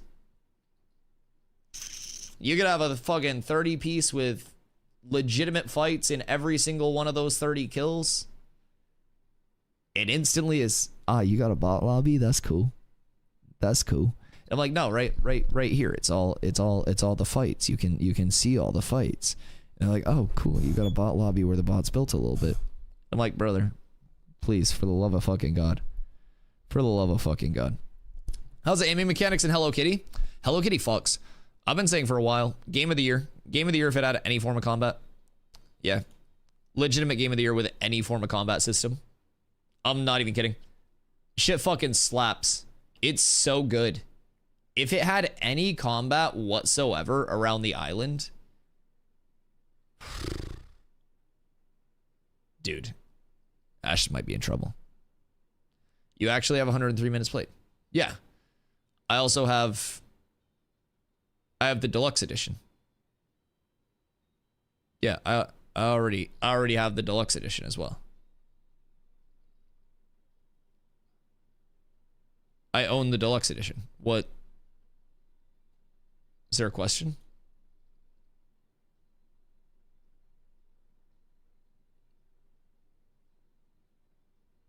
Yo, what up, Zo? Unpopular opinion, Battle Royale competitiveness is coin floppy and cheeks. Yeah, that's why I liked, like, pub stompy Battle Royale content as much as I did. And why I disliked trying to transition into a competitive player. On top of that, with how fucking insane the entire, like, skill gap across the top, like, 10% of Fortnite spread. It was just insane, man. It was just insane. Like, the second you tried to transition into, like, a true comp player, you had to be so fucking good. Like, unhuman levels of good, to the point where people were legitimately abusing, like, Zens and soft aim, like actual cheats, and they were not winning tournaments because people were so ungodly good at, like, peak mech Fortnite era. Like, that game is fucking disgusting to think about, like, how much went into every single engagement. Ridiculous. Nothing else matches, like, the dynamic skill set that you needed in that. Also, the fact that COD and Apex almost require a controller to be comp is sleeper. I remember, so what happened with Apex? So I played Apex a couple thousand hours and, like, played ranked, never went anywhere near scrims or comp or anything. I remember when Nick Merckx made his Tripods Apex team. He got clowned on for running a controller, and everyone said that controller in Apex was terrible. And then I remember later on, Hal started using a controller and shitting on people with it. And then next thing I know, everyone's on controller. Yo, what up, Panda? Do you plan to play at Dune Awakening? Not really. Like, it's gonna be out May 20th when Phase 3 is already out. So, like, I would have to take time off of Ashes to play it. And I don't think it's gonna be anything different than Once Human. I really think it's Once Dunin', dude. I really do. Like, aim assist is just gross in the game now. I only know about a couple of PC players. I think Timmy's still mouse. That's fucking insane. I mean, I've heard so much bad from the Apex comp scene. Cause, like, I would always watch Apex tourneys, shit like that. Be like, wow, players are insane. But everything that I've seen is just negative from it now. Is it just the point of, like, burnout? Or is the game actually just, like, fundamentally fucked? Rate my setup, post it in reacts.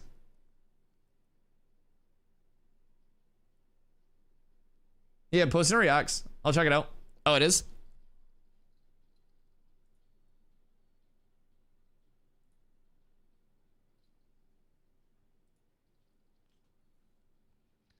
What are these? Oh, shells? Nice. You gotta get a larger mouse mat. I don't know what the preference on the mouse mat is. I use big ass mouse mats though.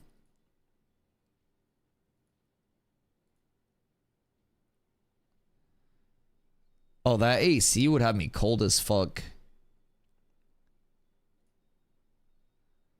I respect that you just full send cutting the hole in this.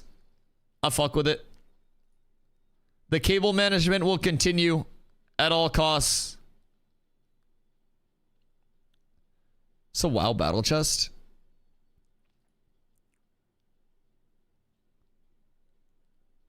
It's cozy. I like it. I'll get a bigger mouse mat. That's my personal preference, though. Cover that chair up. Listen, man, he just likes that chair. Like, he really likes the chair. It's his chair. It's comfy. It's got his aspirant in his aspirant and then his ball placement right here. Everything's good.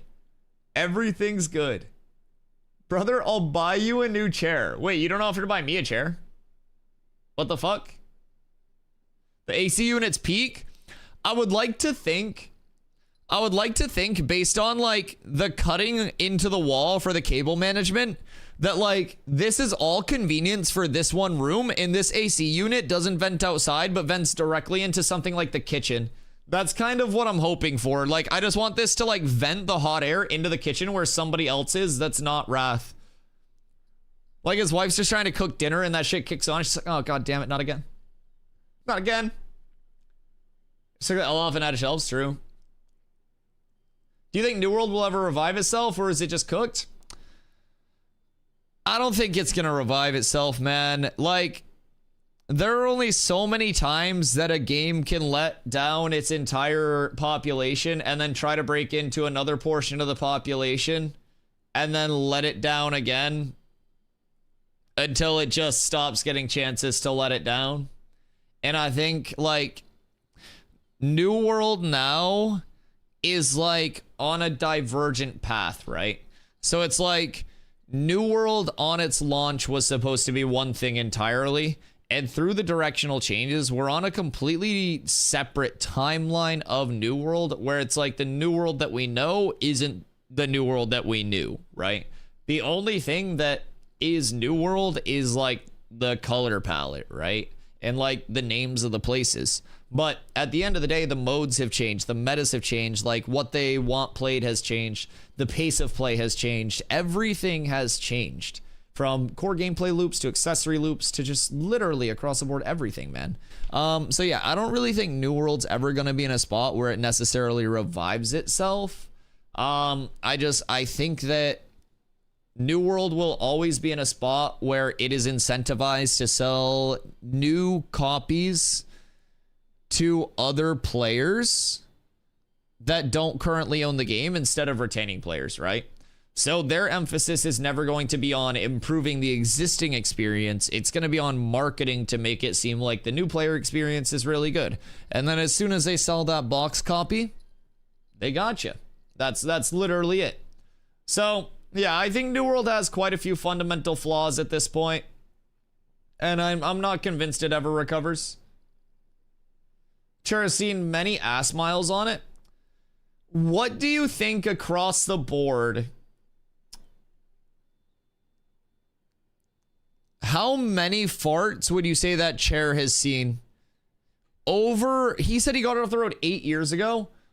Over or under 10,000 farts. That's a little over a fart a day, I feel like. Right? No. That's a little over 3 farts a day. Sorry.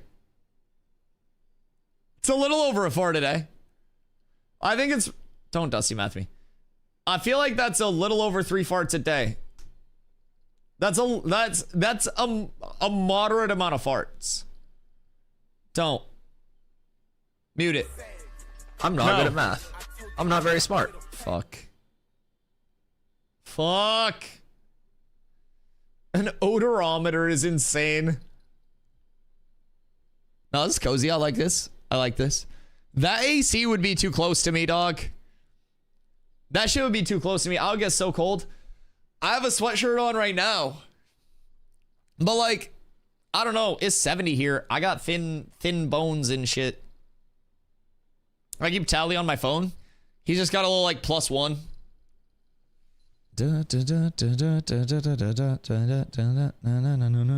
Yes, clean. I like it. I don't know why, but this looks photoshopped. I have no idea why, but this screen looks photoshopped. It just looks out of place. That's so good. Yeah, I like it. It's clean. It's clean. Farts per hour? Oh, yeah. Accounting for leap year, the high barometric pressure, along with the Pythagorean theorem, I can confidently say I have no idea. Well, what if you type some numbers into your numpad like a boomer? It's a 90s Toshiba? Oh, it's vintage? No, that explains it. It's probably why it just looks rigid. Yeah, it's clean. I like that. I like that. Should we actually watch an Ashes video now? We got so distracted. We did start a video. We did start a video. We got 12 seconds into a video. Oh no, it's okay, Strag. I still love you. One of my talents is growing up as the youngest brother in a family. I have this innate talent to just be able to yap to people while never holding it against them. Like across the board. I literally like, I don't hate anybody. I was actually telling Carla about this earlier. Like, I grew up my entire life as the youngest brother and playing sports. So my entire life is just yapping back to people in the moment because it's fun. Like, literally just for the sake of yapping half the time. And then everything settles down and it was like, oh, hey man, welcome back. Yeah, you're good, dude. I don't care. I appreciate you. I love you. Thank you for saying that, though. That is kind of you. No, that is kind of you. I do appreciate you saying that. But yeah, just know if we're ever like yapping or anything, I don't fucking care. If it genuinely, like, if I was actually one of those streamers that got so offended when somebody had a varying opinion, I would just ban people.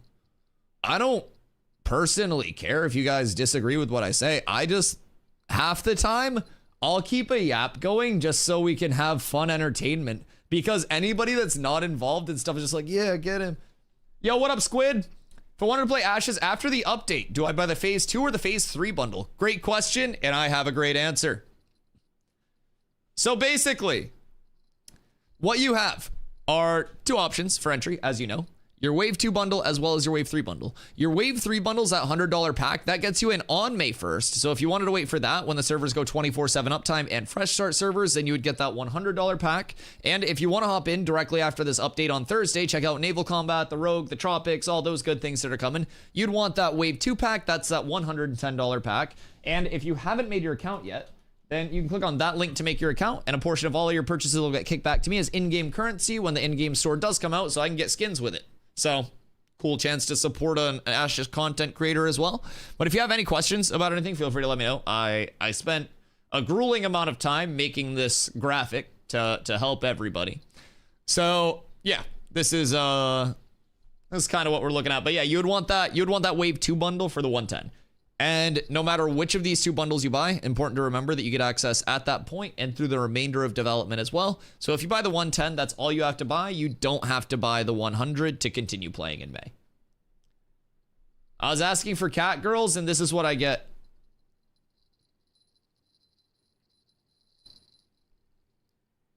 Meowdy.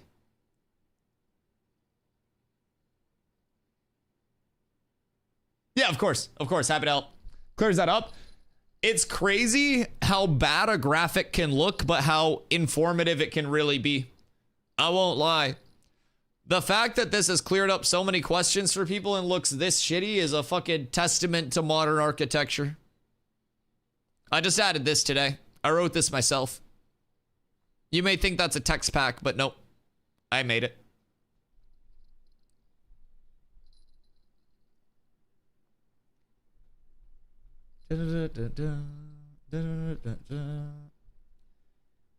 Wait. It's a little indent in the chair where the fart goes that allows it to release itself with ease out the back. So it gets sucked into the AC filter and pushed outside. Wait, out the back? Are you saying that your farts like roll up the top of your crack and out of your like back butt?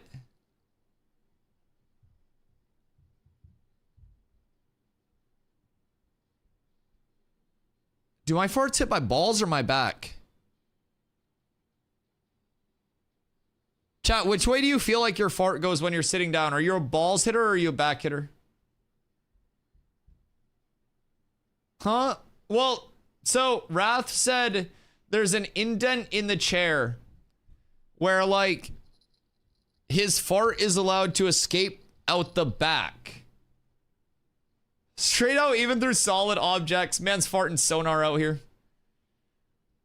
With a satisfactory bubble. Squid, thank you for the follow. Let me know it's made its escape properly. I mean, so like, I'm not gonna say you're crazy because I know the exact type of fart that you're talking about, Wrath. Where you're just kind of like, oh? Like, I understand. Like, it's not like an, oh, I poop myself, but it's like, what was that? Right. No, I get it. The sound is similar to a sonic boom. Is it sustained? Or would it just be like one large pulse? Like a world splitter? Like one of those like high fantasy like deep earth oil miners that just slams the earth like I slam your mothers. Squidfish is a fantastic name. Oh, S tier. S tier. Depends on the meal that caused it. I've been thinking about Taco Bell, but I meal prepped yesterday. Oh, dude, my meal prep was fucking delicious. I put my meal prep in Discord. I did like a homemade gravy because I did a beef roast. The fuck is Spotify giving me right now? Exploration music from Witcher 3. Fuck it. I'll keep it. It hit a lot harder on Witcher 3, I won't lie. There must have been background music. I don't fuck with that. I don't fuck with that. I won't even lie. I won't lie. Want to see what's outside the game room door? Why are you like clickbaiting me with that? What's outside the game room door? Well, now I'm interested. The marketing has me hooked. I'm still on the factor grind. My meal prep's done for me. I'm gonna be making YouTube Shorts reached out, and I'm gonna be doing a couple sponsored YouTube Shorts. And it's like I have to do a 30 to 45 second video for Factor and for Raid Shadow Legends. And I've had Factor before, so that's about to be easy. But I haven't played Raid Shadow Legends, and I know that might be hard to believe. While I've played just about every shooter in existence, I haven't played Raid Shadow Legends. It's in the React channel. I'm actually proud of this. All right, hold on. RSL's treasure. I mean, I'm not like playing. I'm literally just making a short about it. Oh, pool table? Oh, shit. That's clean. I like that. Is that where the AC vents to? Raid Poo Poo Legends. I'm not playing it. I literally make a short about it. And then I plug it. That's all. I make a short. I post it to my page. Easy peasy. Dun, dun, dun, dun, dun, dun, dun. All right. AC vents outside. The vent on the right wall is a heater. Oh, that makes sense. I would play New World 8 hours a day if I got paid. Oh, yeah. I mean, shit. If AGS reached out and they're like, yo, Dusty, we'll give you like $1,000 a week to come play the game, I would do that. And I mean, that wouldn't even be like hourly. That would be probably the cheapest marketing thing they've ever done, considering they paid like Tim, Lupo, all those guys, like probably $100K a piece. Then subs on top. You don't get subs in New World. What are you talking about? Yeah, subs don't exist in New World because nobody's happy over there. And like people subscribe when they're happy about things and when they enjoy content. And if everybody's just constantly like pity donations, pity subs, pity subs. Yeah, you just got to come up with a sad story and then you're good. Yeah, as long as you come up with a terribly sad story, then you're fine. Over here, my sad story is that I'm oppressed and the 2-day downtime is killing me. You'll do the same thing, but with ashes in a couple of years? What's that, Kanko? Playing New World, that's a sad story. What do you mean? Fair. Chat, please help me. I'm stuck here. I'm here against my will. I can't physically leave the game. The only reason you play New World is because you got into a go-kart accident with a penguin and have to use aim lock. Getting paid while playing? That would be cool. I mean, I don't necessarily know that like that'll ever come my way from like just a sponsored by a game studio to like be present and like one of those omnipresent content creators. But that would always be the dream. I thought you meant have a sad story. I was like, I gotta start thinking. Yeah, so what would my sad story be? But yeah, I mean, that would be cool. That would be really cool. One thing I've talked about, I actually have friends, like Once Human reached out to, like, not me, but like worked with one of my friends that's a content creator and basically like compensated them a certain amount a month to have them record like a certain amount of videos a month covering these topics that they wanted covered and basically put those out to the community. And so that's a really good way for like content creators to work closely with developers, kind of like highlight those certain changes, have those really good talking points, and it's just kind of that like mutual benefit, especially for smaller content creators. That was one thing. I mean, like Once Human, once it lost its initial hype with all those big content creators playing it, like they really just had those small content creators left, and without supporting those small content creators on a downfall, those content creators will likely go elsewhere, just like New World CCs mostly did, right? And so I don't know, I think that's a good way to support in-house content creators and incentivize them to kind of like stay within your scene, right? Hello. There we go. Guy. Starting the first frame on a black screen is such a smart idea, and then transitioning in. Half the time when I first start recording, the first frame of me is looking fucking ridiculous. Oh, God. Yeah, I don't know. How much would AGS have to pay me to play New World? Realistically, I'd probably play OPRs on down days for like 500 a day or something. 2 days, 500 a day, $1,000 a week, play OPRs. I would do that. Could you imagine chilling with the kiddos? Yo, I hope you have fun, dude. That sounds like W dad activity. I hope you guys get some good food as well. And I hope you enjoy. First frame of the video, 4 hours and 43 minutes of stream. Yeah, we're getting up there. Progress is being made. Yo, what up, bro? Grino, 2 days. Brother, I'm pumped. I'm fucking pumped. I can barely contain my boner. Not that you guys could see it if I stood up right now, but that's ahead of his world record pace. We are zooming, I will say. We're absolutely demolishing all expectations, I think, across the board, and I'm proud of every single one of you for being here today. Listen, you guys are the ones that fucking entertain this and make this all happen. I'm just saying, like, a lot of the time, I try to start a video, and then you guys are all like, oh my god, Dusty, please yap to me. And I don't know. I want to get through the videos, and I feel as though you guys hold me hostage yapping. It's like you hold me down and you're like, you stop talking and we're gonna be really upset. Beware the stabby rogue rhino. Dude, I can't wait. Cap? No, that's not Cap. You guys love the app. Speaking of the app, I'll be right back. I need to get more water because I'm out of water. And I need a drink. I'll see you in a second. And then we watch the video.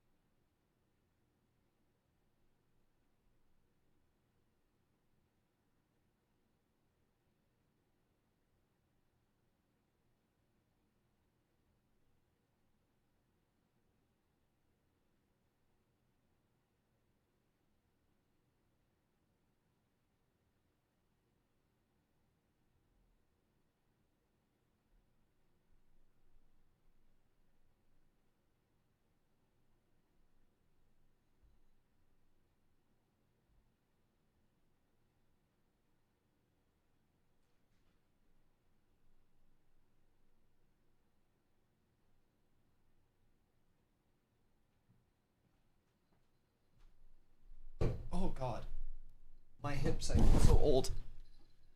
Oh shit.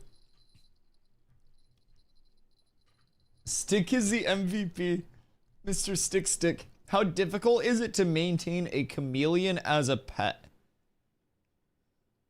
What? Are you just thinking about chameleons now, Kenko? I know really hard because of specific humidity and temperature. I think Kenko's high. Well, I just came back from smoking and I'm still like, what? I kinda was caught aghast by that. But I mean, hey, that's fine. Let's watch the flanker video, eh? It's been a good yap so far. That was a cop-out, but YouTube is a great resource for owning exotics. I was gonna tell him Google that shit. I'm genuinely curious about having a chameleon. You're gonna lose it. A friend of mine had one in a random plastic box in his room. He was doing pretty well, I think. Okay. Let's just said he's got serious lumber going in expectation of what's on the horizon. Oh yes, an insane amount of lumber. Yo, what up, Wicked? How are you doing tonight? I'm in 60 milligrams. Life's good right now. Oh, like 60 milligrams of Eddies? That would have me happy. Yes, that indeed would have me happy. I, before a New World War one time, took a 100 milligram square of chocolate, and I was absolutely zoinked to the point where I was just seeing, like, red and blue blobs on the screen and, like, was swinging either offensively or defensively. Weird, before water trip? Yeah, there's a lot of water. There's a lot of water being acquired. You, Kenko. I'll treat him better than I treat you. What, the chameleon? That's rude. What? Why you gotta be mean to me?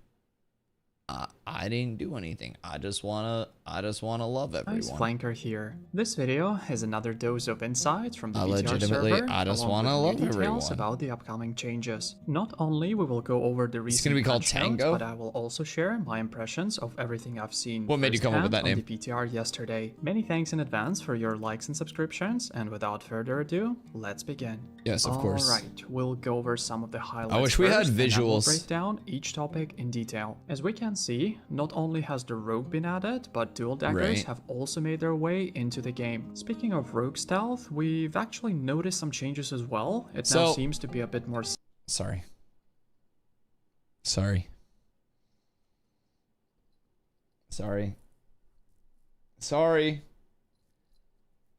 So basically, what's interesting here?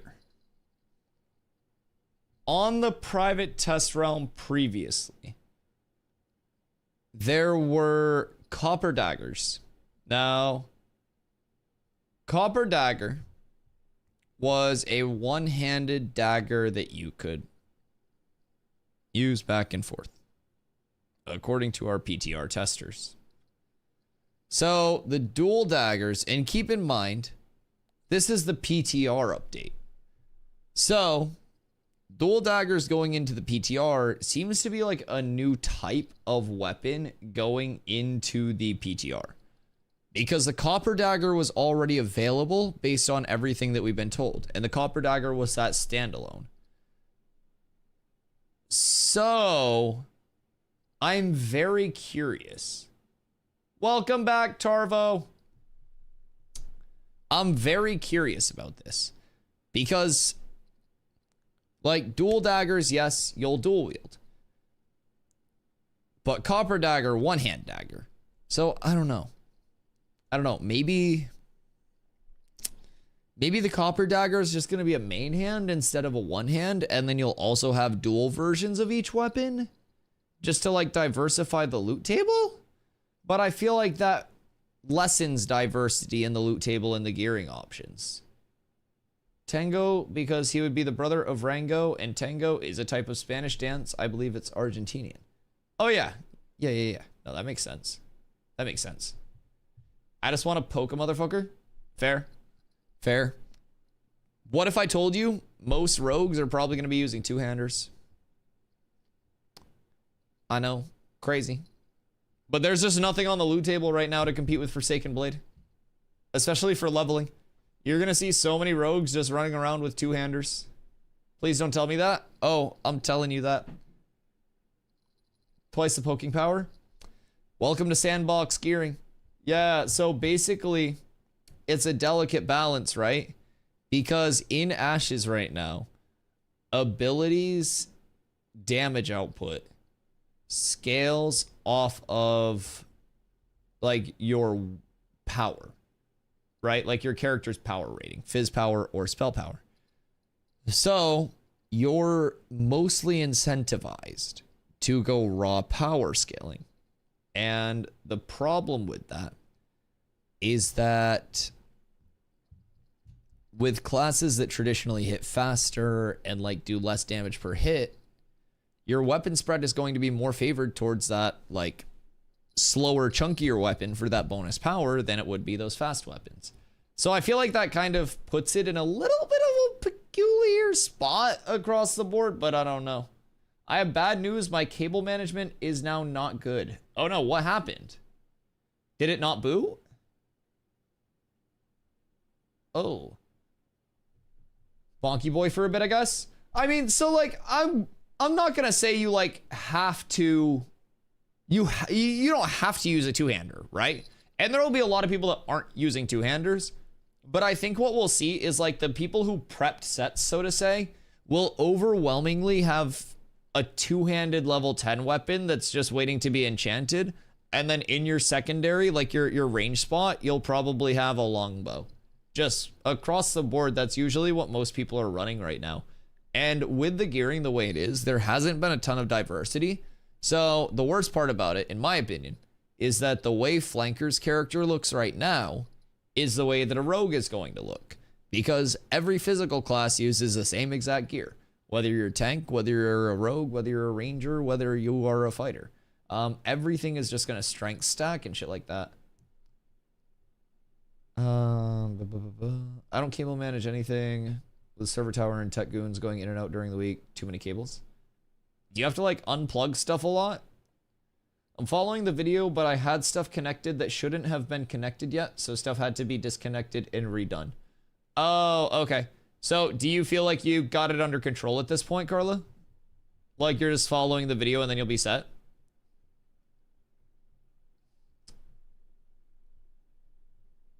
That's true. I didn't think of it that way. Yeah. So like, I hope that that's something that's addressed like in the future. Personally, I would really love to see the physical power waterfall attribute taken from strength and put on dex instead, and take the like crit from dex and put it on strength for rogue and ranger. So that way you have like some dex scaling melees or like fizz dealers, sorry. And then do the same thing with like int and wisdom for the casters, basically break it up into 2 and 2 and just switch around the power and the crit for those other two. So that way it's like if you want to stack power on a rogue, then you're stacking dex. Same thing on a ranger. So yeah, I hope that something comes out with a little bit of variance for that at some point soon, but I just want Rogue Hook to be Spider-Man type shit around the map. You can use it on environment, right?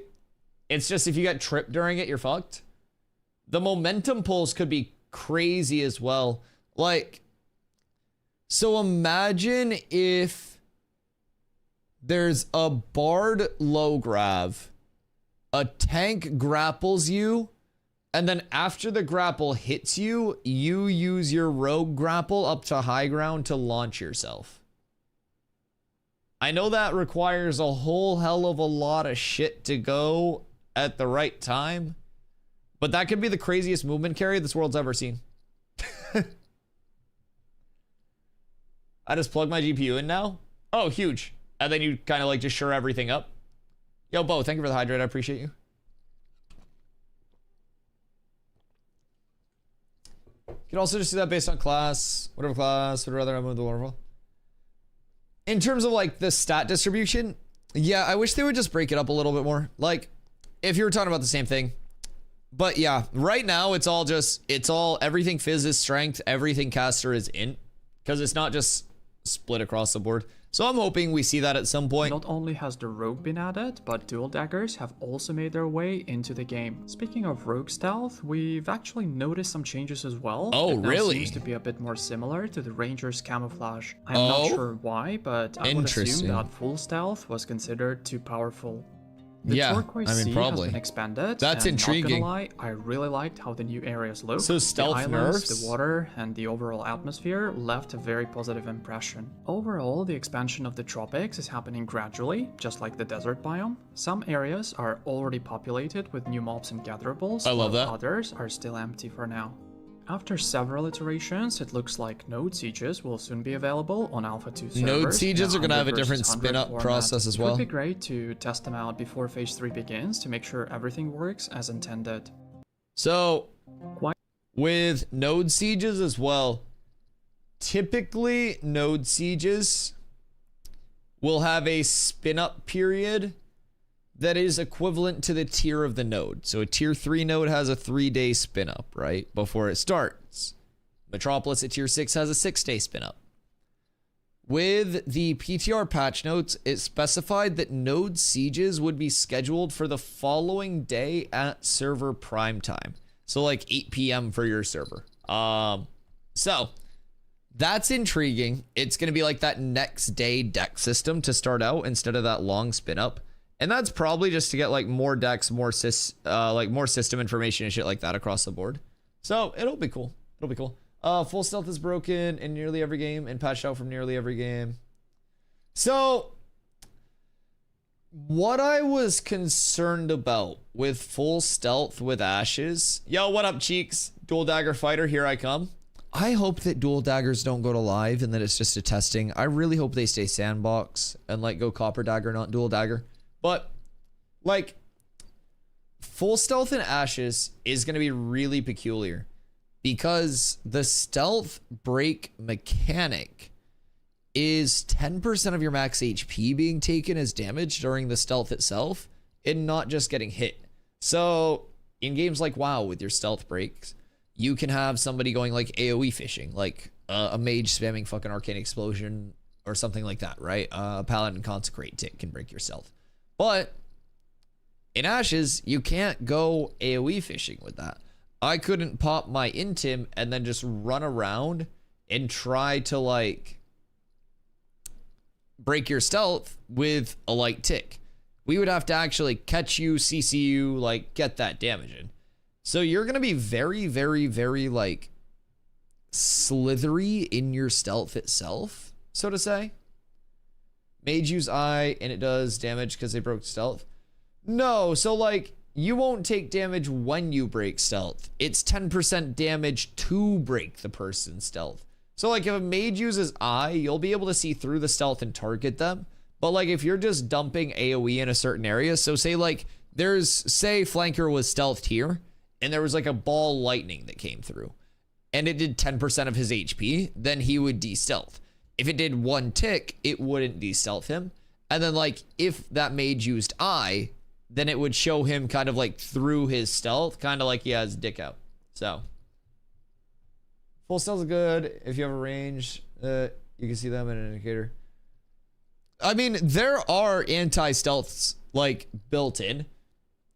Full stealth for X seconds are permanent out of combat, but the radius around you where they can see you is just larger than your biggest ranged ability. It's going to be frontal cone, to my knowledge. But this is also going to change up the meta a little bit because it's going to force people to stay true to, like, instead of just this big blob mentality, it'll be a bit more along the lines of what I think to be like a sender holder. And this is something that, like, New World kill squads were structured around to deal with, like, ranged and healers specifically. But you'd have senders, holders, and flexes. And your senders would be the person who would, like, you know, chase down the healers, just kind of stick forward and, like, try to call out targets, right? And get those opportunities. Your holders were basically trying to, like, peel for your healer, protect your healer, keep the enemy sender off of your healer in your backline, and call if you needed peels from there. And then you had flexes who were also like, you know, just bouncing back and forth to whichever side needed that numbers advantage. And then you would occasionally just have your sender call and everyone would go up and they'd try to secure that kill. So that's kind of what I see coming about with the current infrastructure of Rogue. I don't exactly know how we're going to get it across the board, but like I see it almost forcing that sender holder where it's like you send a rogue and a tank, do a roaming forward, you have a fighter or something like that, kind of peeling your healers, staying safe until you get that double initiate, and then your fighter jumps forward, joins your melees, and you full send. That's kind of where I'm like thinking it'll be, because I also think of Rogue not as like a hard initiate, but more as like a supporty type class, if I'm being completely honest. And not like a supporty in like a, like can't do damage, but a supporty in the sense of like a follow-up instead of that hard initiate. Like I almost think of a tank or somebody going in first, like getting a good trip combo in, and then like Rogue comes in after that. Or if the tank's trying to play just like grap pulls, right? Tank throws a grap, Rogue drops smoke, combos in the grap, and I don't know, from there I kind of think Rogue will be that secondary initiate level. It's a third dagger. They see you just before you engage, so you still have some reaction time. Oh, are you talking for your stealth stuff? Burst damage? Yeah. Yeah, you wait for that full initiate, and then you come in like during the initiate with that like big burst and follow up. Yeah. That's exactly where I see Rogue being that like, not that like first hit, but that like, oh, this person's out of position, they're tripped, I go here, I help this, like secure this kill type shit. Instead of being that like first line of I'm going in showing face. Yeah. I agree. The current kit's really good for that as well. They do have some like light CC, but I don't necessarily know. Like they do have their trip and stuff, but it's going to be interesting to see how much they'll actually be able to chain together. Get them back shots in. It's a DPS support. They can fill between cooldowns to keep the group DPS up. I mean, they also have, like, Ash's Codex has their kit available, and one really intriguing combo with Rogue. I'll pull it up real quick.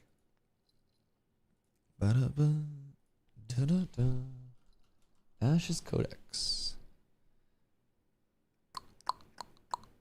Build planner. Archetype, Rogue. And then we go skill tree. All right, so what we have here is basically what's granted automatically here. So you get your ambusher, you get your stealth, you get your stabby stab, deals 50% more damage from behind. You get your dash, and then you get cunning, where you can stack advantage. So where is it? Here you have double strike. Double strike is very intriguing because it has a cooldown, right? But strike again with the last used melee ability from this list: stab, lacerate, or thump. So again, stab's going to be that damage with a little bit of a backstab. And then if we look through, the other one's going to be lacerate. So lacerate here deals damage and applies bleeding. If the target already has bleeding, instead applies hemorrhaging. So you could recast that on a bleeding target to get hemorrhaging. Or if we look the way of thump, deal 50% bludgeon damage, apply dazed, and apply silenced for 1 second. If you have advantage, instead apply silence for 4 seconds on a 20-second cooldown. So if you're very good at following up, you go in, you thump with your advantage, you build your advantage again through basically like your normal combo with, oh, what the fuck was the entire thing? Is it flurry and other things? Yeah, so thrash is one of the ones that you want to get because thrash can be weaved in between other attacks as well. And you can basically recast it 3 times and you apply bleeding and then give yourself advantage, and it doesn't interrupt your weapon combo. So you thrash weave with, where the fuck is it? I had this entire combo sorted out. Like we were talking about combos and everything that you threw in between it and all of that. What do you thrash weave with? Not your kick. I'm pretty sure it's just going to be your flurries. So you like flurry, thrash.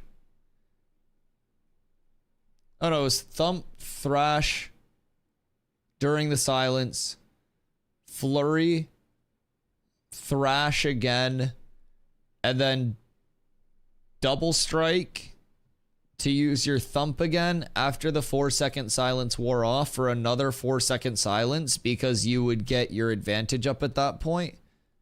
And then you would have your last thrash available to re-get your advantage and apply more bleeding to your target. And then you'd have advantage to roll into something else.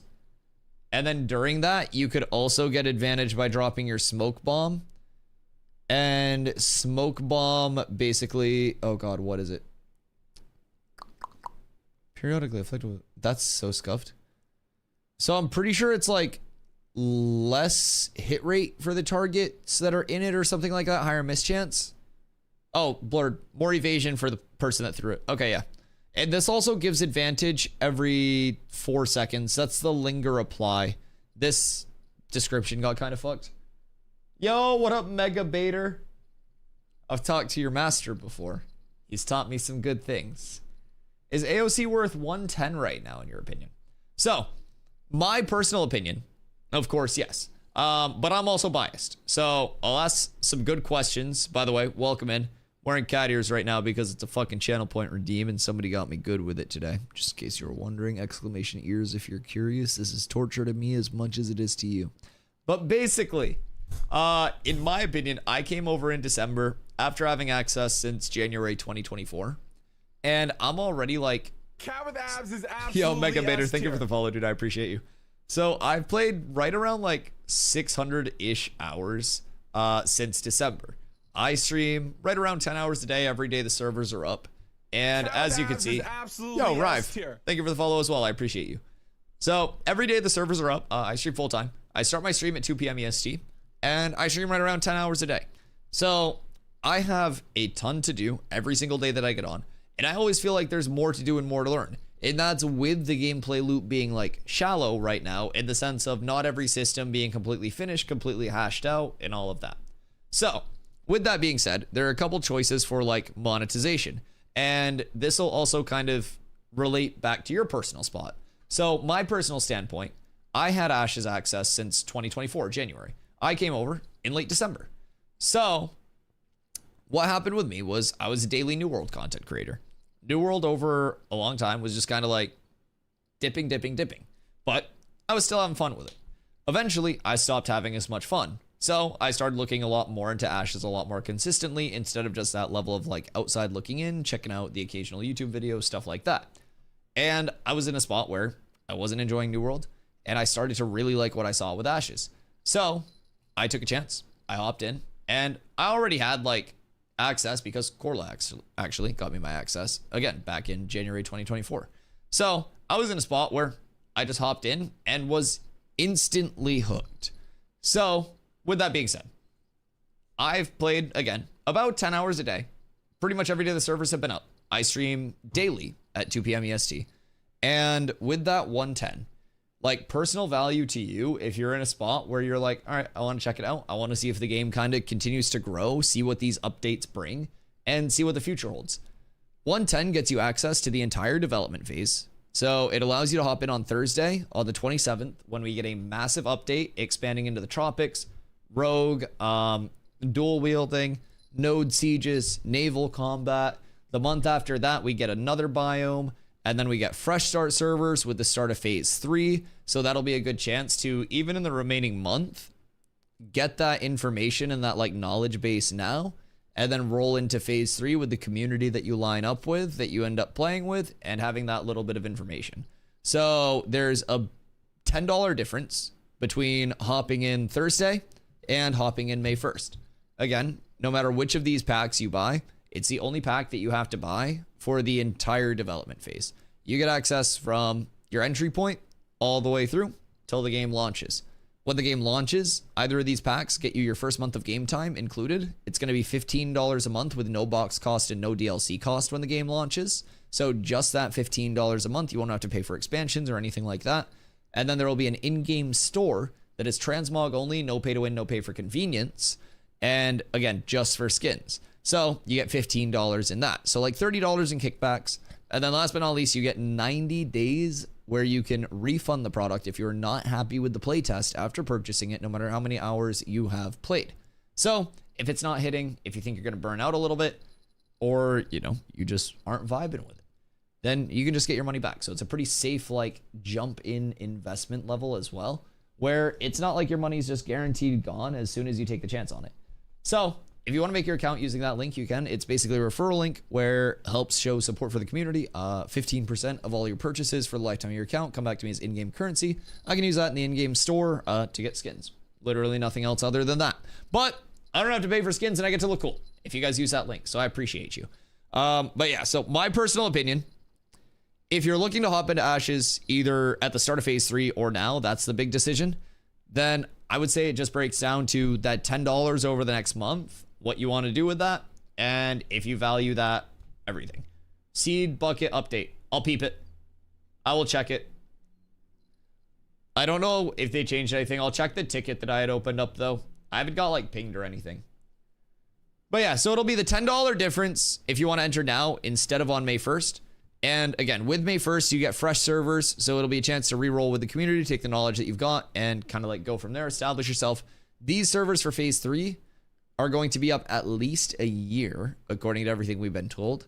Now, we may get wipes, we may get re-rolls. We don't really know the long-term structure, but phase 3 is going to last at least a year. My guess is more towards like a year and a half to 2 years. So we'll see how that actually shapes up, but interested to see at the very least. We're in a phase of just getting like a massive amount of content very quickly, though. Up through like right now with phase 2, we've got a decent amount of outward facing content, but what we've primarily received has been like back-end infrastructure improvements that are like improving the feel of the game, the playability, the fluidity, and all of that stuff that like people may not know from the outside in. And these next few updates are meant to like show off that actual like visible change. Maybe they'll also split phase 3, who knows? Yeah, we don't really know across the board. P3 is full runtime for servers too, correct? Yep, absolutely. So right now it's Thursday, Friday, Saturday, Sunday, and Monday. As you can tell, Tuesday and Wednesday, the servers are down. It's okay though, because we get huge updates as a result. Once phase 3 hits, no more Tuesday, Wednesday downtime. They will have downtimes for like server restarts, maintenances, updates, shit like that. But it's not just going to be that set like 2-day blackout in the middle of the week. Once we hit here, it's going to be that permanent uptime as close to 24/7 as we can. Go flip a coin. Tails, I'll sub. Heads, no sub. Let my sub be in fate's hands. I have my monthly like Twitch payout came a couple weeks ago. So I have this nickel. I want to say thank you to everybody for all of the love, all of the support. You're making this possible. All right. So tails I win, heads you lose. Are we in on that? Joke's on you, I have a double tails coin. No, this has one heads, one tails. Yeah. Man's got a whole nickel last month. I won't lie. I'm not gonna lie. It was 7 cents. It was. I don't want to hold anything from you guys. But yeah, I kind of splurged. I was irresponsible. And I spent a bit. Up big? Well, not anymore because I have terrible spending habits. I should have put it in an ETF. I haven't flipped a coin in a while. I might have been a little rusty. I don't know where the coin went, dog. I think I like bounced that bitch off of my PC.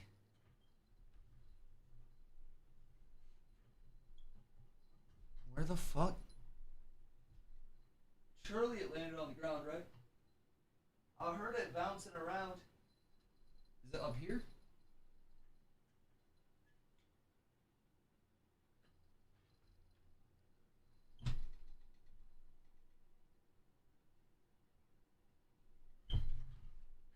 I got bad news, chat.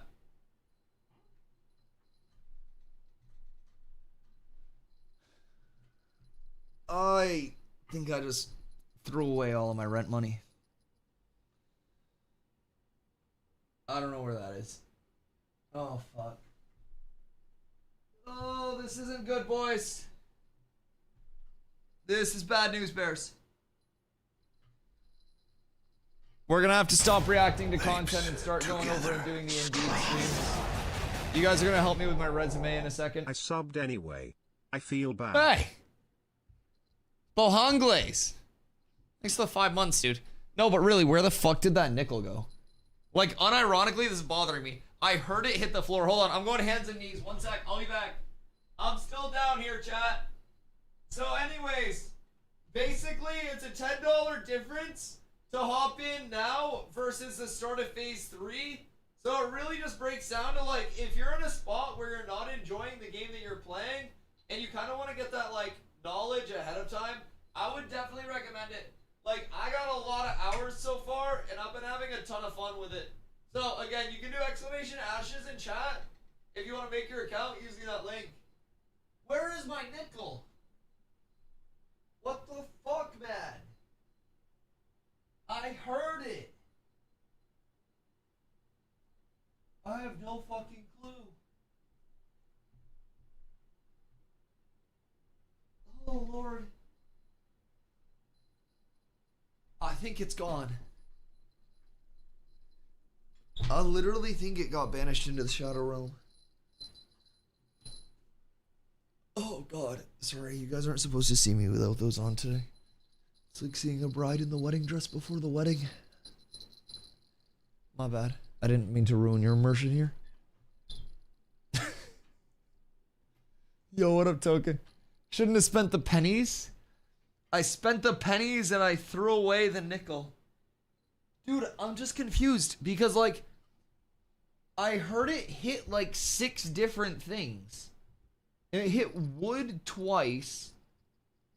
I think I yossed it off my PC case. A scratch?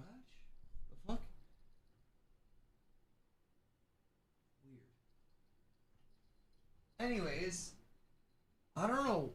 Dude, unironically, I have no clue where that went.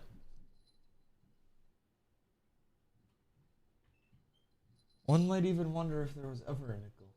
No, I showed it to the camera. You can't gaslight me. Yeah, it was... Did a magic trick and now it's in your PC? Okay, fun fact. This is just like a little throwback. My current PC, my gaming PC was like... Because I run dual PC. So my current gaming PC was one I put together right before Christmas, right before coming over to Ashes. I did a build stream. And when I was trying to screw in my GPU, the back screw where it holds in the part that you actually like plug shit into, like your monitor and stuff, I don't know what it was about it, but getting that in was the hardest thing that I have ever in my life done.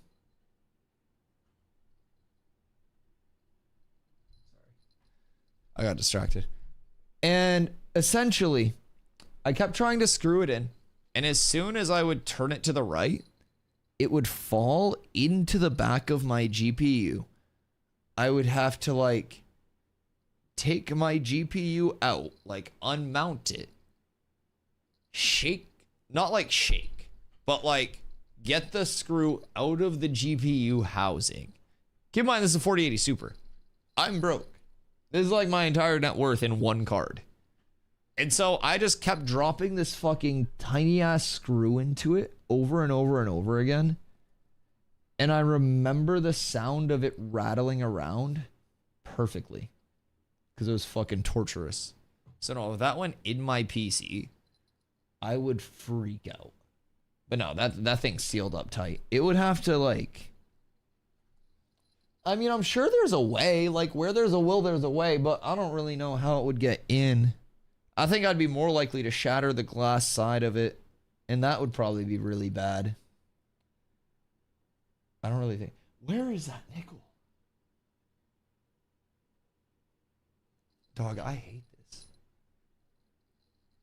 Gotta drop something the same way you dropped it, then follow the thing. Well, no, because then I would have 2 dropped things in the GPU. And the goal is to have no dropped things in the GPU. So I feel like that's kind of where you lost it. Is it's like we're not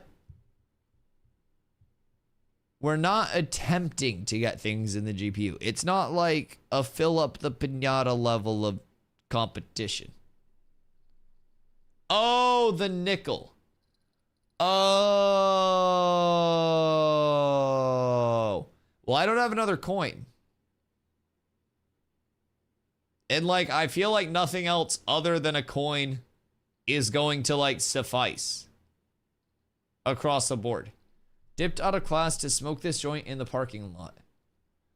If you're smoking a joint, you're gonna absolutely fucking reek of the boof when you go back in. Joints are the stickiest smoke possible. Make sure. Cat with abs is absolutely. Yo, Guyver, thank you for the follow. I appreciate you. Could be tough, coin or nothing. I don't have another coin. I stream on Twitch full time. That was my only fucking nickel. I said that before I flipped it. I'm gonna have to wait for my payout on the 15th. There is flip a coin on Google. Is it free or do I have to pay for the coin? Because I don't have another coin.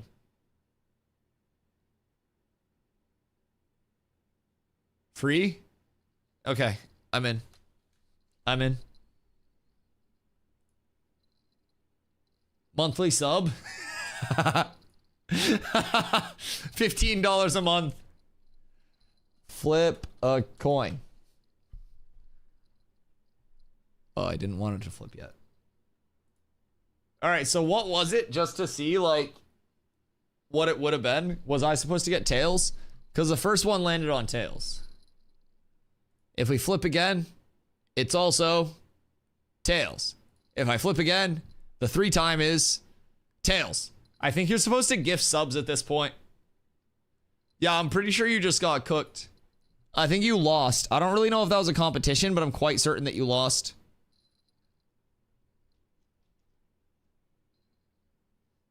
We're talking about Thomas Hobbes' Leviathan, but I already know it and read it. A lot of people talk about my Leviathan sometimes. It's not a book, though. It's what I initially wanted to use. I didn't get the memo. Like, nobody said, Dusty, I want you to flip a coin on Google.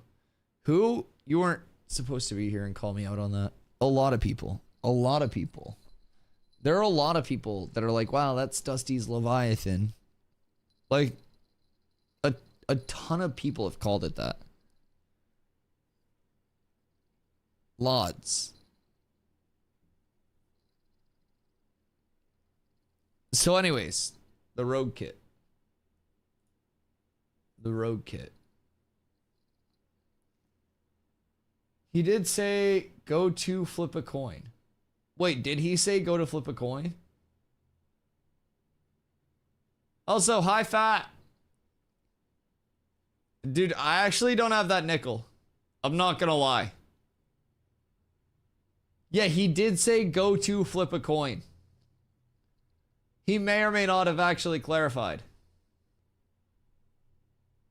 I hope you're doing well, fat. That's on Codex? Yeah, this has been on Codex. This has been on Codex for like a week. Yeah. Just go into the build planner, rogue, and then skill tree. And then you can plan everything out. So you also have, where's the tool belt thing? It's in here, right? Your abilities have an extra charge. Shuriken, Sleep Dart, Poisons, Caltrips, Grappling Hook, and Smoke Bomb. In padded tool belt, you can use them without breaking stealth, but increase your chance of being detected. So a couple of interesting options there. This is going to be your poison. So realistically,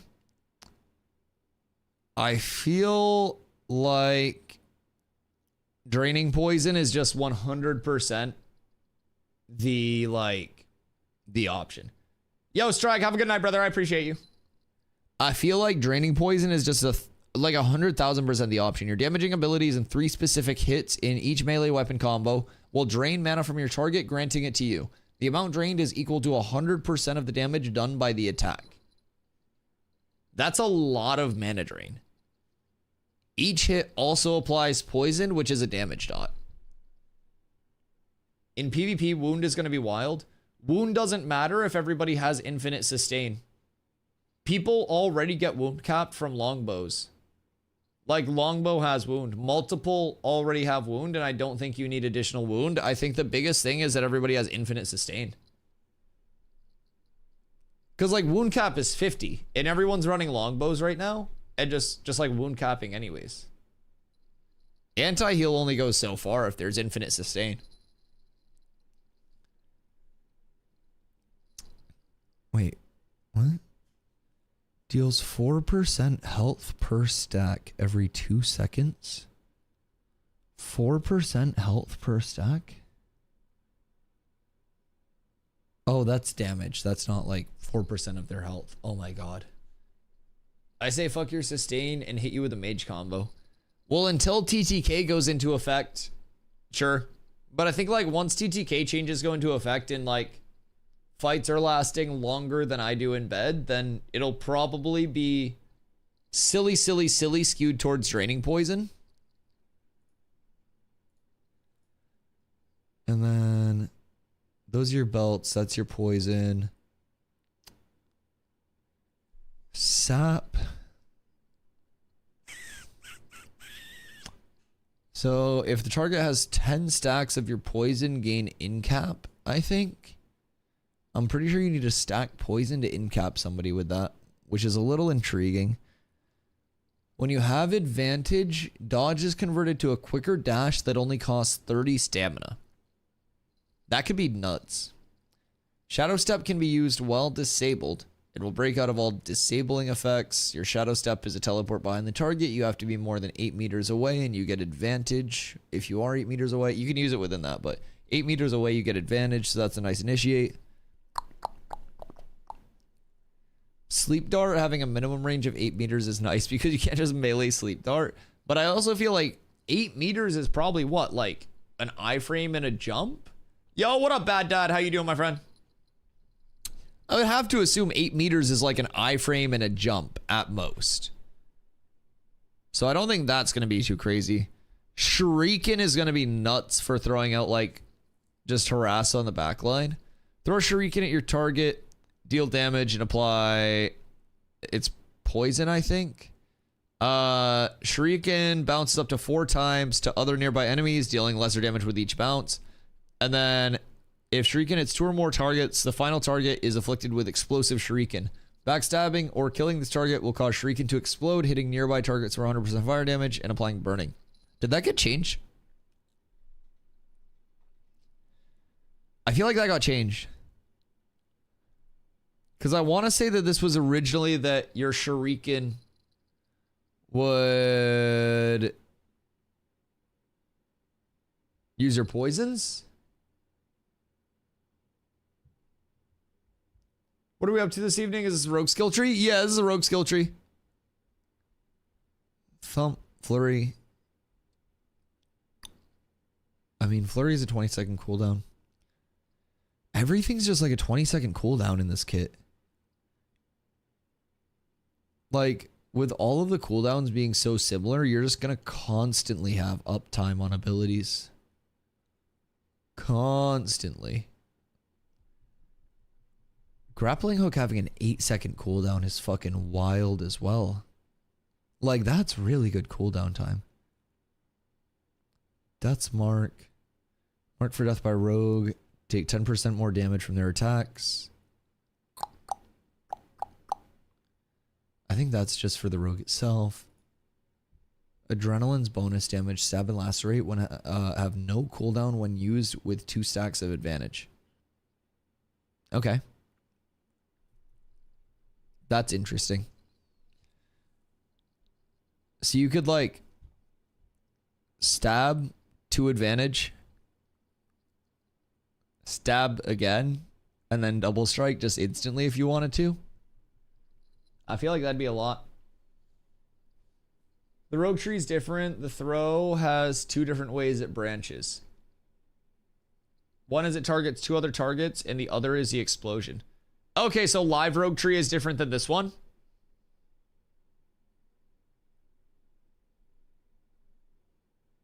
Interesting. Yeah, it's never like an exact one-to-one of what's going to come through from like PTR to live. So that's good to know. Are there any other major differences between the two? They do say it's a Rogue Tree preview, it's final and won't change. They even have a passive that you heal when you stealth. Is that just in one of these? Or is it like through the granted automatically? Herm.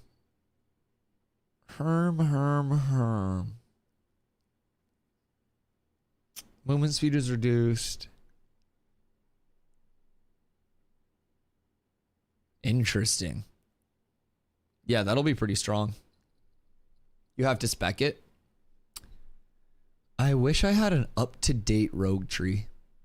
That would be so nice, but it would almost be too nice. It would be too convenient. I'd probably get in trouble for having that, right? I'm pretty sure I would. Okay, so that's good to know. So, passive heal when you stealth. Different branch off. There's an explosion, and then there's also hitting 2 additional targets. I like that. I like that lots.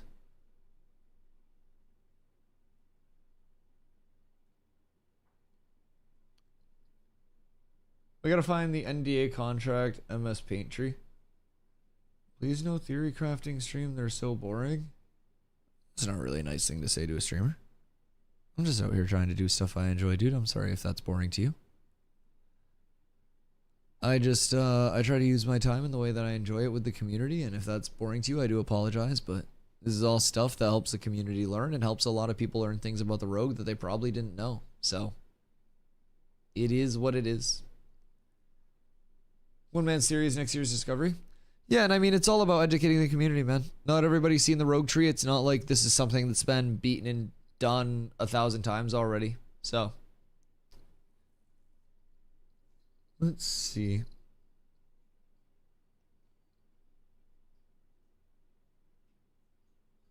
Yeah, I don't know. It's interesting, though. I think the rogue kit's really well-rounded. I think there's going to be a ton of uptime with this. First time seeing it? Yeah. And this isn't even final. So, this is all just information that a lot of people don't have, man. Honestly. So, what would a tree shape up to be right now? This seems strong because you could combo it into your backstab. Kick is a trip that you have to be careful with. I don't really like lacerate that much. I might be tripping for that, but we'll see. Dash behind your target with a fainting strike. And then backstab resets the cooldown of it. Seems relatively strong. Thump is Insano style. Flurry's too good to not get because of Thrash. How many points do I have left? Oh, this is bad. Okay. Shadow Step can be used while CC'd. Yes. Absolute yes, because Shadow Step is a teleport behind your target. So this entire thing is just going to be like getting around the back of targets. Double Strike's insane. Shuriken's nice. It's an in-cap. Oh, not Chilling Poison. Draining Poison. Is this like main hand, off hand, or what's the point of 2 different poisons? I guess you don't need to get both. Interesting. Why would there be 2 different poisons? Is this different? How hard is it to stab someone from behind in a PvP fight? I mean, with the rogue kit, not very, because you have a lot of gaps to get behind stuff, you know?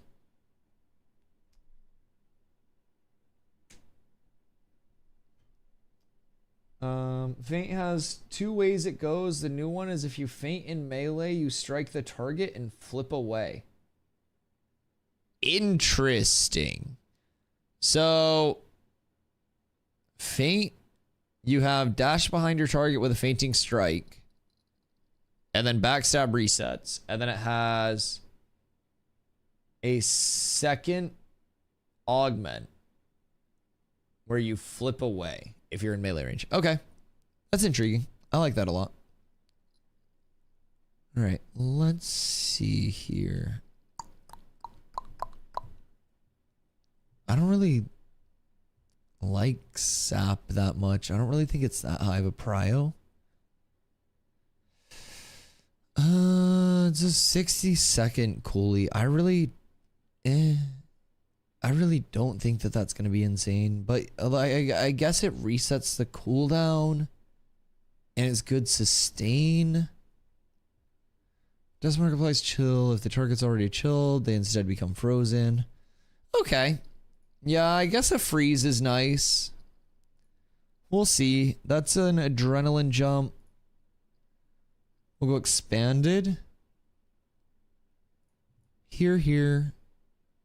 Umbral cloak. 80% magic evasion for 8 seconds is insane, and then also gaining advantage. Pretty sure that's your like vanish. Shadow Cascade dash 20 meters forward.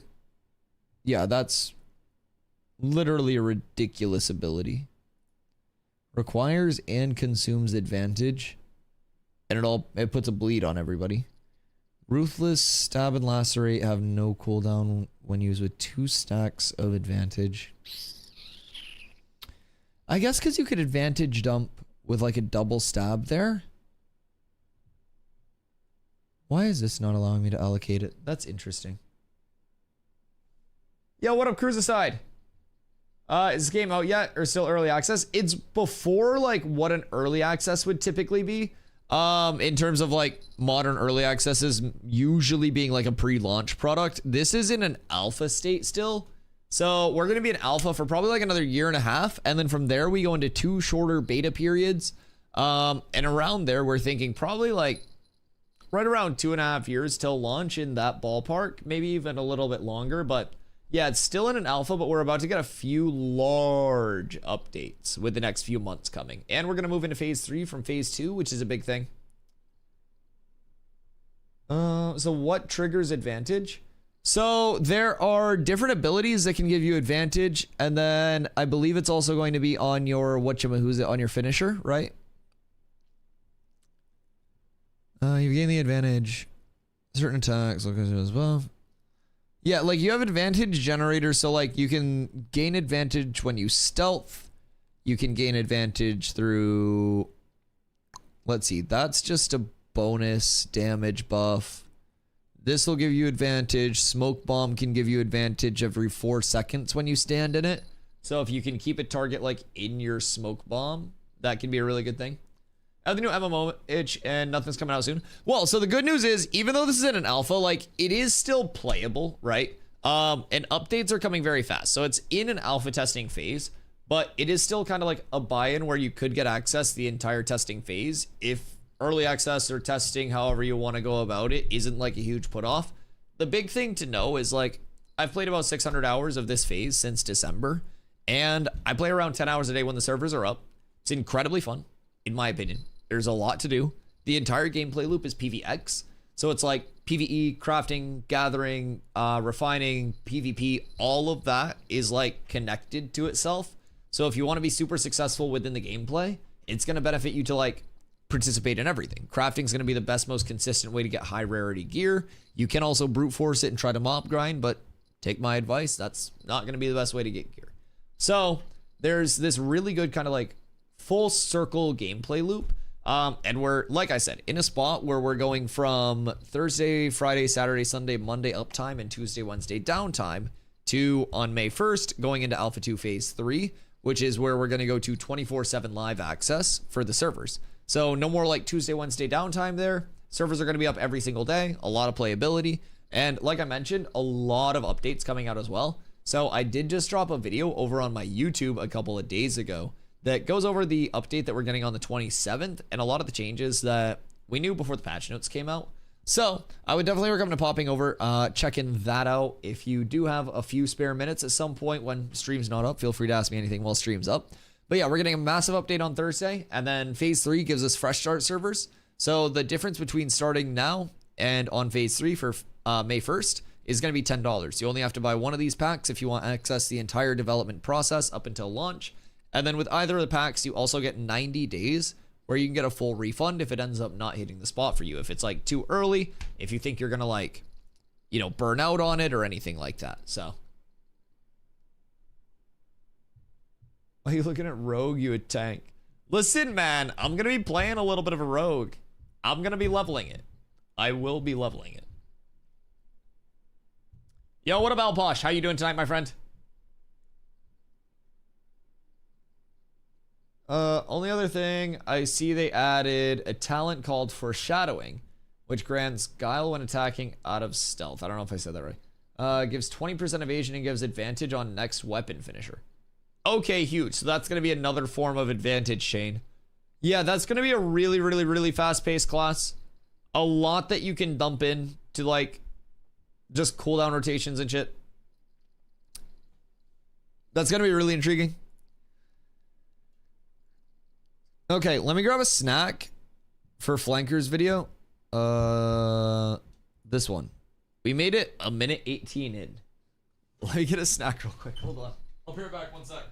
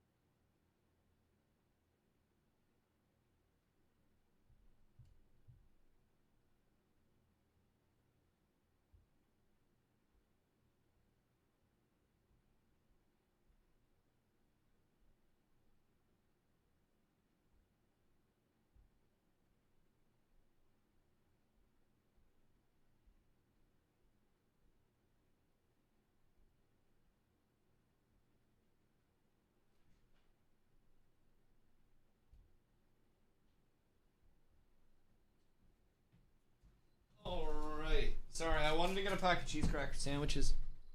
You're a snack. You're so kind. What the fuck? I don't deserve all that hype. Okay, sorry I AFK'd without music. That's my fault. I forgot to turn the music on. But yeah, let me know if you guys have any questions. We'll just be yapping. This is an update video from our friend Flanker. So we've been talking about a few of the upcoming changes on the 27th and beyond that.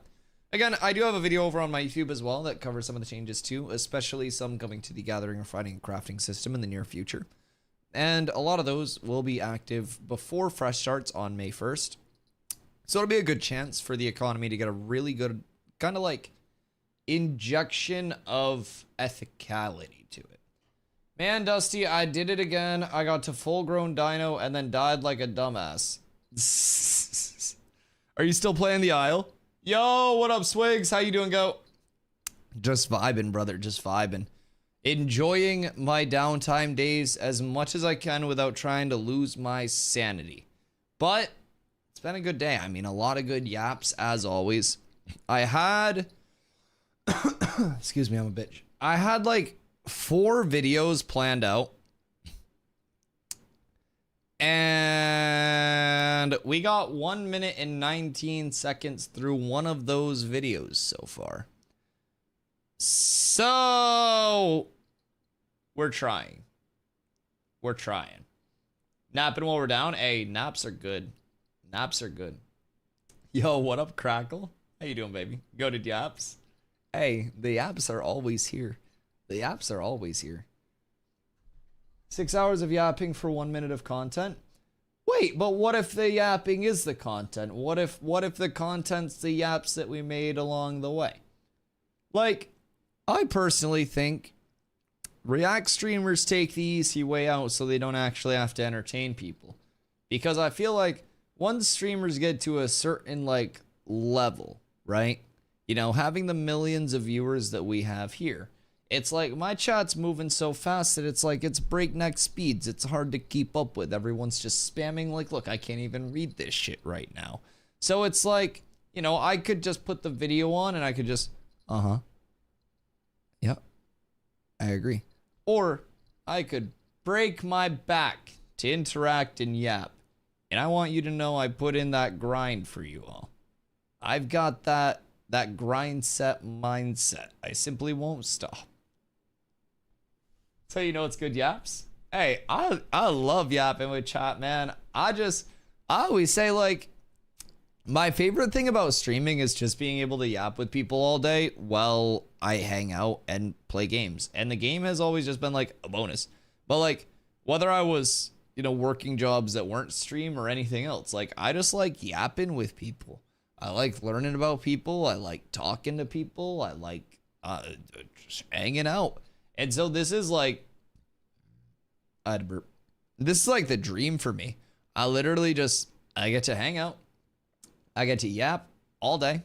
A bunch of people come in. They say hi. I get to help answer people's questions about stuff that I do all day and am passionate about. And it's pretty fucking sick. I won't lie. I'm very appreciative for what I do. I just got home from Asian buffet, maybe a nap in my future as well. Oh, dude. What'd you get? Buffets scare me, though. Like, buffets really scare me. I've had everything. Like, I've had good buffets, and dude, I have heard horror stories about buffets. Like, the worst I've had is like bubble guts and like maybe some borderline food poisoning. But I've heard terrible things about buffets. And I feel like I'm lucky to have a good one here. What would you say are the specialties of your buffet? If you're ever in Vegas. Wait, hold on. I'm going to Vegas. Unironically. So I have flown once my entire life, and it was September of last year to TwitchCon. So before that, I'd never flown. So this year, Carla for Christmas got us tickets to the Kendrick concert at Allegiant in May. So stuff I just can't afford. She saved up and worked very hard for those, and I love her and appreciate her for those. So past that, she also had a birthday trip for herself with her friends that was planned for a while, and they happen to have an extra spot that was available. And so she's like, "Yo, do you want to come to Iceland with us for your birthday present?" And I was like, honestly, you guys are probably gonna give me shit for this, but if she's in chat, she can vouch. She had to convince me so hard to go to Iceland because I have this irrational fear that, like, I'll still be streaming every day while I'm in Iceland. Like, we're getting an IRL backpack together and we're doing Ashes Yaps during like hikes and stuff like that. So we'll be doing this, but we'll just be talking about Ashes and hiking through fjords and shit in Iceland. But I have this irrational fear that if I'm not sitting here like at my desk, that my entire stream's gonna die and I'm just not going to be able to stream full time anymore. So she legitimately had to convince me for like weeks, probably a couple of months. He still didn't want to go because stream streak. Yeah, I had Carla like reassure me 100% that if we put together an IRL backpack that we would be able to stream every single day, because I just have this irrational fear of like traveling and not streaming. So like when I went to TwitchCon last year, I streamed off my phone every single day. One day I was out to dinner and my phone was gonna die soon. And so I ran outside to the street and I threw up a stream on my phone with like 10% battery, and it died 20 minutes into stream, and I Thanos snapped people's 300 plus day watch streaks. Yaps. But my streak lived. My streak lived. And that's the one that matters because it's in the title. But yeah, I fucking turned into Thanos one day at TwitchCon. Watch streaks of us don't matter? Yeah, they do. I like the little competition. Like, I'm not out here like, oh, you have the longest active watch streak, you're the most important chatter. But like, I do love how there are these little competitions and stuff, and everyone tries to like keep their streak going. I think it is cool, like, incentivization, but that's also what like watch time and follow age and stuff like that are for too, right? So yeah, watch streaks can get broken from a lot of things. Like Drew's 200 plus day watch streak got broken at a fantasy football draft because he came in on mobile and thought that it gave him credit, and for whatever reason it didn't give him credit. So yeah, he got cooked by that. But watch streaks break, dude. It is what it is. Wubbs had a long one and he lost that just randomly. So yeah, I don't know, man. Double goon is what we call a keeper. Indeedly. Indeedly. Yeah, she's gonna... she keeps telling me I don't eat enough during stream, which is why I grab Ritz crackers. So yeah, she keeps saying she's gonna force me to eat during stream more. So we're up tremendous. But I might turn into Dusticado Avocado after all. That's been a fear of mine if I start eating on stream, is that I'll just like it too much and you guys will be like, Dusty, eat more. And I will. I will. If you break the... Oh, you were saying like watch streaks? Or me? Were you saying my streak, Tarvo? If I break my stream streak someday? Oh, no. No, my streak's not breaking. Because my theory on this is, while at this very moment, there are people on Twitch who have longer stream streaks than I do, there's a good chance at some point they will die. And with that being said, there's also a decent chance that they may die before me. So, if everybody who has a longer streak than I do simply, you know, eventually ages out of streaming, or, I don't know, just gets Thanos snapped, then I would then be able to say I have the longest streak on Twitch. And if I stop right now, I need a whole hell of a lot more people to get Thanos snapped to have that claim. So it's like, it's a line that people just keep getting into and not many people are getting out of, right? So I gotta keep mine going. Good luck beating Emily. Well, see, this is the thing. One simple day of power outages. I'm just gonna gift a bunch of subs to the pirate software community and be like, guys, I loved your work with WoW Hardcore. I just need a quick favor. 24 hours and we're good. Just actually 25. Play it safe. Play it safe. Play it safe. Just a huge fan. Huge fan. Just applause. Shame about the rollbacks, but great content. 3 years, 1, 2, 3, 4 days live. Wait, is today 1, 2, 3, 4 days live? Because that would be a cool coincidence. Oh, that would be so satisfying. 1, 2, 3, 4 days live 24/7. What a clean statistic. That's the title of her stream today? That's cool. 1, 2, 3, 4 is so satisfying. Yeah, she's like always... But like, what happens when she has to poop? Because like... I know girls don't poop, but like eventually over the course of 3 years, like I see so many bad scenarios, because it's like,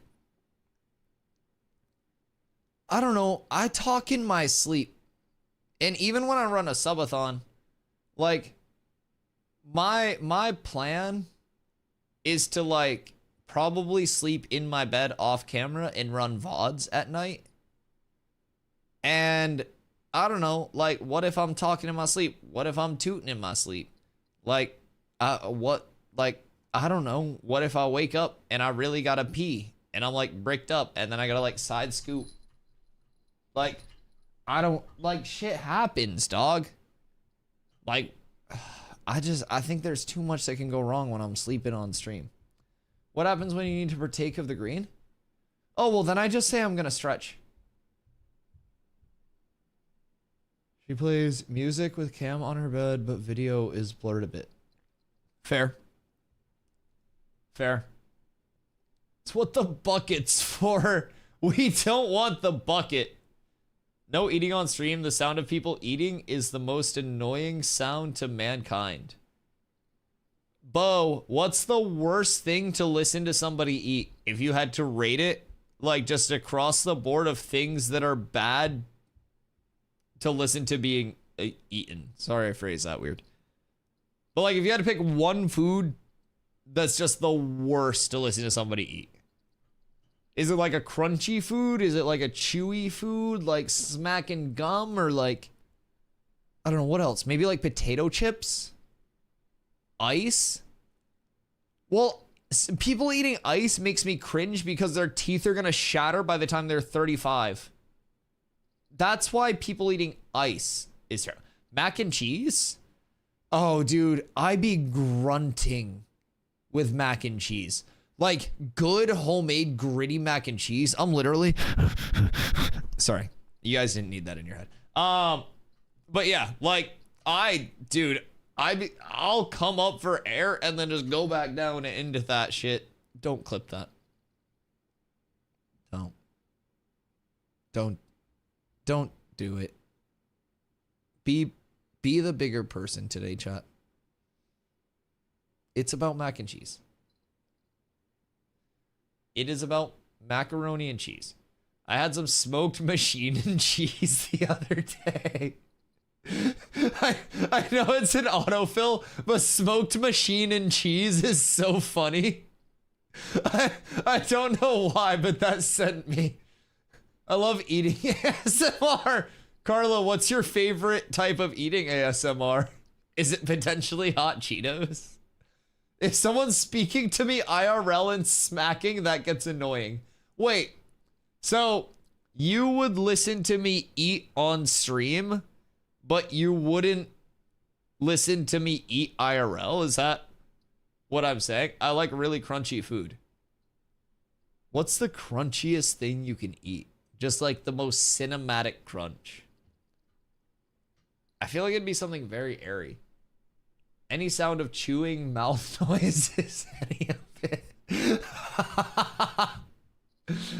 Are you a slow-paced eater because of that, Bo?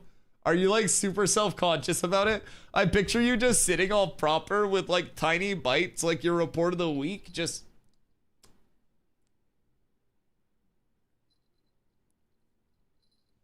I bet you eat so proper. Peanut butter gum smacking. Oh, dude, peanut butter fucks me up. Oh, God. Because, like, if it's late at night, and, like, sometimes I wake up in the middle of the night, and I'll want a snack, right?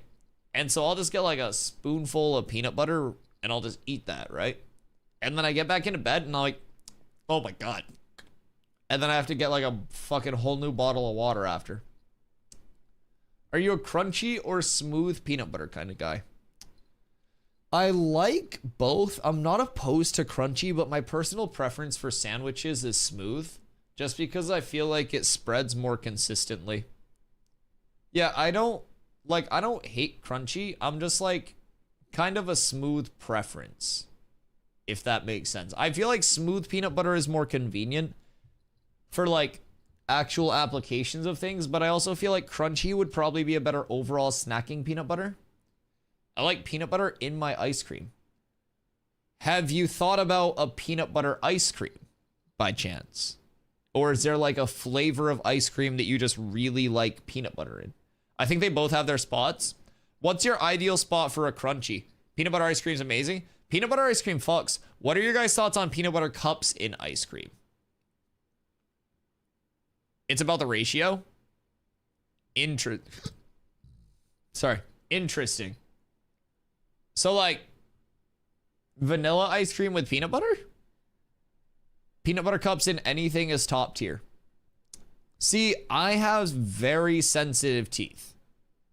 So despite using like sensitive toothpaste, I can't like bite ice cream or anything like that. So if there are a bunch of peanut butter cups in the ice cream that I'm trying to eat, then it causes me like a large amount of inconvenience because they get super cold. I gotta bite them and I'm like, and then it hurts my teeth. So I don't know. I don't know how I feel about peanut butter cups. I really like right now in my freezer, actually, I have, what is it? It's a mint chocolate Moose Tracks. So it has like Moose Tracks, fudge chunks. It's basically like chocolate. And those get cold and like crunchy. But it also has this like fudge swirl. And the fudge swirl is like this soft, like gooier fudge. And I fuck with that part. That part's delicious. We're not all cut out for this world. Yeah, I mean, that's my biggest flaw. Like, also, hi Slacker. Chips are freeze-dried candy. Freeze-dried candy's so fucking good. Dude, freeze-dried candy's so good. Why do people sell it for $1 zillion though? Hold on, can we take a quick detour? Because Slacker brought up freeze-dried candy, and I feel like freeze-dried candy is more of a scam than NFTs are. Because by the time you buy like 3 bags of freeze-dried candy, you could literally just buy a freeze dryer yourself and the candy yourself. Maybe 3 is an exaggeration, but the machine is several thousand doll hairs. Any freeze dryer? Because I feel like there are definitely cheaper freeze dryers. Hold on. Freeze dryer. I or Y?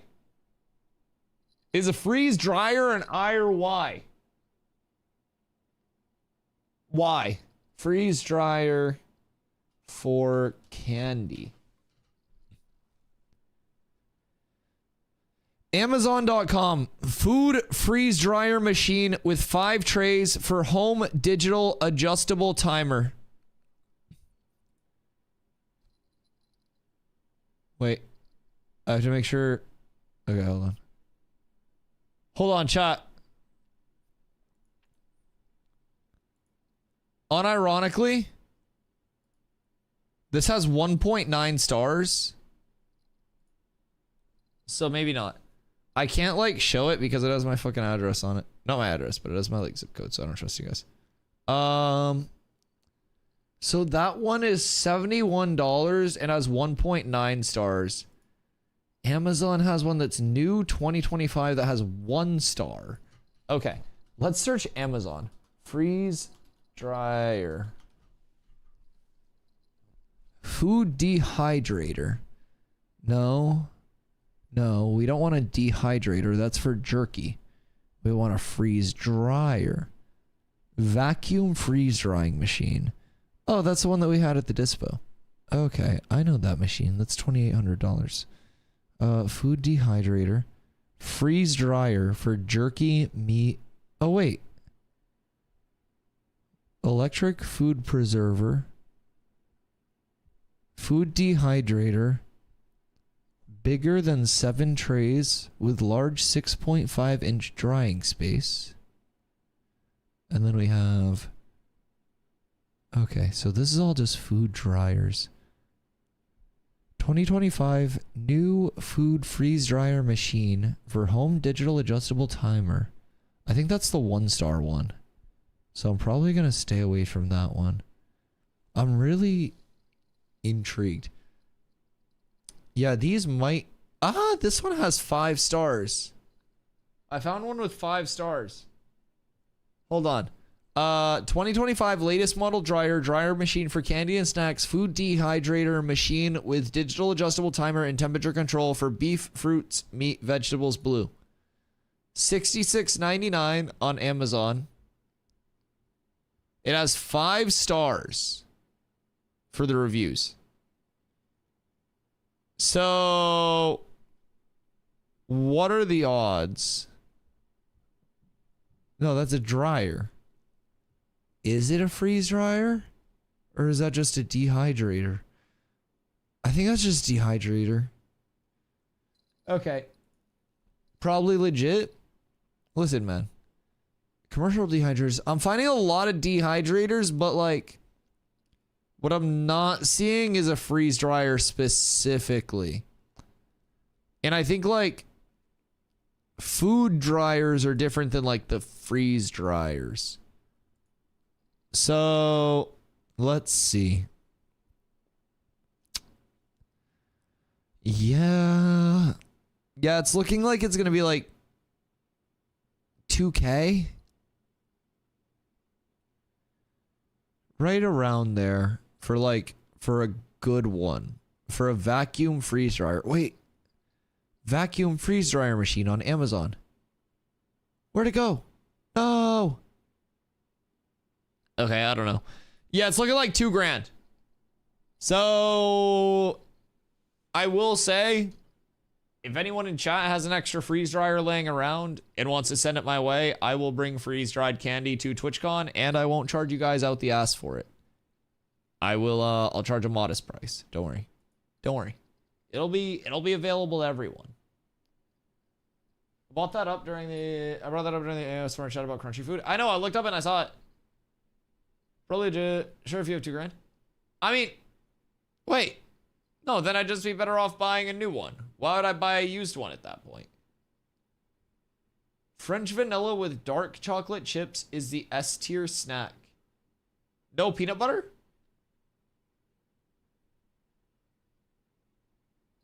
Don't know why'd you ask. Oh, well, streamer loot. I was hoping that one of the devs would put one in the game for me. You want it used 4K? Are you signing it? What the fuck is this? I sign something and the value goes down. Of course, the peanut butter. Okay, so what are the thoughts? Okay, because now I'm on ice cream. I kind of want to get ice cream. I won't lie. But like, what are the thoughts overall on hard serve versus soft serve ice cream? Yo, what up, rocks? What are the specs for ashes? Oh, fuck. I don't have them memorized. They're on the wiki, though, if someone wants to grab them.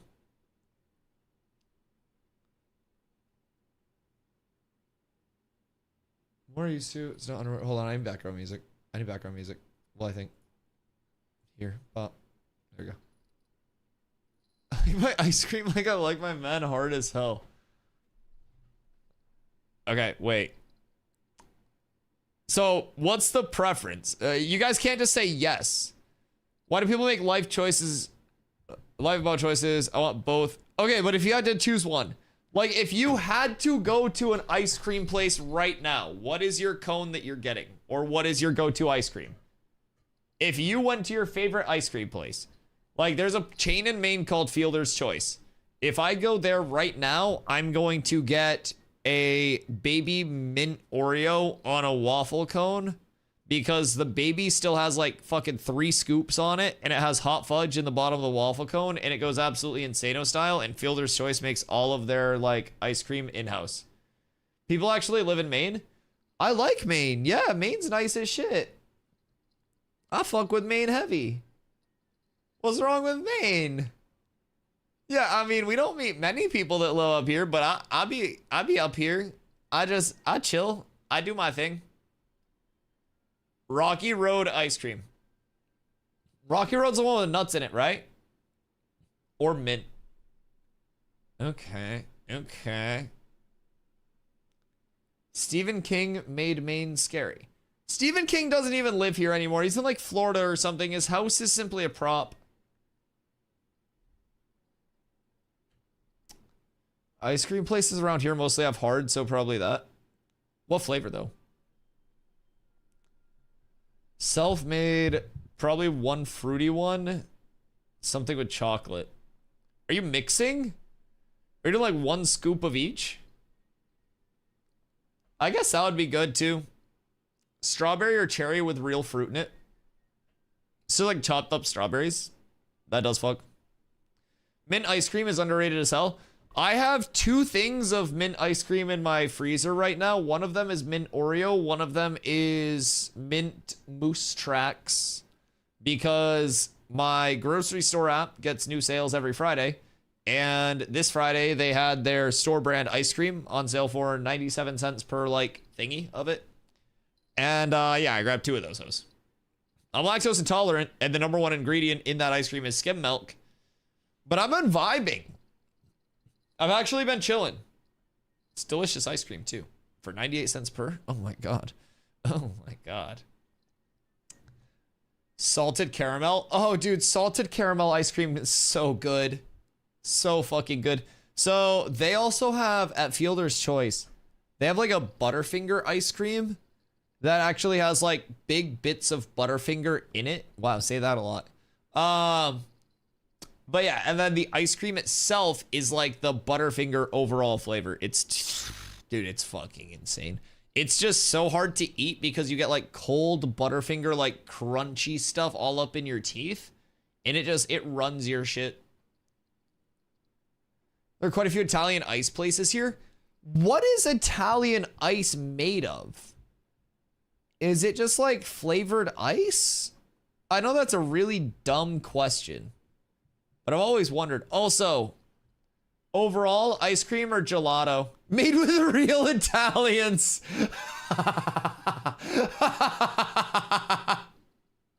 50% Italian, 50% ice. Fuck. It's quite a bloody process. Free range organic Italian ice. Hunt your own today. Mamma mia. Okay, sorry. Fuck. Made with real Italians is fucking crazy. Oh god. You know what I haven't had in ages? Strawberry shortcake. Oh, strawberry shortcake's so good. So I feel like strawberry shortcake has two types of consumers though. You're like an angel food cake, like a sponge cake strawberry shortcake, or you're like a biscuit strawberry shortcake. What's the preferred base there, Bad Dad? Ice cream shops up in Mass, New Hampshire, and Maine slap. A lot of good mom and pop shops. Oh, dude, if you're ever in Maine, I recommend going to a Fielder's Choice. 100%. 2 tin for 2. Butterfinger's tasty, but can't deal with the stuff in my teeth. Dude, the ice cream is so good, and then you get to like the massive chunks of actual Butterfinger, and it's so rough. Like, it's still good because you get like 2 Butterfinger bars, but like, is a lot. Hand gestures. Hand gestures is fucked. I used to work at a liquid nitrogen ice cream store, and it was very good. I made a red velvet cheesecake ice cream. Wait. That sounds so fucking good. Wait, so liquid nitrogen ice cream, is that like Dippin' Dots? Or what is that? It's milk, usually a local one, and good fruit. Interesting. Frozen Italian milk. If I pour milk over it, I go biscuit style. Yo, what up, crows? Call. How are you, buddy? I might get the feeling that Italians won't like you very much. Me? Wait, why? I'm not actually hunting the Italians. I enjoy their work. I like pasta. I like Italian ice. I'm pretty sure gelato is y'all's too, so I fuck with gelato heavy. I really like gelato. Chat, ice cream or gelato? If no milk on top, then the angel cake. Is there any like alternative that I missed with strawberry shortcake? It's literally just biscuits or angel food cake, right? Like those are the two options. I might be missing something, but you spend every summer in Mass in New Hampshire as I have family from there. Wait, Slacker, come through this summer. Come say what up. Oh wait, you're going to freaking Guam. How long until you move? Making themselves and sell it in their stores. I've seen shorts and like Instagram reels and stuff about like tourist trap gelato places in Italy. Not that I'm probably like ever gonna be able to afford to travel over there, but like I've heard that if you walk into a place in Italy and it's these super bright colors, it's obviously artificial. And you want to avoid those because real gelato is going to be like muted flavor or muted colors and shit like that. So I don't know. I don't know why I get so many random reels, but just made fresh with liquid nitrogen, so the texture is different. Interesting. Americans can't be offensive. We know they don't eat very well. Yeah, at least I'm self-aware. I just try to learn. I recognize that I'm stupid. It's alive? You did it? Carla built a PC, boys. Gifted subs to celebrate Carla building a PC. Woo! Yeah, Carla. Everybody make it rain. All right. Well, W Carla also works. Are you getting stuff installed on it now, Carla? How's your cable management? Cash at me instead. Shut up. It's my house. Next, you'll say something like you break spaghetti before cooking it? No, why would I break it? I just put the spaghetti in a bowl and then I microwave it for 4 minutes and then it's done. Like a bowl of water.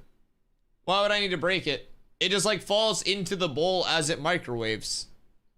Who breaks spaghetti, Tarvo?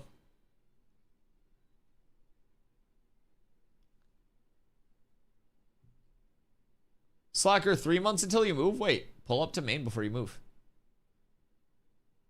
I hope one big guild doesn't own 3 nodes on a server. I mean, Saker, even if they do, it's important to remember that, like, you won't be able to control 3 metropolises and defend them. And there are going to be over 80 nodes, right? So even if a guild, like, spreads out or a large community spreads out to a couple different nodes, it's still going to, like, it's going to be such a small percentage of the map. That's the important thing to remember, man. Over 80 nodes on the total server when the game is launched. Cable management's good-ish. Is it all put together, Carla? 80 nodes, never mind then. Yeah. I think it's going to be like 82 nodes or something like that. It's over 80 nodes on the full map that are going to be like intended to be implemented. So yeah, it's like Ashes is a game where like it's going to be built around those regional areas, right? So you may very well actually have an area where even as a smaller guild, say, you know, say Cats is like 100 people, right? We may be able to get an area for ourselves where we control one node and then have like a second node for the second guild that's a vassal node of the main node that we try to control, and we play through our nodes primarily as a community. Or we could be like, okay, well, these guys are super developed and want to be an alliance. Let's both vassal for them so we can help to try to get like a metropolis going, right? Or we could just not own nodes at all. I forgot to install your RAM. Wait, you forgot to install your RAM? Bruh. You're doing great. Make sure it clicks in all the way. And also make sure it's facing the right way. Ready for the servers to come back up? Oh, me too. Spaghetti in the microwave, that's very bad. No, you've got to try it. For 4 minutes, you put water in the bowl.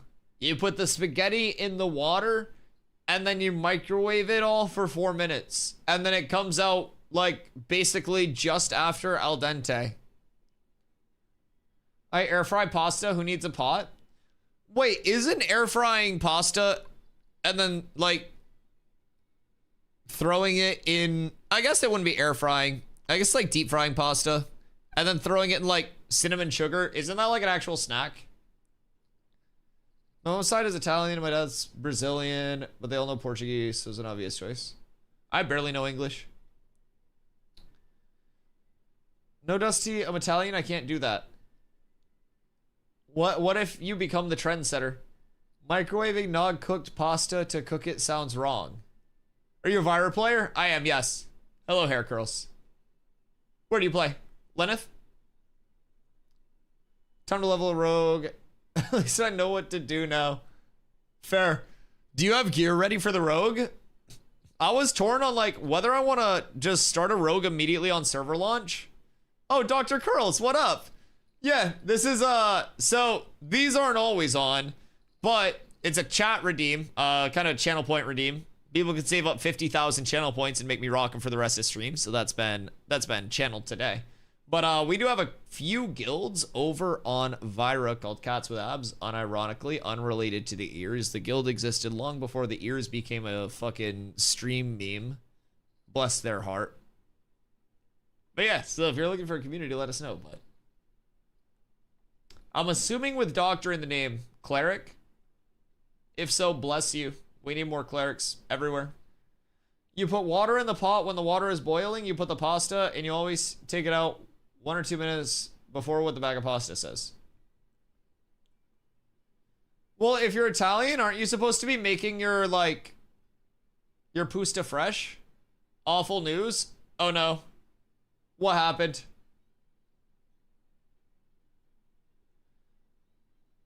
I can't download my RAM because I have no space. What do you mean you have no space? Because of your cooler?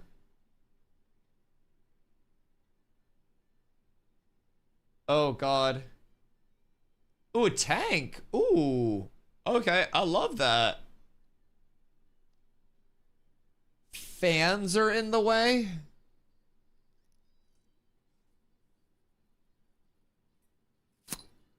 Okay. Yep. So I ran into that as well, even though like mine's a triple mount on top, so I wouldn't have done that anyways, but that's why mine is a front mount radiator. So Leon, probably what I'm thinking, because I have the same Mobo, right? And so what I had to do with mine, like I have a front mount radiator, a triple fan front mount. And because of how like cramped my case was, I have 2 fans on top that are my exhaust fans.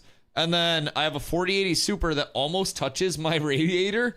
But what I had to do was switch the fans to the other side of my radiator. And even on the front side with the front mount, the fans are basically sandwiched on like the fan little cutouts on the front of the case with the radiator itself on intake blowing on the radiator. So like she has a different case than me. But I can see like with the Mobo itself and the positioning of it, if it's all the way up in the case, if she has a top radiator mount with fans stacked, yeah. You don't mount on top? Me? I mounted on front.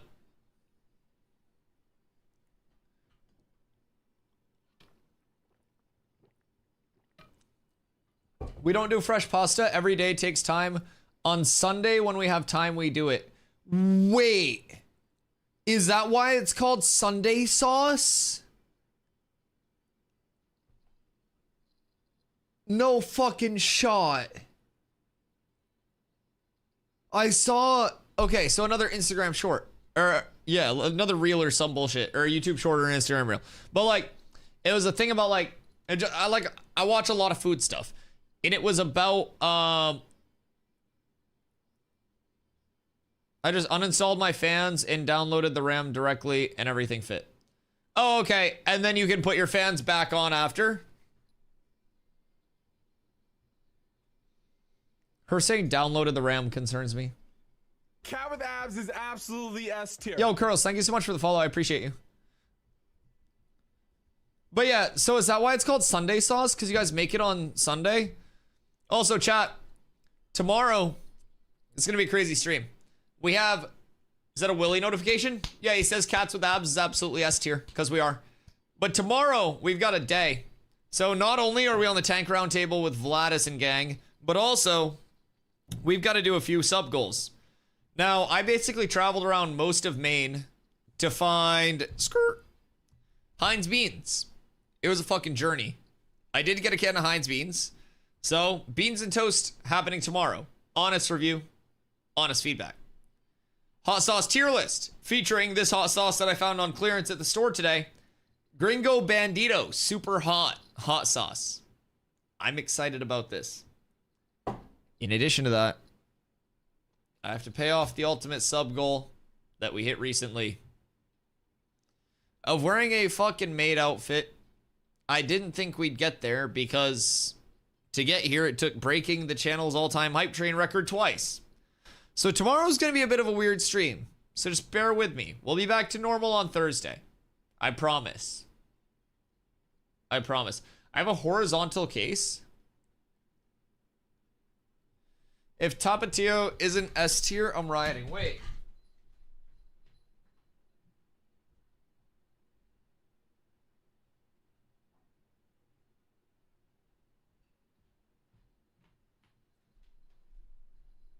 I also got Tapatio. I don't know if I'm saying it right, but I got it. Yup. Yup.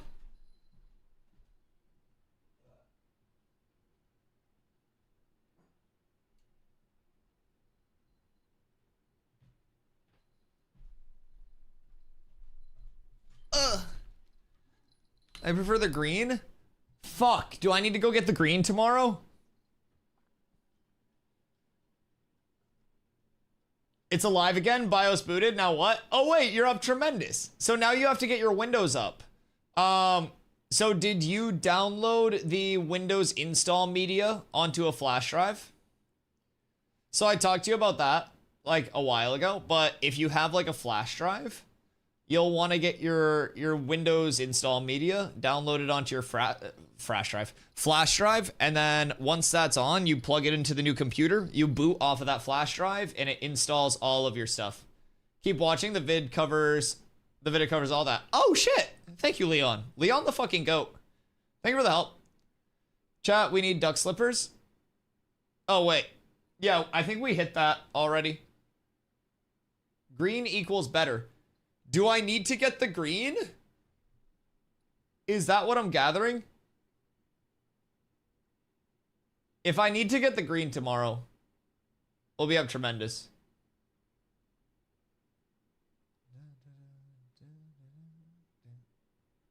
Never had green, can't confirm. I think it's much better. Less vinegar. Okay. Interesting. I also got... So I couldn't find... People had recommended like a pepper mash, basically. And I couldn't find that would ship in a reasonable time. So I did end up finding... Fuck me, hold on.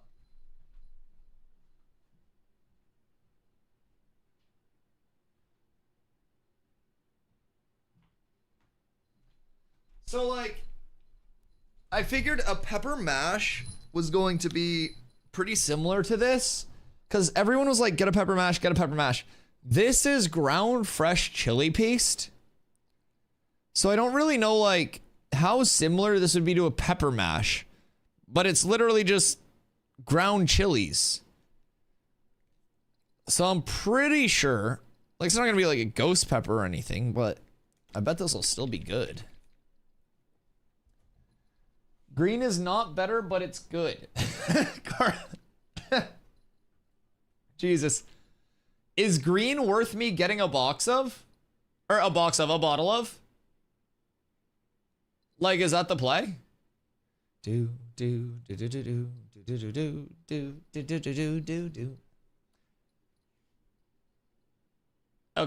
I'll go out and do that, because I'm also going to need to...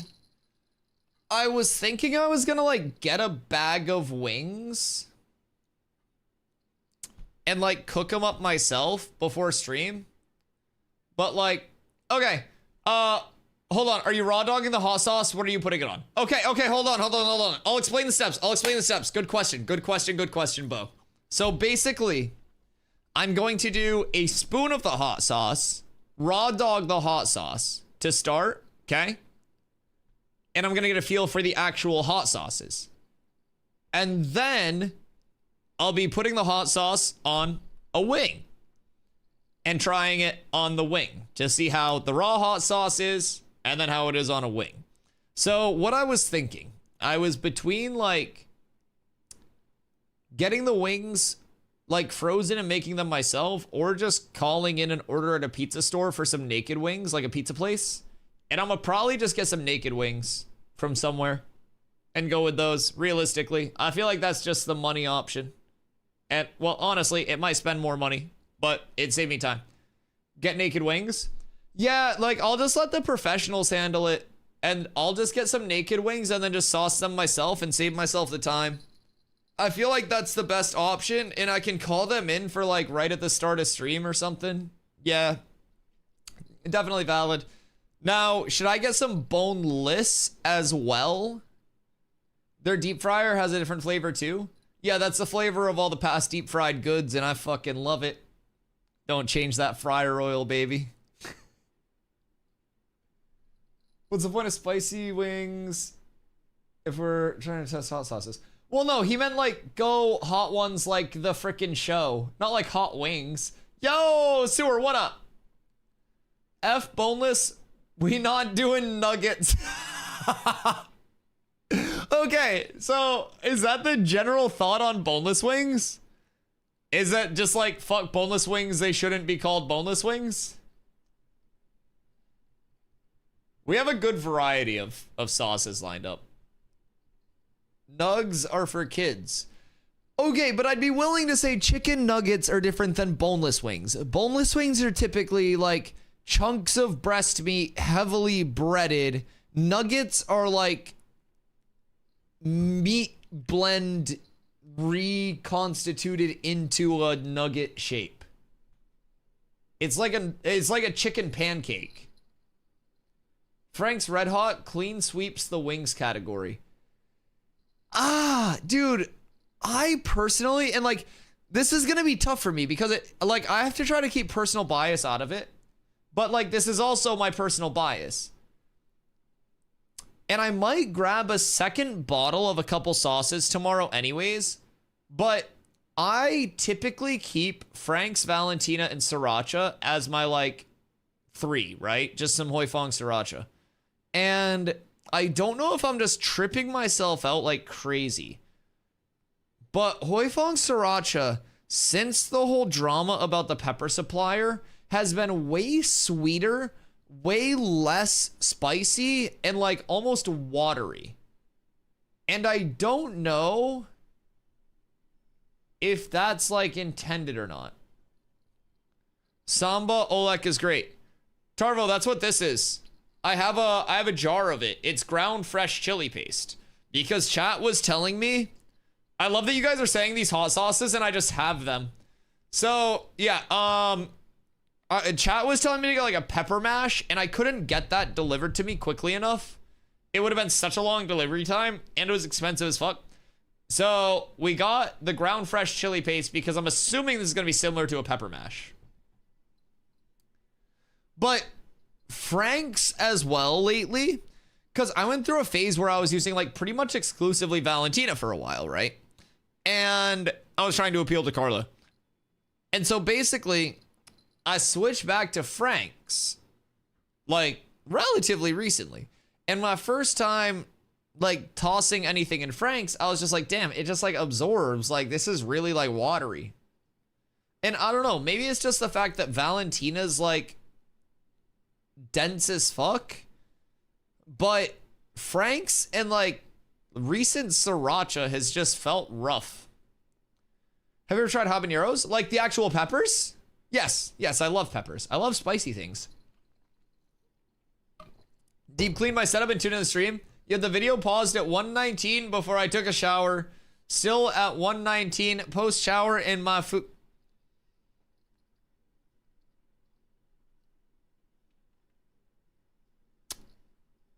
It's not about the video, it's about the friends we made along the way. I hope you enjoy your dinner, man. Hope you enjoy your dinner. Hope you're having something good.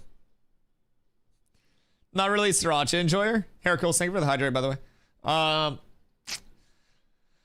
usually really fuck with Sriracha. I won't even lie. Like, the way that I usually have Frank's is like mixing Sriracha and Frank's to make it a little thicker. But it's like, I don't know if it's just this bottle or what, but it's really watery. I like Cholula. Okay, so this is the last call. If you guys are in my Discord, there's a hot sauce tier list sub goal thing channel. Last chance to throw hot sauces in there. I will go to the store tomorrow. I will do one more round of picking up a few hot sauces that look appealing. This is your chance. This is your opportunity. One shot. Sees everything you ever wanted. The green Tapatios is habanero and chilies, I think. That sounds so good. Wait, that sounds so good. Okay, yeah, hot sauce tier list tomorrow is gonna fuck. I ate a Carolina Reaper raw dogged a few weeks ago. I literally felt it burn my organs going down. Dude, the worst for me is when I have too much spicy food too late at night and I'm laying in bed and my entire chest is just mildly spicy no matter what I do. It's the fucking worst. I have a plant of habaneros. My mom grows different peppers in her garden when it's like garden season. We're just coming out of winter, so not quite garden yet, but I always love getting veggies from my mom's garden. It's like, dude, it's like one of the fucking highlights of my summer. I go up, I see my parents, I hang out for a bit. My dad's usually working on some shit. So I say what's up to him, and he's tinkering away, and had one of those. Yeah, what up, BD? How you doing, brother? I hope you're well. Bro, I love my buffalo chicken, dude. And I sometimes, when I get off stream, I usually eat. And sometimes, if I want an easy meal, I'll just like throw chicken in the air fryer, and then I'll toss it in some Buffy sauce, and then we're balling. All 2 weeks of summer, you get a main. Hey. We got first summer earlier this week. It was in the 50s. It was 55 degrees earlier this week. And I was jump roping outside in a t-shirt. Yesterday, we got about 4 or 5 inches of snow. First summer's done. We're going into second summer probably next week. So we're up tremendous. Bro, listen, I have sriracha, but I've been saying like my sriracha that I have right now is runny. I haven't purchased any hot sauces in ages. One of my homies makes smoked hot sauce every winter, and I usually have that. Yo, bad dad. Wait a second. Can you ship hot sauces?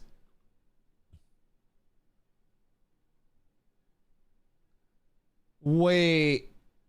Oh my God. I had to call my mom while I was on the toilet. My first year of college, I did the Blazing Challenge at B-Dubs. And for the next, like, it was like a good 4 or 5 days.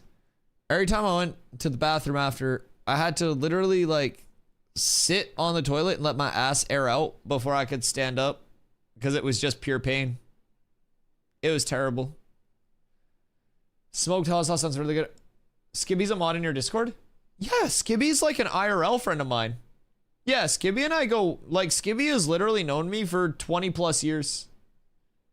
Yeah, Skibby's known me since I was like a wee lad. Yeah, Skibby and I go way back, dude. Skibby and I have hung out IRL multiple times. He was at my older brother's wedding. Cause Skibby and my older brother met way back in the OG WoW days. And so I was always like hanging around with that group because I was my older brother's younger brother. And so Skibby was always super nice to me. And so as I grew up, Skibby and I actually ended up gaming together more than AMC and Skibby did. So yeah, Skibby's always been one of the big homies. Unfortunately here in general, in Europe, supermarkets, there are not many hot sauces. Interesting. Can you box with screws in your wrist? You'd be a crazy boxer jump roping for fun. I promise you, simply because I like jump roping for like a mix of exercise and leisure, I would not be a good boxer. I'm a bitch. Like, no matter how long I have a 6'8" wingspan. I'm 6'5", like 190. I'm probably gonna get my ass kicked by most people. Like, I'm not here to flex for Twitch. I'm not here to front. I probably lose most fights. I play video games 10 hours a day. The fact that I like jump roping does not mean that I would be a good boxer. Could I box with screws in my wrist? Like, probably. I feel like on that regard, boxing would probably be safer than like a bare knuckle fight, because boxing would give you like the stability. So I'll train you. I'm Olympic coach certified. Are you nice at boxing?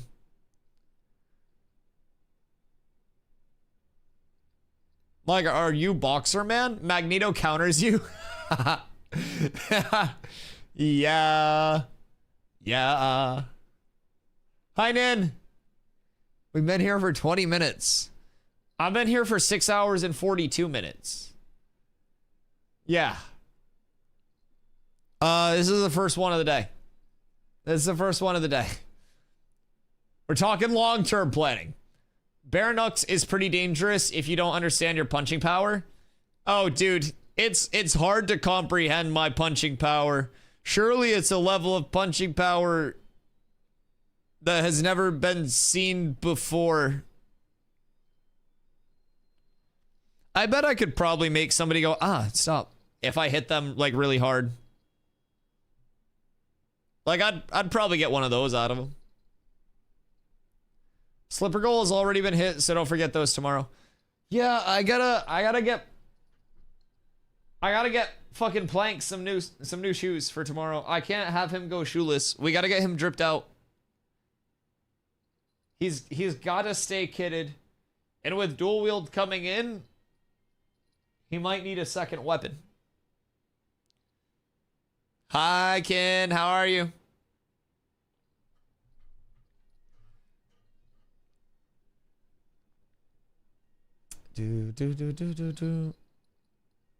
Min-maxed speed, he says.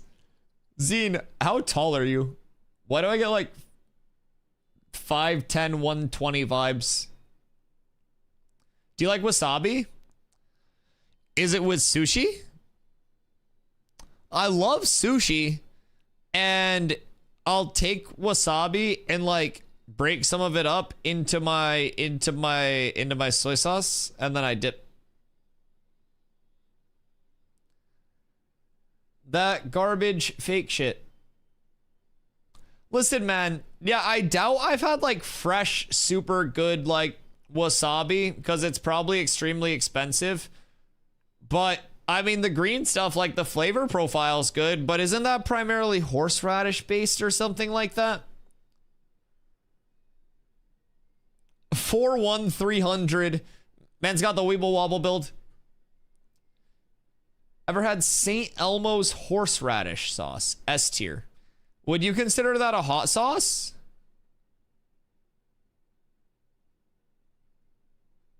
Because if you would consider that a hot sauce, maybe I could pick it up. I don't know. I saw a lot of sauces. I have long legs and started really slow, so I focused increasing leg strength and speed to compensate for my natural slowness. Yeah, I just like jump roping. I punched and broke a glass window last week. Well, don't do that, BD. That's not good, dude. Autumn, thank you for the hydrate. We're pumping through some React content. We're doing a lot of reaction to a lot of content, a lot of reacting, a lot of content, a lot of content, a lot of reacting. So, it's a good day. We're also talking about the hot sauce tier list coming up tomorrow. Beans and toast coming up tomorrow. I finally have to give in and embrace my inner Brit. We also hit some extended sub goals. So, I may or may not have to wear a maid outfit tomorrow. The entire stream. I bit off something larger than I could chew, and I underestimated how good chat's average credit score was. And it wasn't even a spot of like just one person juicing where I could ban them and like not hit the goal for the month. It was legitimately like, I shit you not, probably close to 50 people have gifted subs this month. It's insane how many people are choosing to support stream. And I'm incredibly thankful for that. And because of that, we hit sub goals that I did not even intend to hit and put them up as kind of like a meme.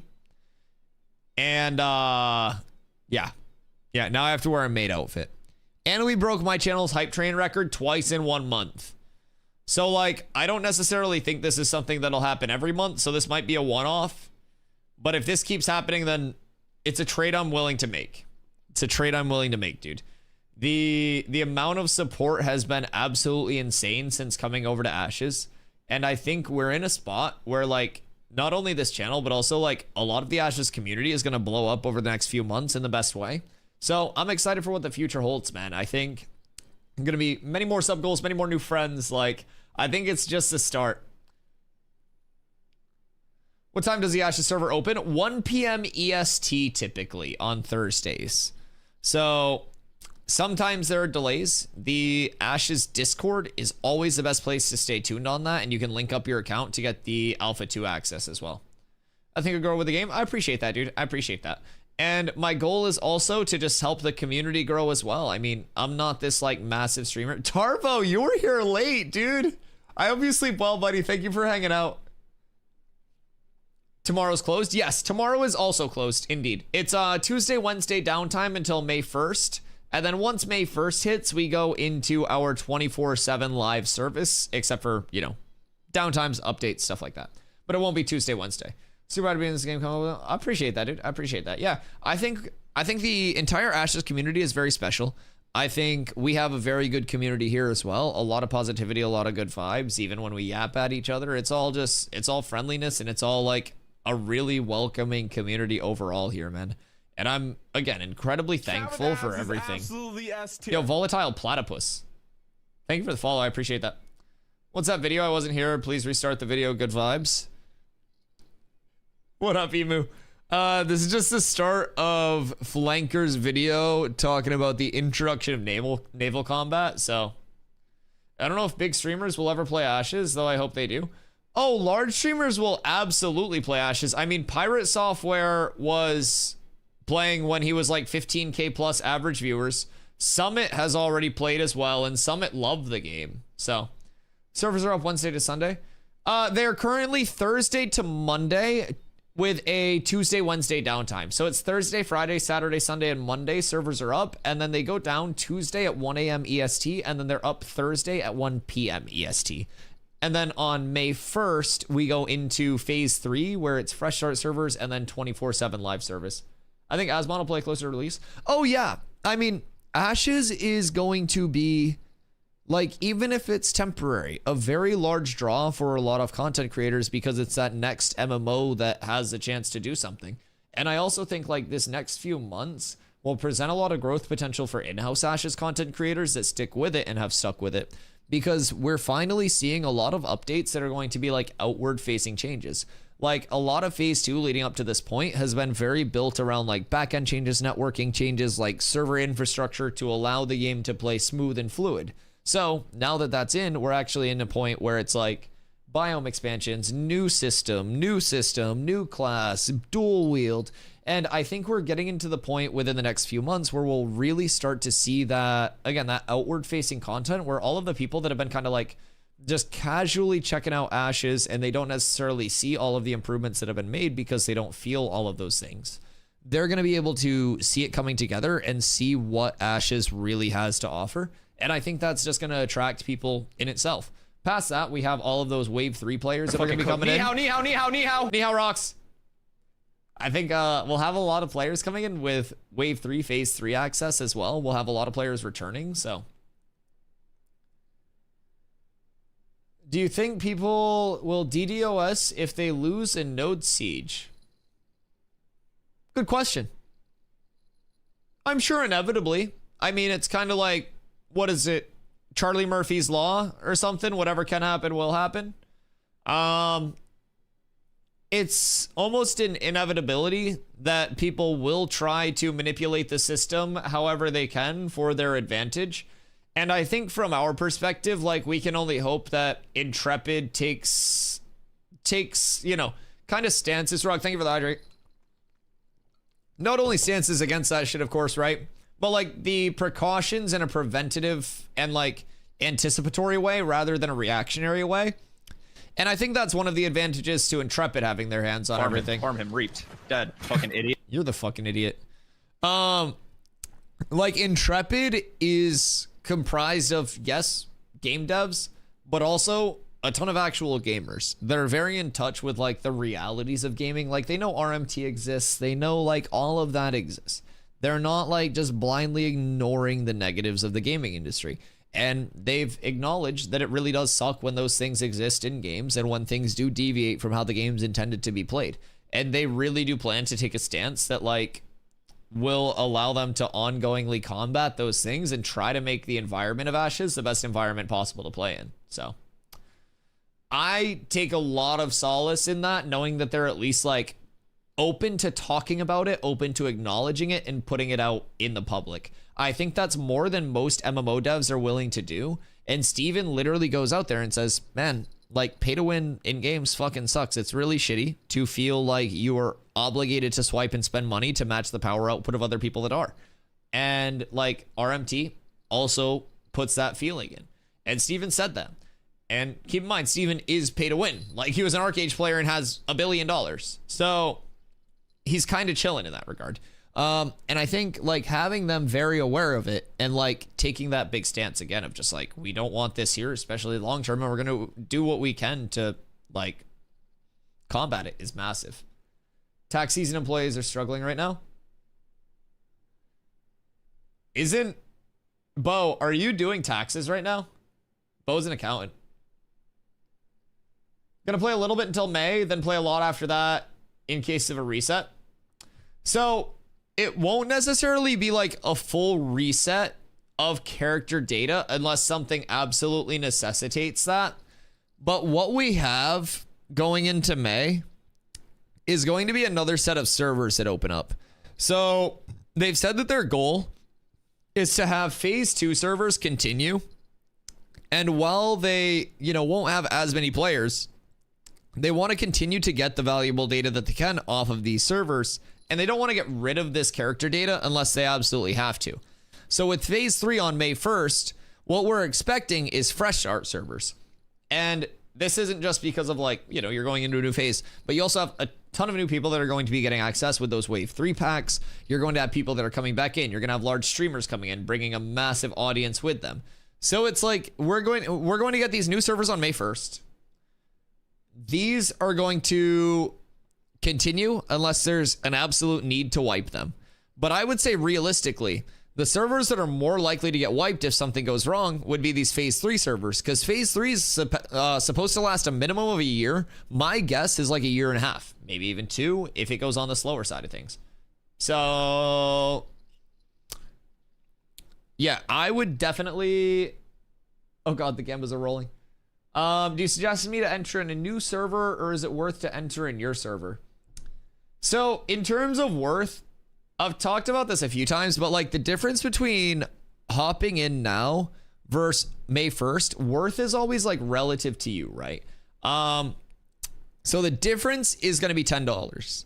If you want to start playing now, it's the 110 pack. And by now, I mean Thursday. That's going to give you access from Thursday all the way until the end of development.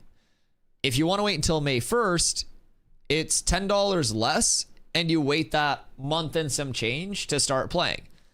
So like in terms of personal benefit FOMO, there's not really any like FOMO level because all of this is playtesting anyways. So it's not like this is early access, this is launch, and if you don't get in now, you're a fucking idiot and you're missing out. No, it's a $10 difference, and what you would gain from playing now is familiarity with like how certain classes feel, how the archetypes feel, and how the game itself feels, and kind of like what you want to play, maybe get involved with some trade skills, and familiarize yourself on a baseline in that first month. So we're using the rest of phase 2 to continue to do that with our new players as well as our more established players in the guild already and further ourselves there. So then we're planning to reroll on these phase 3 servers. And when we do that, we'll naturally have more new players coming in with that true phase 3 start, but we'll also have a lot of people with us who now have gained some level of experience throughout phase 2 servers. So you're familiar with leveling, you're familiar with the early pacing, the gearing, the main stats that you're looking for, and you're also familiar with the community. So from there, we'll be forming leveling groups within the community as well, because we have multiple guilds already, and I'm sure we're going to get more as we get closer to May 1st, right? So with those fresh servers, we're going to have leveling groups all set up, and on launch, we'll just go different places. We'll pump with those groups, and we'll have it all set up based on complementary classes, playtimes, shit like that. So we're putting more and more structure into it, each of these continuous launches. And it just really depends on how familiar you want to be with the game personally before you go into these fresh start servers. We're trying to figure out power scaling, trying to figure out the optimal routes and stuff like that as much as we can, even though it's all going to change because it's only an alpha.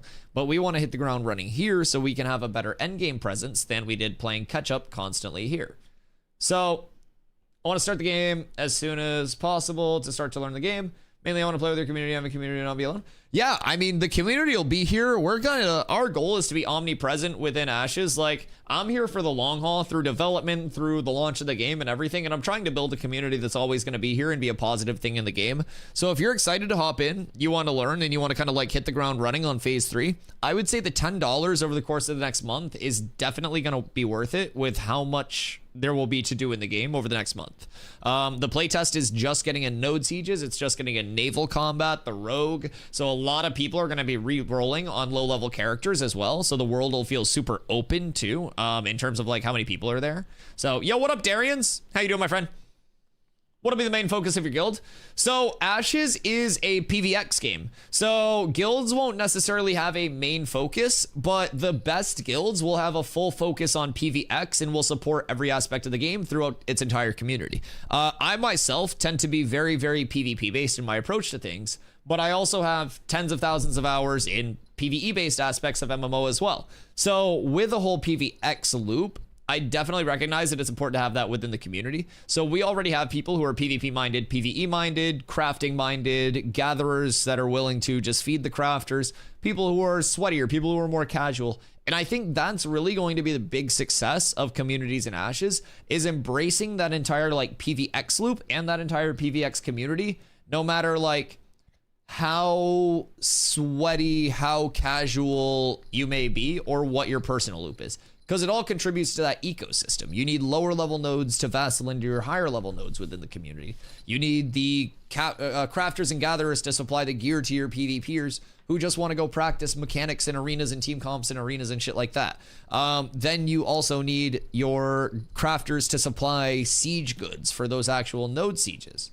So there's just a ton to look into. So we can do whatever we like, but as a community. Exactly. The focus is enjoying Ashes of Creation, because I think that's what the best communities are going to do. Heard there's already a roleplay community as well. Oh yeah, there's an entire guild, Dunehold. They're all Duneer, all dwarves. Yo, Ematic E, thank you for the follow. I appreciate you. Not much. Didn't realize your thing is live. Hadn't seen you before. Oh, I appreciate you coming through. Yeah, my whole emphasis is live. I like YouTube content, but I don't know. I don't consider it my emphasis. I stream like 10 hours a day most days, though. I've streamed like 630 plus days in a row over on Twitch as well. So if you haven't popped over there too, make sure you pop over there, drop the follow. What up, resetting? Can't wait until the rest of the races release. Oh, rest of the starting zones, everything. Bunch of RP guilds. Oh yeah. And the game itself naturally has an element of like RP to it as well, in a sense. Even just because it's like a very social based game, like down to the level of if you have beef with another guild and you are guild decking because of that beef or hitting a caravan because of that beef, you're enjoying the role play of the game and you're literally like popping into that. What's the wipe for? People ask that question a lot, so it just explains that it won't be a wipe and it'll be continuous developments of future servers that open up, hopefully. But wipes are always like present. Potion cannons? I don't really know how the potion cannons are gonna work, but yeah, if it's alch made, that could be Insano style. We only RP walk. Cool guys exclusively. Vira probably won't wipe until June if we're lucky. Yeah, I don't necessarily think that their goal long term is going to be to wipe those phase 2 servers either, because they won't get a lot of re-levelers on those. I don't know. I could almost see them moving the phase 2 servers into their own environment and then just doing like phase 3 wipes if they need to. I don't know. I think they low-key just have phase 2 like segmented off at this point. Rocks, thank you for the hydrate. Do guilds ever do that in MMOs? What, RP walk or just RP? Dwarves hating on elves to be lore accurate? Okay, we've talked about this before, but like, racism's always a terrible, terrible, terrible thing unless it's in an MMO. And not like person-to-person racism, but like character-to-character racism is literally encouraged in a lot of MMOs by development teams. Like, dwarves hating on elves. That's racist. But everyone's like, oh, it's lore accurate. MMOs are fucked up. Just across the board. And I don't agree with this. It's like, everyone thinks Dunehold is so cool because they're an exclusive guild of dwarves. That's fucked up. If my legs are longer and I want to be in Dunehold, I should be able to be in Dunehold. That's actually fucked up. But because it's in an MMO, it's fine. The devs say it's a gameplay loop. I'm just saying. Same with Mithril Warhammers. Are they dwarves as well? No girls allowed? That's reasonable. That's reasonable. Like, how are we all gonna jerk each other off if we have girls in the guild? That just ruins everything. Girls are in the second guild.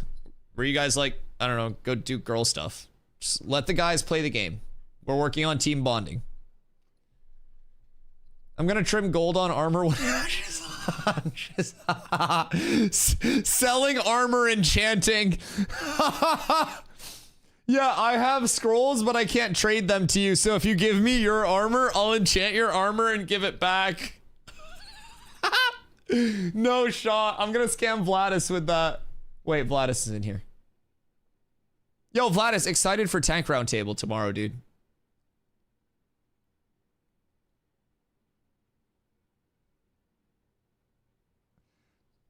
Scammer gets scammed. He didn't hear it. He didn't hear it. He'll fall for it.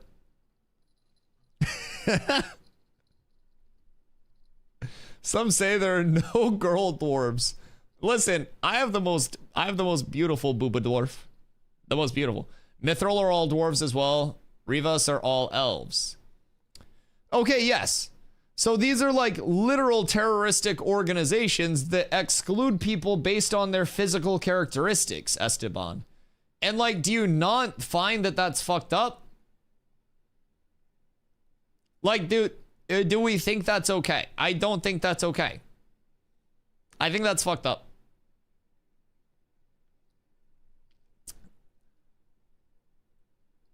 I find it okay as long as it's not their whole character go over. But yes, but also super cool because it's in an MMO.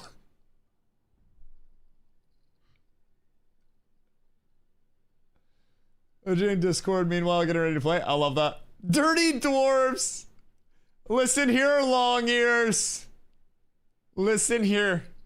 You just go work on your fucking magic, and there won't be a problem. Okay, Bo? Just don't worry about it. We wouldn't want another Carfin incident, boys, would we? For those that know the lore. We wouldn't want another one of those. You be careful with that yapping. We'll spin your whole fucking biome, brother.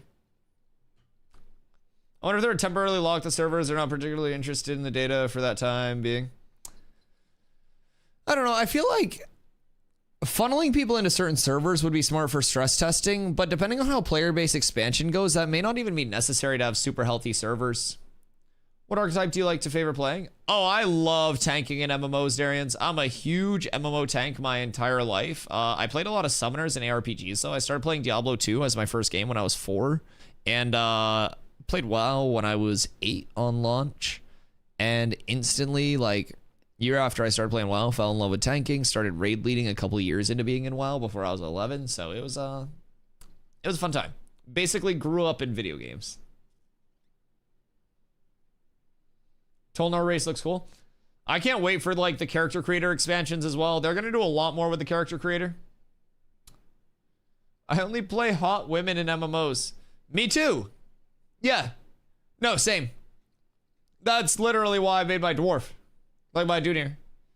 She is the epitome of beauty, grace, and girth.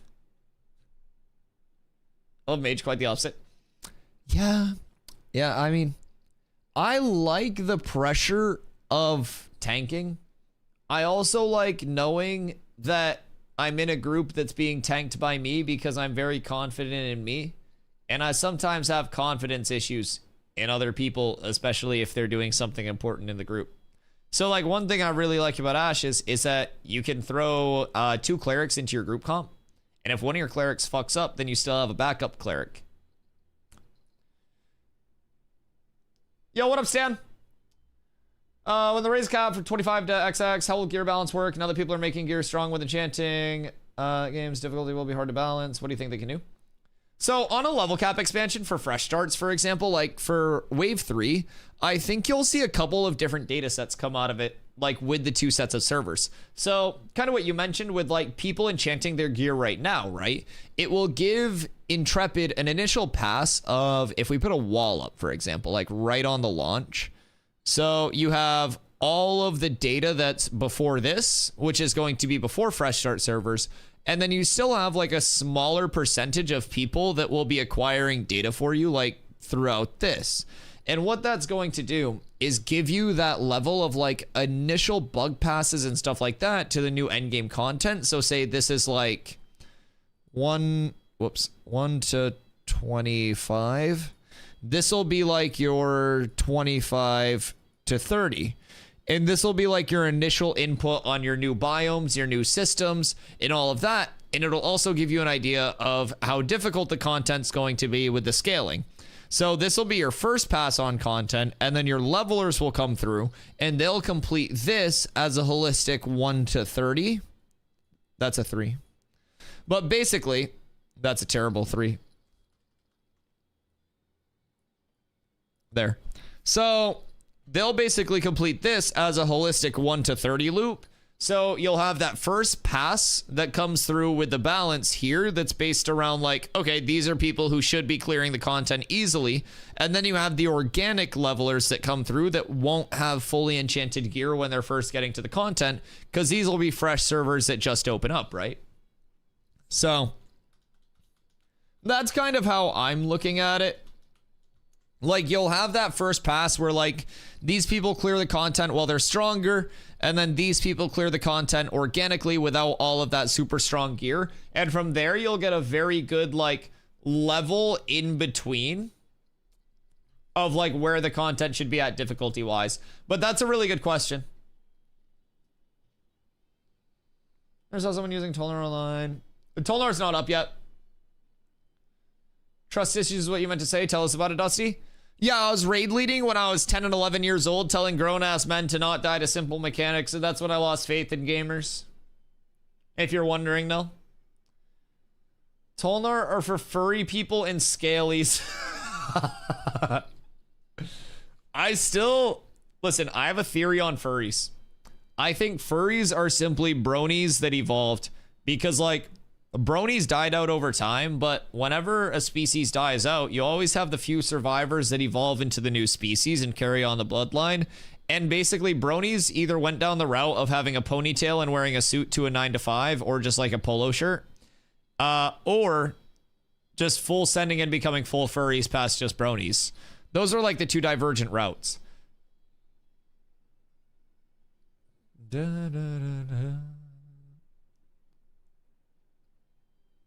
You see OnlyFangs is getting rezzed, and anybody else that died due to the DDoS? Yeah, I think it's smart, like, for Blizzard to do that. I just think it's going to make, like, the normal person pissed, which honestly might be a good thing for Blizzard, if you think about it that way, right? Like, it genuinely may be a good thing. I feel like if furries evolve again, they might become the shadow government. I mean, I don't usually speak on politics much, but how do we know there aren't already furries in the government? Just like the government. I bet there are.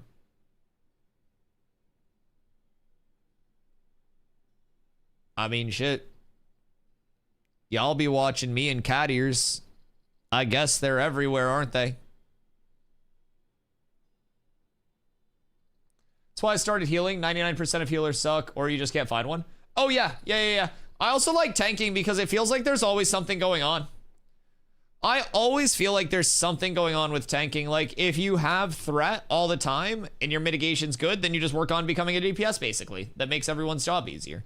And tanking is also that thing where it's like, it's kind of like you know, you go past 1,000 guys without sucking their dicks, and then you suck one guy's dick and you're known as a dick sucker your whole life. It's like you could tank 1,000 mobs without wiping your group, but the second you have one bad pull and wipe your group, everyone goes, oh, Dusty pull. But every single pull that I succeed, they don't want to go, wow, fantastic pull, Dusty. So, like, it's a very unrewarding job, but the reward comes from me knowing that my group is safe at all times. So, DDoS attack permadeath is absolutely bullshit way to go out. No, I agree. I also think, like, the actual, like, the level of eyes and attention that really would have gone away from WoW with the number of content creators that would have left it, It would have been massive. It would have been a huge exodus of content creators. And I'm sure we still see a few people that are kind of like shied away from playing. But it's also like this level of people talking about it where like, oh, this is stupid that they like, you know, rolled back.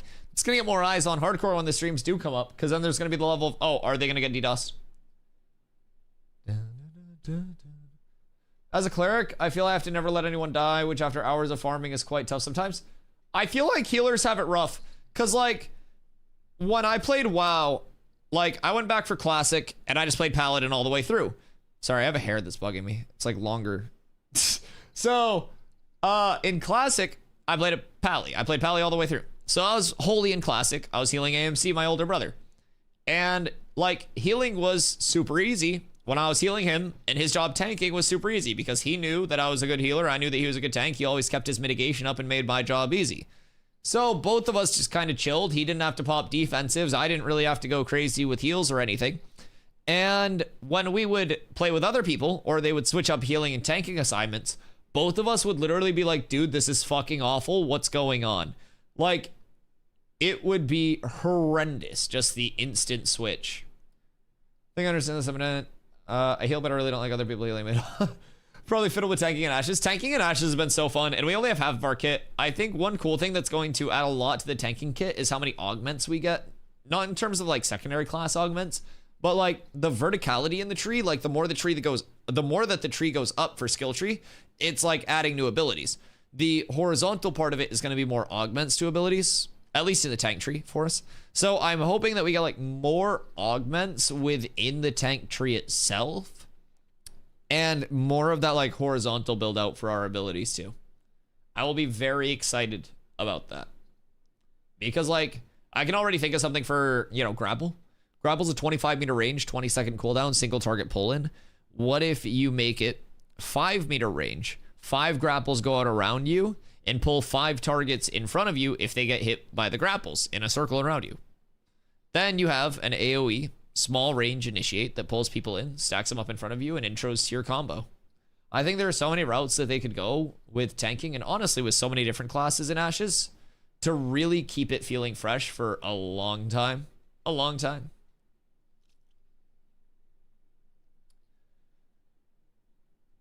That's how I feel about playing Mercy once in Overwatch. Finalize my 8-man, tank, cleric, 3 bards, 3 mages. Jesus fucking Christ. No love for rogue? No rogue? What the hell? You're gonna need somebody to use all that fizz gear. Anything strength that drops, your tank's gonna be living La Vida Loca. Absolutely let my party die. If you're dumb or do something sketchy, no heals. No, you bailed me out of a lot of dumb shit. You bailed me out of probably too much dumb shit. But maybe it's just because you trust me too much as your fearless leader. I just want grapple to work every time. I don't have a ton of issues with grapple anymore. Sometimes. Terrain fucks grapple a bit. Sometimes. But I try to jump when I grapple during the actual pull, and I find that that tends to help a little bit when I can actually get the grapple off in midair, but it's mostly the better job I do, the more people push the limit on how much they want to pull at once, and there's no breaks, just hours of straight pulling. No, I feel you, I feel you. Yeah, because like the grapple pull point is based on the cast of grapple and not like a flat area, right? So that's why if you are bard low grabbed and you jump and then grapple at the top of it, you can pull mobs like slightly up, right? So if you jump, my theory is that it kind of like elevates your cast just a little bit from where the cast would normally be. And I'm also a Duneer, so maybe pay to lose. I spam grapple in PvP because that's the only time I have an issue. You get right on that like range border where it's just the infinite grapple. The animation goes out, but the cooldown doesn't go and it doesn't pull them. That's always the worst. You're the only one else healing when your lead bruiser goes blah blah blah in the back line. You gotta fall. Yeah, I got a lot better at not needing heals too. I won't lie. I got much better at being a less needy bruiser. I came a long way in that game. Goddamn. Bro, when I quit that game, people were literally like fucking mourning the loss of me. What kind of arena comp do you think will be the most played? Depends on what comes out for arenas. So far, we've seen on the wiki, last time we went into it, 1v1, 3v3, 5v5, 8v8, 20v20, all possible. So, like, that's all gonna depend, but it also depends on how level expansions and, like, mitigation things continue to influence it. But what I would really like to see ideally is, like, what I would like to see ideally is probably like one tank. I mean, what size are we talking about? Like a 3? I think 3's like one tank to initiate like CC combo. And then like either double burst to try to just like nuke healers during the CC combo and then have the 1v2. Or probably like sustain burst, but like 3's will be weird because if you're not running Bard Cleric, you'll need some form of mana burn to stop Bards and Clerics from having infinite mana. So I almost feel like 3's and Ashes may be a little weird because everything's balanced around 8v8. 3v3 because it's most played. Well, I feel like 3v3 being the most played in WoW doesn't necessarily mean it'll be the most played in Ashes. Like, everything's meant to be balanced around that 8v8 group comp in Ashes. So I think you'll, like, I don't necessarily know if 8v8 is going to be the most popular arenas, but I feel like 3v3 is probably going to be a little bit pigeonholed into running one Cleric, one Bard, and then anything else to just go with that, and it'll probably be a DPS. And I feel like just the level of, like, sustain and playability that you'll get is insane. Mage, pick one target and delete it, then wait until a blink is up and do it again. Yeah, that's all like TTK kind of like dependent as well, but there's always that level in games, definitely. The more that you go up in like team-based game modes where it's like, if you choose to 3-2-1 a target with everything, there's only so much damage that a health bar could sustain. And the further you go up into like large-scale PvP, like the fewer things that health bar can sustain, right? So holding off till starting and joining a guild till 3rd phase. Also holding off starting a tune until 3rd phase as well, possibly. Well, if you do end up needing one, let us know, man. We got the guilds going for whoever's interested. We got plenty of room. A lot of issues with mages every other class. Kind of stops mage combos that rely on certain elements. Oh, in terms of like somebody overriding your elements and like forcing a lockout. Yeah, that's where a lot of like that group cohesion comes in handy too, though, because then you can also use those multiple stacks to like juice your elemental effects super quickly. What up, Zine? You out of class?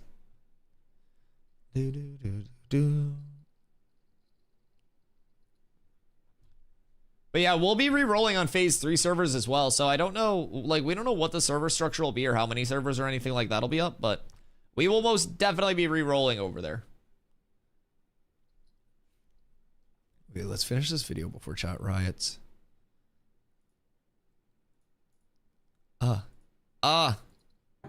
The basics of the Naval system have also appeared on the PTR server. Okay, huge. Yesterday, I got to pilot a ship for the first time. We ever do tutorials? Oh, yeah. Launcher. Yeah, I try to do a lot of educational content. I'm kind of settling into more like YouTube stuff, but like in terms of YouTube, I'm trying to settle into like one weekly video.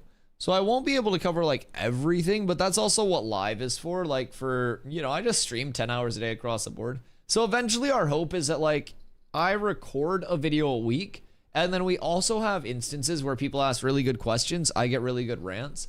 And like, I always tell chat, if there's like a rant that you guys really like across the board, you can clip it or like send a timestamp over to one of the mods in Discord. Either like CDOS, Carla, Kando, Drew, and they'll basically get that and we can clip it down and then post it over to YouTube. Almost like how like Peon does his, where he'll just answer a question and then post it to YouTube with the title being like that question that he answered. So that can be a really good way to get like multiple aspects of it, and something that you guys can help out with as well if I really help answer questions with any of the apps. Waited 7 hours to watch this video? No, you haven't. Certain bosses and mobs will drop a relic that can be transported to a node by caravan. Some relics will require more investment. As twins, our relationship's always been super stable. I can't make this up. I didn't plan this. I did not plan this. But T-Mobile Home Internet took it to the I didn't next plan level. this. That's my fault. Investigation to That's my fault. discover. That's Once my fault. delivered I to a didn't plan node, that. I the didn't plan relic that. will I don't. appear in the node. I don't have YouTube Premium. I don't make enough money for more subscription things. I have Spotify Premium, so that way you guys don't get ads during the fucking Bardcore. I don't have YouTube Premium. I can't afford that shit. I'm sorry. I'm sorry. You block, I'll block you.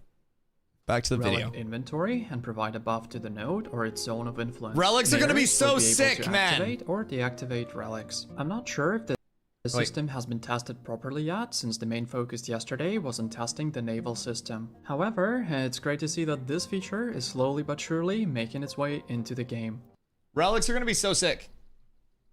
Relics are gonna be so good. So basically, relics, if a node has them, like certain bosses and certain mobs have it, or like may drop a relic.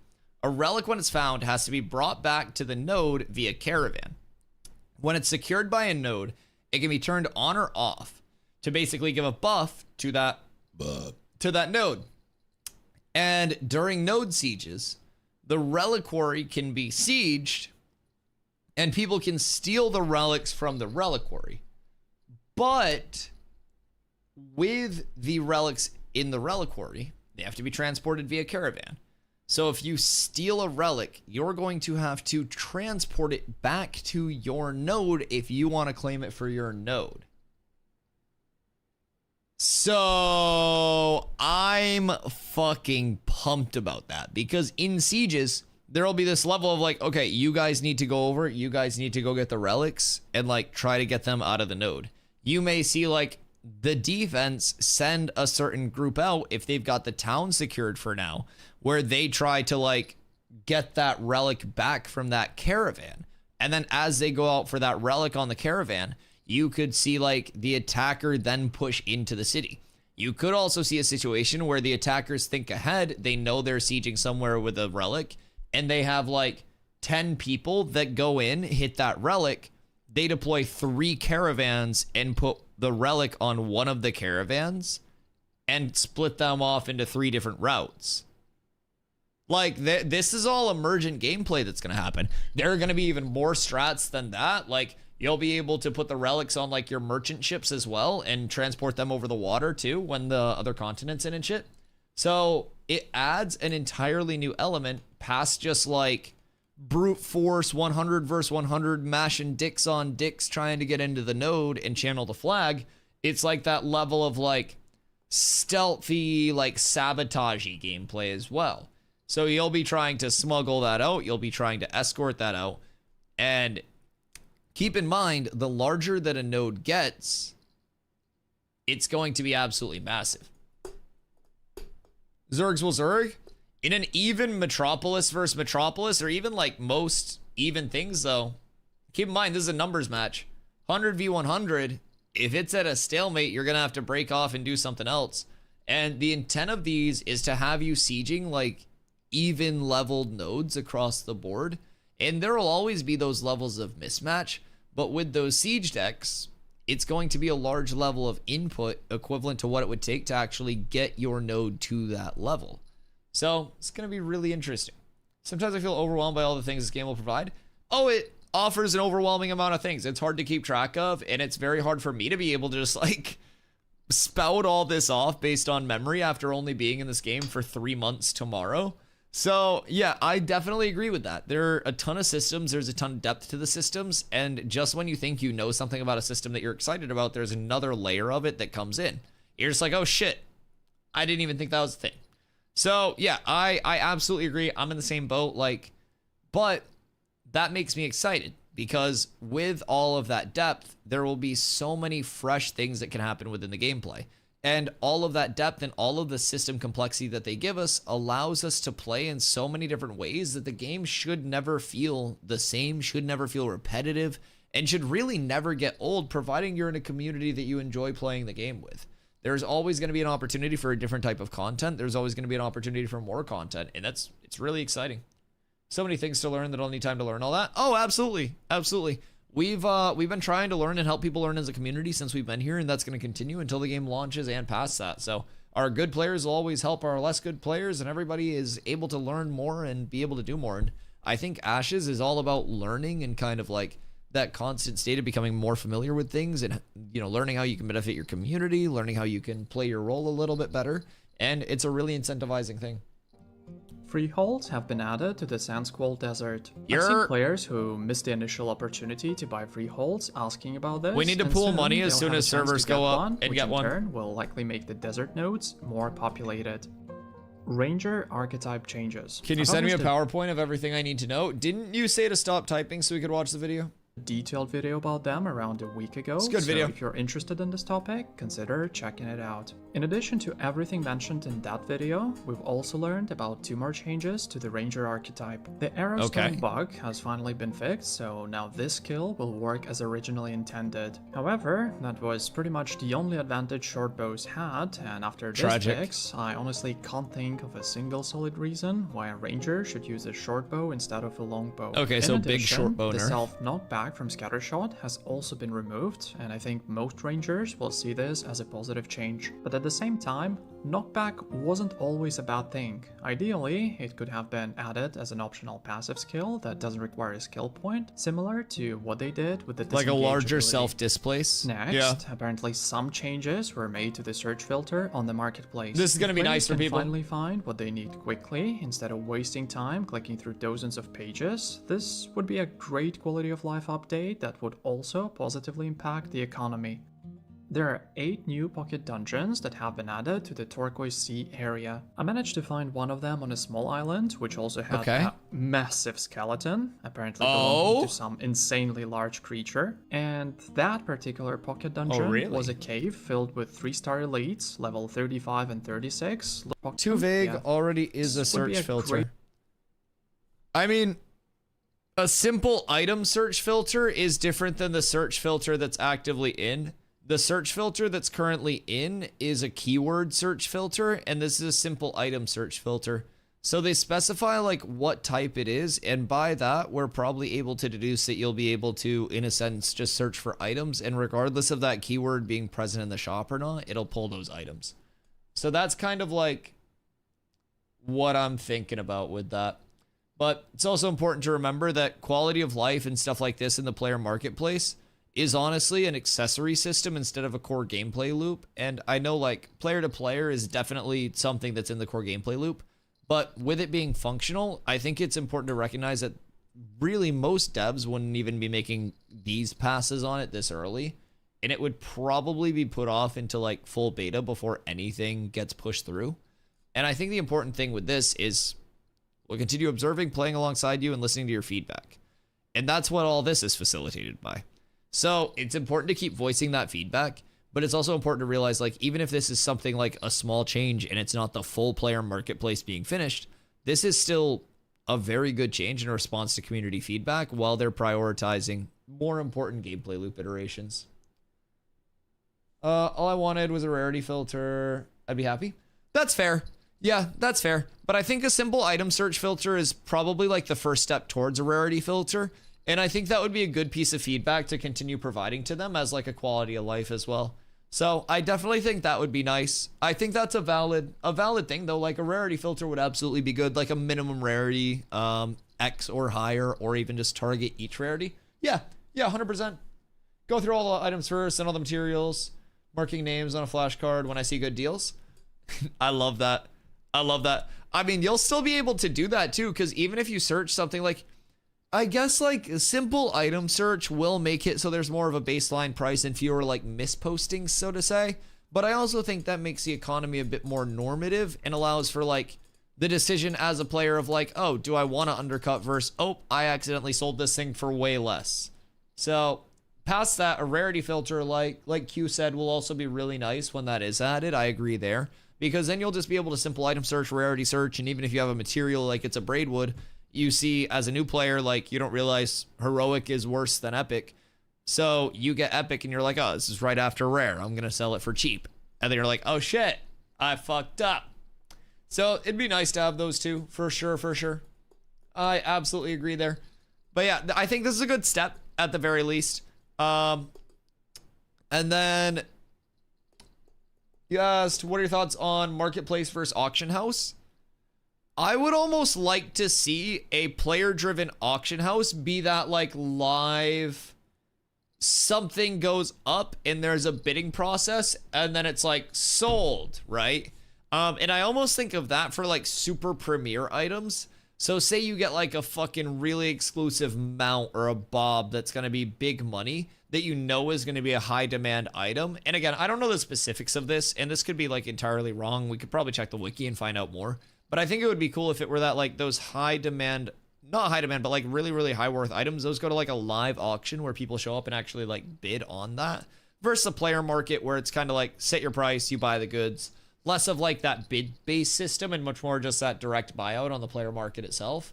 But I don't know all the specifics. We could probably check the wiki for it and find out a little bit more decisively. Great quality of life update. I'm in 300 gold for rogue gear. What the fuck? There are 8 new Why? dungeons that have been added to the Turquoise Sea area. I managed to find one of them on a small island, which also had a massive skeleton, apparently belonging to some insanely large creature. And that particular pocket dungeon was a cave filled with I'm a freak of nature. Level 35 well, give me and 60 gold. Looking somewhat similar to giants. Okay. A trading post 35 and giants. commodities will also be available in the Turquoise Sea, just like we previously saw in the tropics. As for events and Isle of mounts, Bones, my I second haven't home. seen them yet, but Yeah, I I did bet come you like across that. glimmering geodes as mobs, so I would expect there to be a tameable Cute. version of them as well. That'll be nice. When it comes to new gatherables, I managed to find 7 of them in total. Volcanic rock and dead coral could be mined. Plumeria and coconut trees could be chopped down. Dracaena, giant fern, and elephant ear plants could be harvested. Leave a like if you also think elephant ear is a funny name for a plant, but to be honest, I think that's it a kind of plant, looks right? like an elephant ear. Now, let me finally share everything I've 60 learned about gold, ships and 5% harbors. interest At weekly. the moment, only one type of ship Yeah, I'll pay you back before launch. has been added, the Caravel. To purchase it, you needed an oak ship hull and 50 gold. By the looks of it, constructing ships will be very similar to... Was that 50 gold? Wait. One type of ship has been added, the Caravel. To purchase it, you needed an oak ship hull and 50 gold. By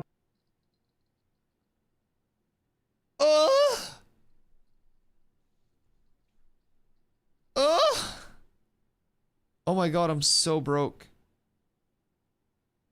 Buy me a Windows 11 key. Oh, Carla, just get one through G2G. I don't know if I'm allowed to say this on Twitch, but literally just get a Windows key through G2G. That's how I get all of my keys. They're like $3 there versus like full price. I'll literally get you one off G2G. Or no, G2A, sorry. G2A or G2G? One of them is for keys, one of them is for gold. I always confuse the two. G2A, G2G is the gold one, right? For RMTing. Yeah, G2A is the key one. Go to G2A for that one, not G2G. G2G was a big one in New World. Yeah, I always joked that if I had a G2G affiliate code, I would never have to like plug for Twitch Primes in my life because there was so much swiping in New World through G2G. I didn't swipe. I'm too poor to swipe. But a lot of people swiped. So if I had a code where I was like, yo, get 10% bonus on your gold purchase using code DustyWhy, and I got like a kickback on that bitch, dude, I would have been on a fucking yacht streaming from Belize right now. Like, it'd be crazy. It'd be fucking insane. I don't have $3. I'll send you $3 for your Windows key. Is that the last thing you need? Did you get it all installed and you just need to activate your Windows? Because if you're at the activate Windows screen, you can just activate it later and then you can go into your settings and do it and you can download your stuff. Like, you can just activate your product later. Okay, yeah. Yeah, activate your product later and then start downloading stuff. And then we can just add your key after stream. Because I have a G2A account. I don't have a G2G account. I have a G2A account. So I'll get you your Windows key after stream. You don't need to do it right away. Yeah, there should be like activate my product later or something like that, and then it'll let you in, and it'll just have the it'll have like the activate your Windows now watermark in the bottom right. But you'll still be fine. Like, it'll function and let you like download and stuff like that and get set up. But you're all booted and you're good to go. You'll definitely want to get like a hardware ID monitor and stuff like that. I clicked and it's been downloading. Okay, huge. Huge. Based on only the names, which archetypes will you choose? Fuck, I don't even look at the names, honestly. I just look at the makeup of them. So tank rogue is kind of like where I want to go in terms of that. Like, I just think evasion tanking is a massive thing. And then in terms of PvP, rogue is going to be a lot of good burst, a lot of good kind of like control in addition to that. That was a hiccup. Sorry. So, yeah, I'm pretty excited for that, but I am kind of subject to change on it. I think there will be so many across the board that are extremely unique. Night Shield. Is that tank rogue? It's called Night Shield. That does sound kind of sick. That does sound kind of fucking sick. Yeah, so I've been wanting to go tank rogue because in PvE, evasion is an incredibly strong mitigation stat because there's no parry to completely stave off, like, you know, mitigate an attack 100%. The block is a bleed block with a very low passive chance, and it has a guard, but it still takes damage through the guard. So, with that, you have evasion as the true form of mitigation. So, you currently have an evasion additive for 4 seconds after a dodge for like a 15% evasion buff. But I'm thinking if from PvE, we get defensive cooldowns with like bonus evasion, that's going to essentially make us God mode defensively, allowing us to tank harder content earlier, needing fewer heals. So that'll be really good scaling. Then in terms of PvP, if we get some form of temp stealth and initiate, something like that, it just makes us better. I think of a little bit of additional CC, maybe some silence, maybe a little poison, maybe some mana burn or something like that. But yeah, tank rogue really appeals to me with how the architecture of tank is already like shaping up. Let me know when it's up so I can give you pats on the back. I think her PC is already cooking, Leon.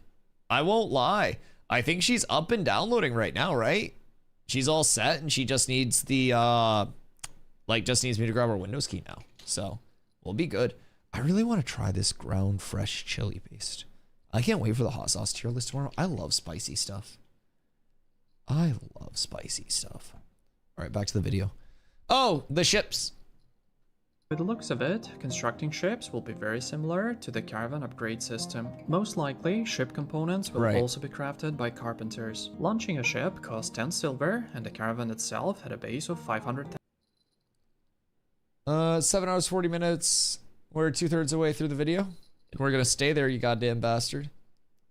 Graphics drivers, especially for that 5080. Doesn't she have 5070 super or something like that? Don't overhype her.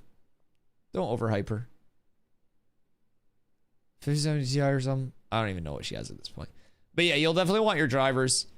There should be like a checklist somewhere of what to do when you first like boot up a new PC. Can I smell this through the plastic?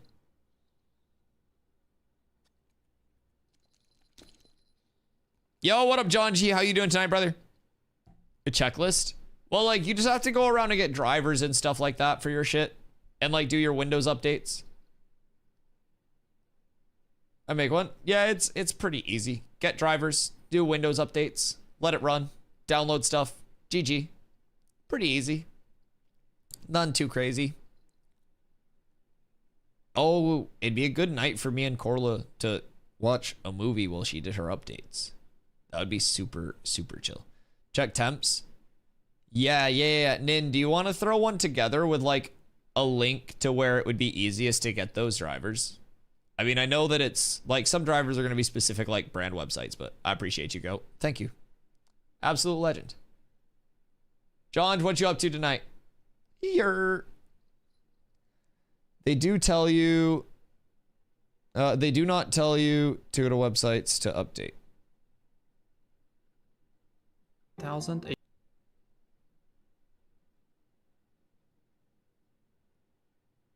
Wait, what do you mean?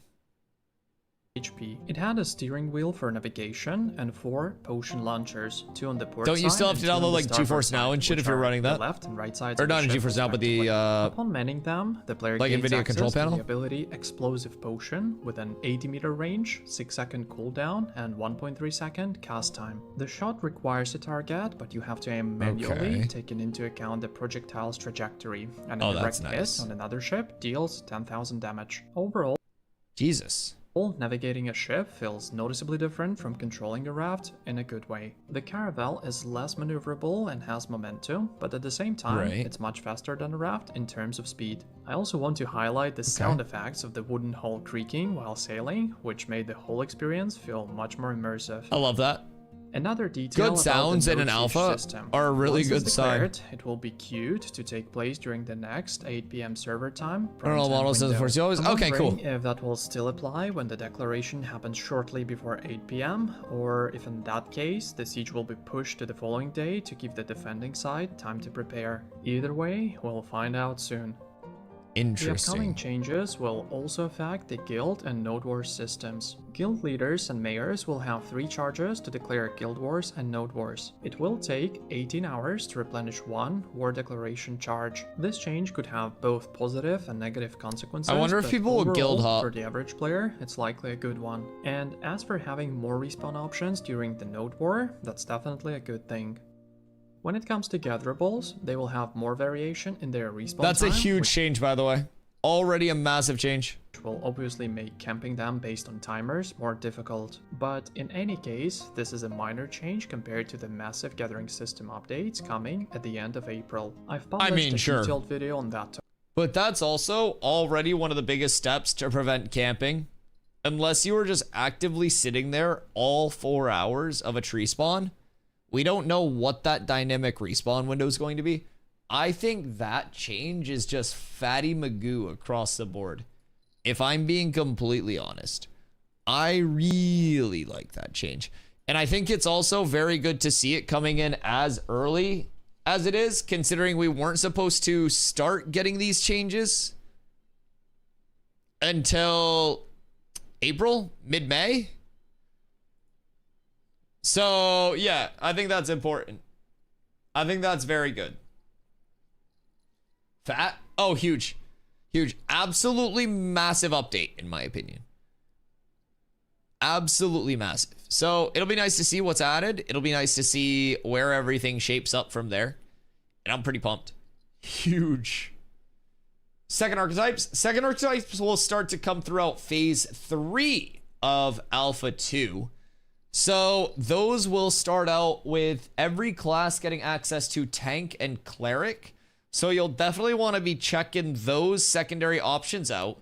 Throughout all of phase 2, you'll also be able to, well, throughout all of testing, you'll also be able to respec freely and make sure that you can always test whatever you want to as freely as you want to. So that's going to be really nice. I'm excited for that. So, like, every class is going to get that tank and that tank and cleric. So, I'm probably going to start tank cleric. I don't think I'm going to go tank. Any news about the summoner? 3 to 4 months was what Steven said. So, probably expecting it like June, July, maybe August at the latest. But I'd say probably June, July-ish for the summoner. Based on what we know anyways. Which I'm also insanely excited for the summoner. I'm not even gonna lie. I love the prospect of summoning. How do they release second archetype without level cap increase? You think they go to 50 when they do? No, it's the same thing as like just having incomplete class trees, right? Because you have to remember with secondary archetypes, the way that we know augments will work right now, or secondaries will work, is that like your secondary class augments the like abilities of your primary class. So if I am a tank, I will always have tank abilities. I'll just augment those tank abilities with elements of that second class. Like a cleric, I may have more self-healing. A rogue, I may have a little bit of like roguey stuff worked into it, right? So even right now, we have incomplete class trees. It's not like our class tree goes till 25, then the secondary tree goes till 20, like the second half of 25 to 50. It's going to be your tank tree, your fighter tree, all the way up to 50. And then you'll just get like more augments in terms of like the options for the tree, right? So that's kind of like how they'll go about it, I would assume, is just kind of like starting with that partial augment system to the abilities that exist, and then just having the future augments all planned out. Artisan update's going to be more interesting. 3 people start traveling together and slapping down pylons. Oh, yeah, but will it be more worth it to slap down pylons and go through that? Or will it be worth it to have those 3 people spread out, hit a tree, and then see if you're in a rarity pocket? You could have 3 people in different areas of the same node trying to spread to find rarity pockets, and then from there you slap down the pylon, see exactly what the rarity pocket is, and execute from there. I don't know. So I was thinking, every few levels I get a new skill to slap on my skill bar. Am I going to end up with a skill bar of 40 different skills? It's not going to be like 40 different skills, but like you will have probably a good amount of both rotational abilities, which are like your main use abilities, and then you'll also have those, it's fuzzy in front of me. You'll have your rotational abilities and kind of like your main usage abilities, and then you'll also have a lot of situational abilities that you throw in as complementaries, right? So I'd rather have like 16 skills. That's what it's probably going to end up as, but you'll also have the customization. So like with being able to freely assign your skill points, you could either take more abilities with fewer augments to those abilities if you don't see the augments that you like, or you could take fewer abilities with more augments and kind of like balance that out there. So I really do think you'll be able to kind of like customize it the way that you want to. Yo, what up, Panda? Doing beautiful today. How are you? There's Necromancy, Cleric Summon. Yeah, there'll be a Cleric Summoner. I don't exactly know how that one's going to work, but I also hope that Summoner with a Cleric secondary also gets a form of res. Not like a direct res, but I need a Mobo check. X670E. Exclamation specs.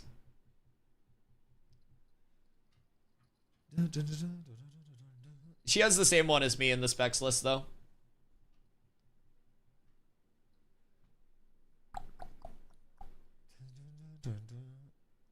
How big do you think religion will be in Ashes? I don't really know. I think it'll be massive with like the roleplay community, of course. It depends on what bonuses you get for religion, right? And like, I don't really know everything about the religion system itself, whether it'll be like player-made religions or whether it'll be like set religions that you can align with or what, but I guess it all depends on like the bonuses and what they give and how like upkeep based that system is too. I think religion will be Mimi. Religion's supposed to be a pretty core feature in Ashes. Let's give it a quick wiki dive. Ashes of Creation wiki. Religion.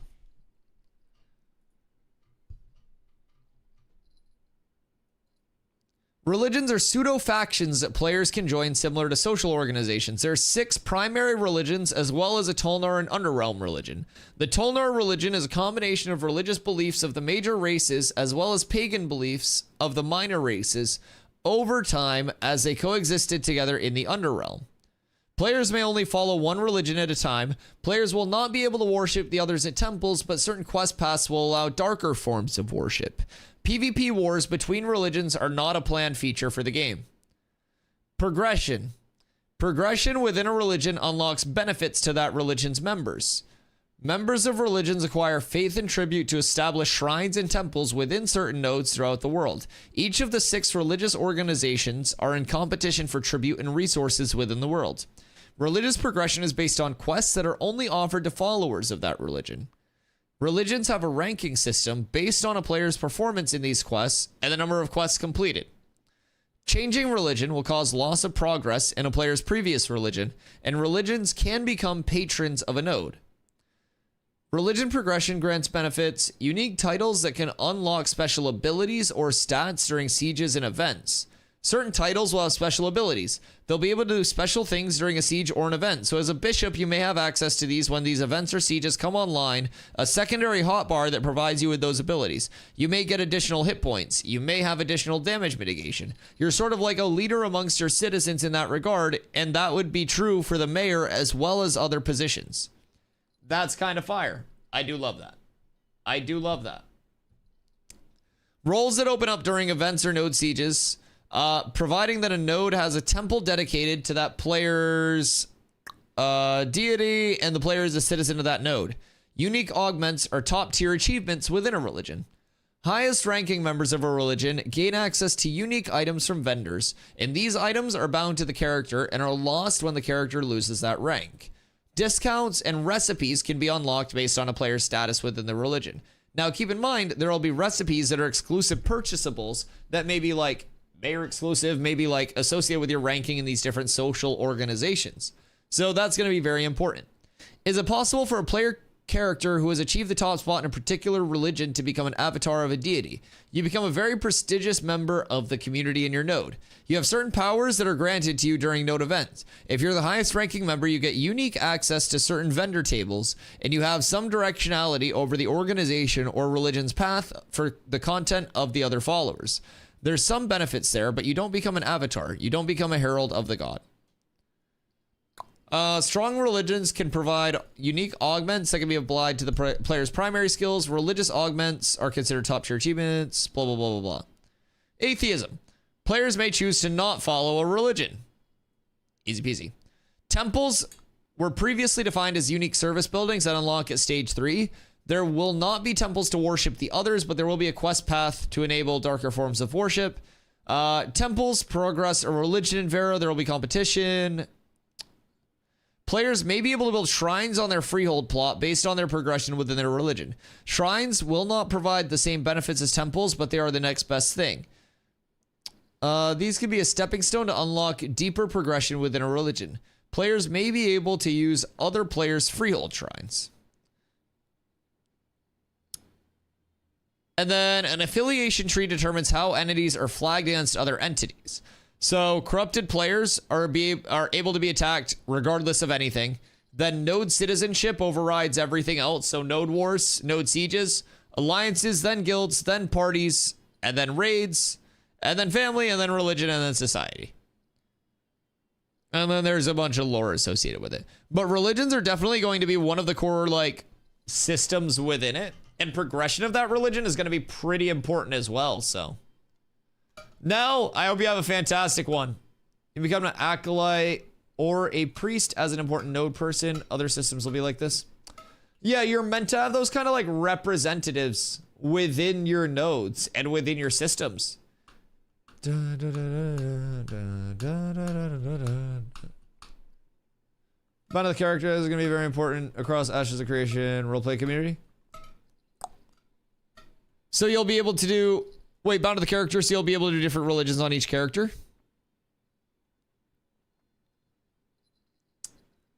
I'm gonna be a pope.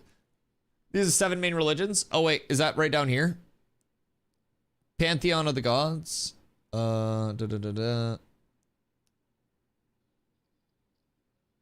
Gods, the essence, the ancients, orders of the 7, the light pact.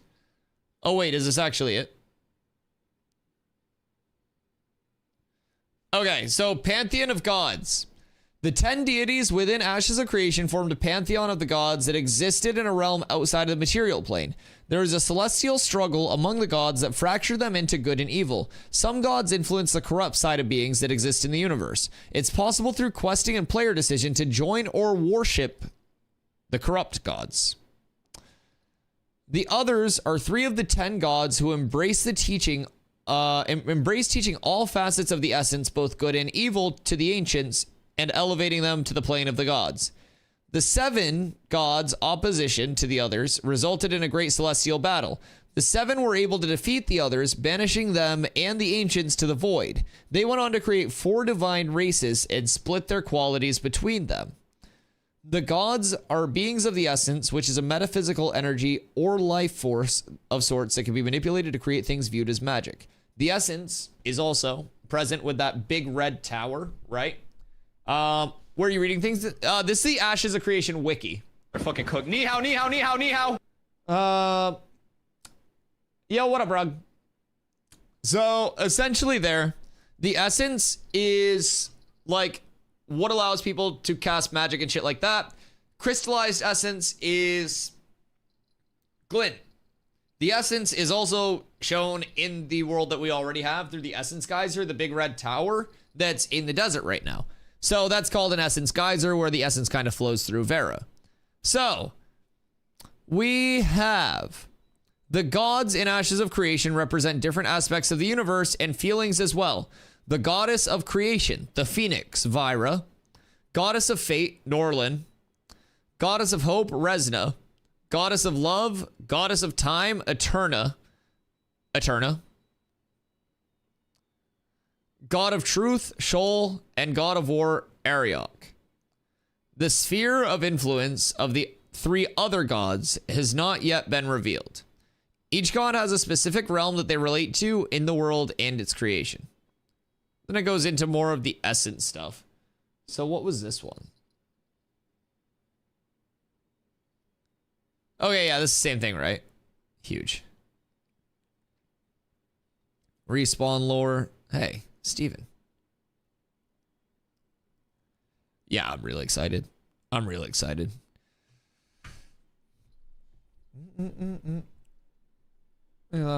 Hey, that's a beautiful sound. It's a beautiful sound. I'm very excited for that sound.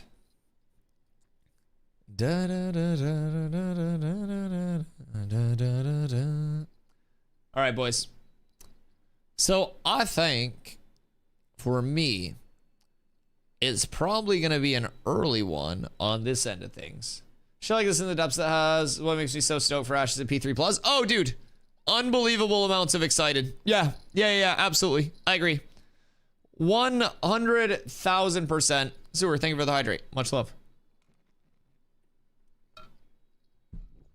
I greatly appreciate you. All right, boys.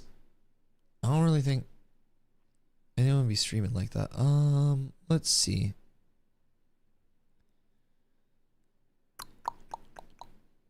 Yeah. Wait, I'm almost done with that list. What else do you need? Are you gonna post it here? Post it in Discord. I'm almost done with that list. She's probably already cooking on most of it, but yeah, post that thing in the Discord. Damn, some got 20k viewers. What the fuck?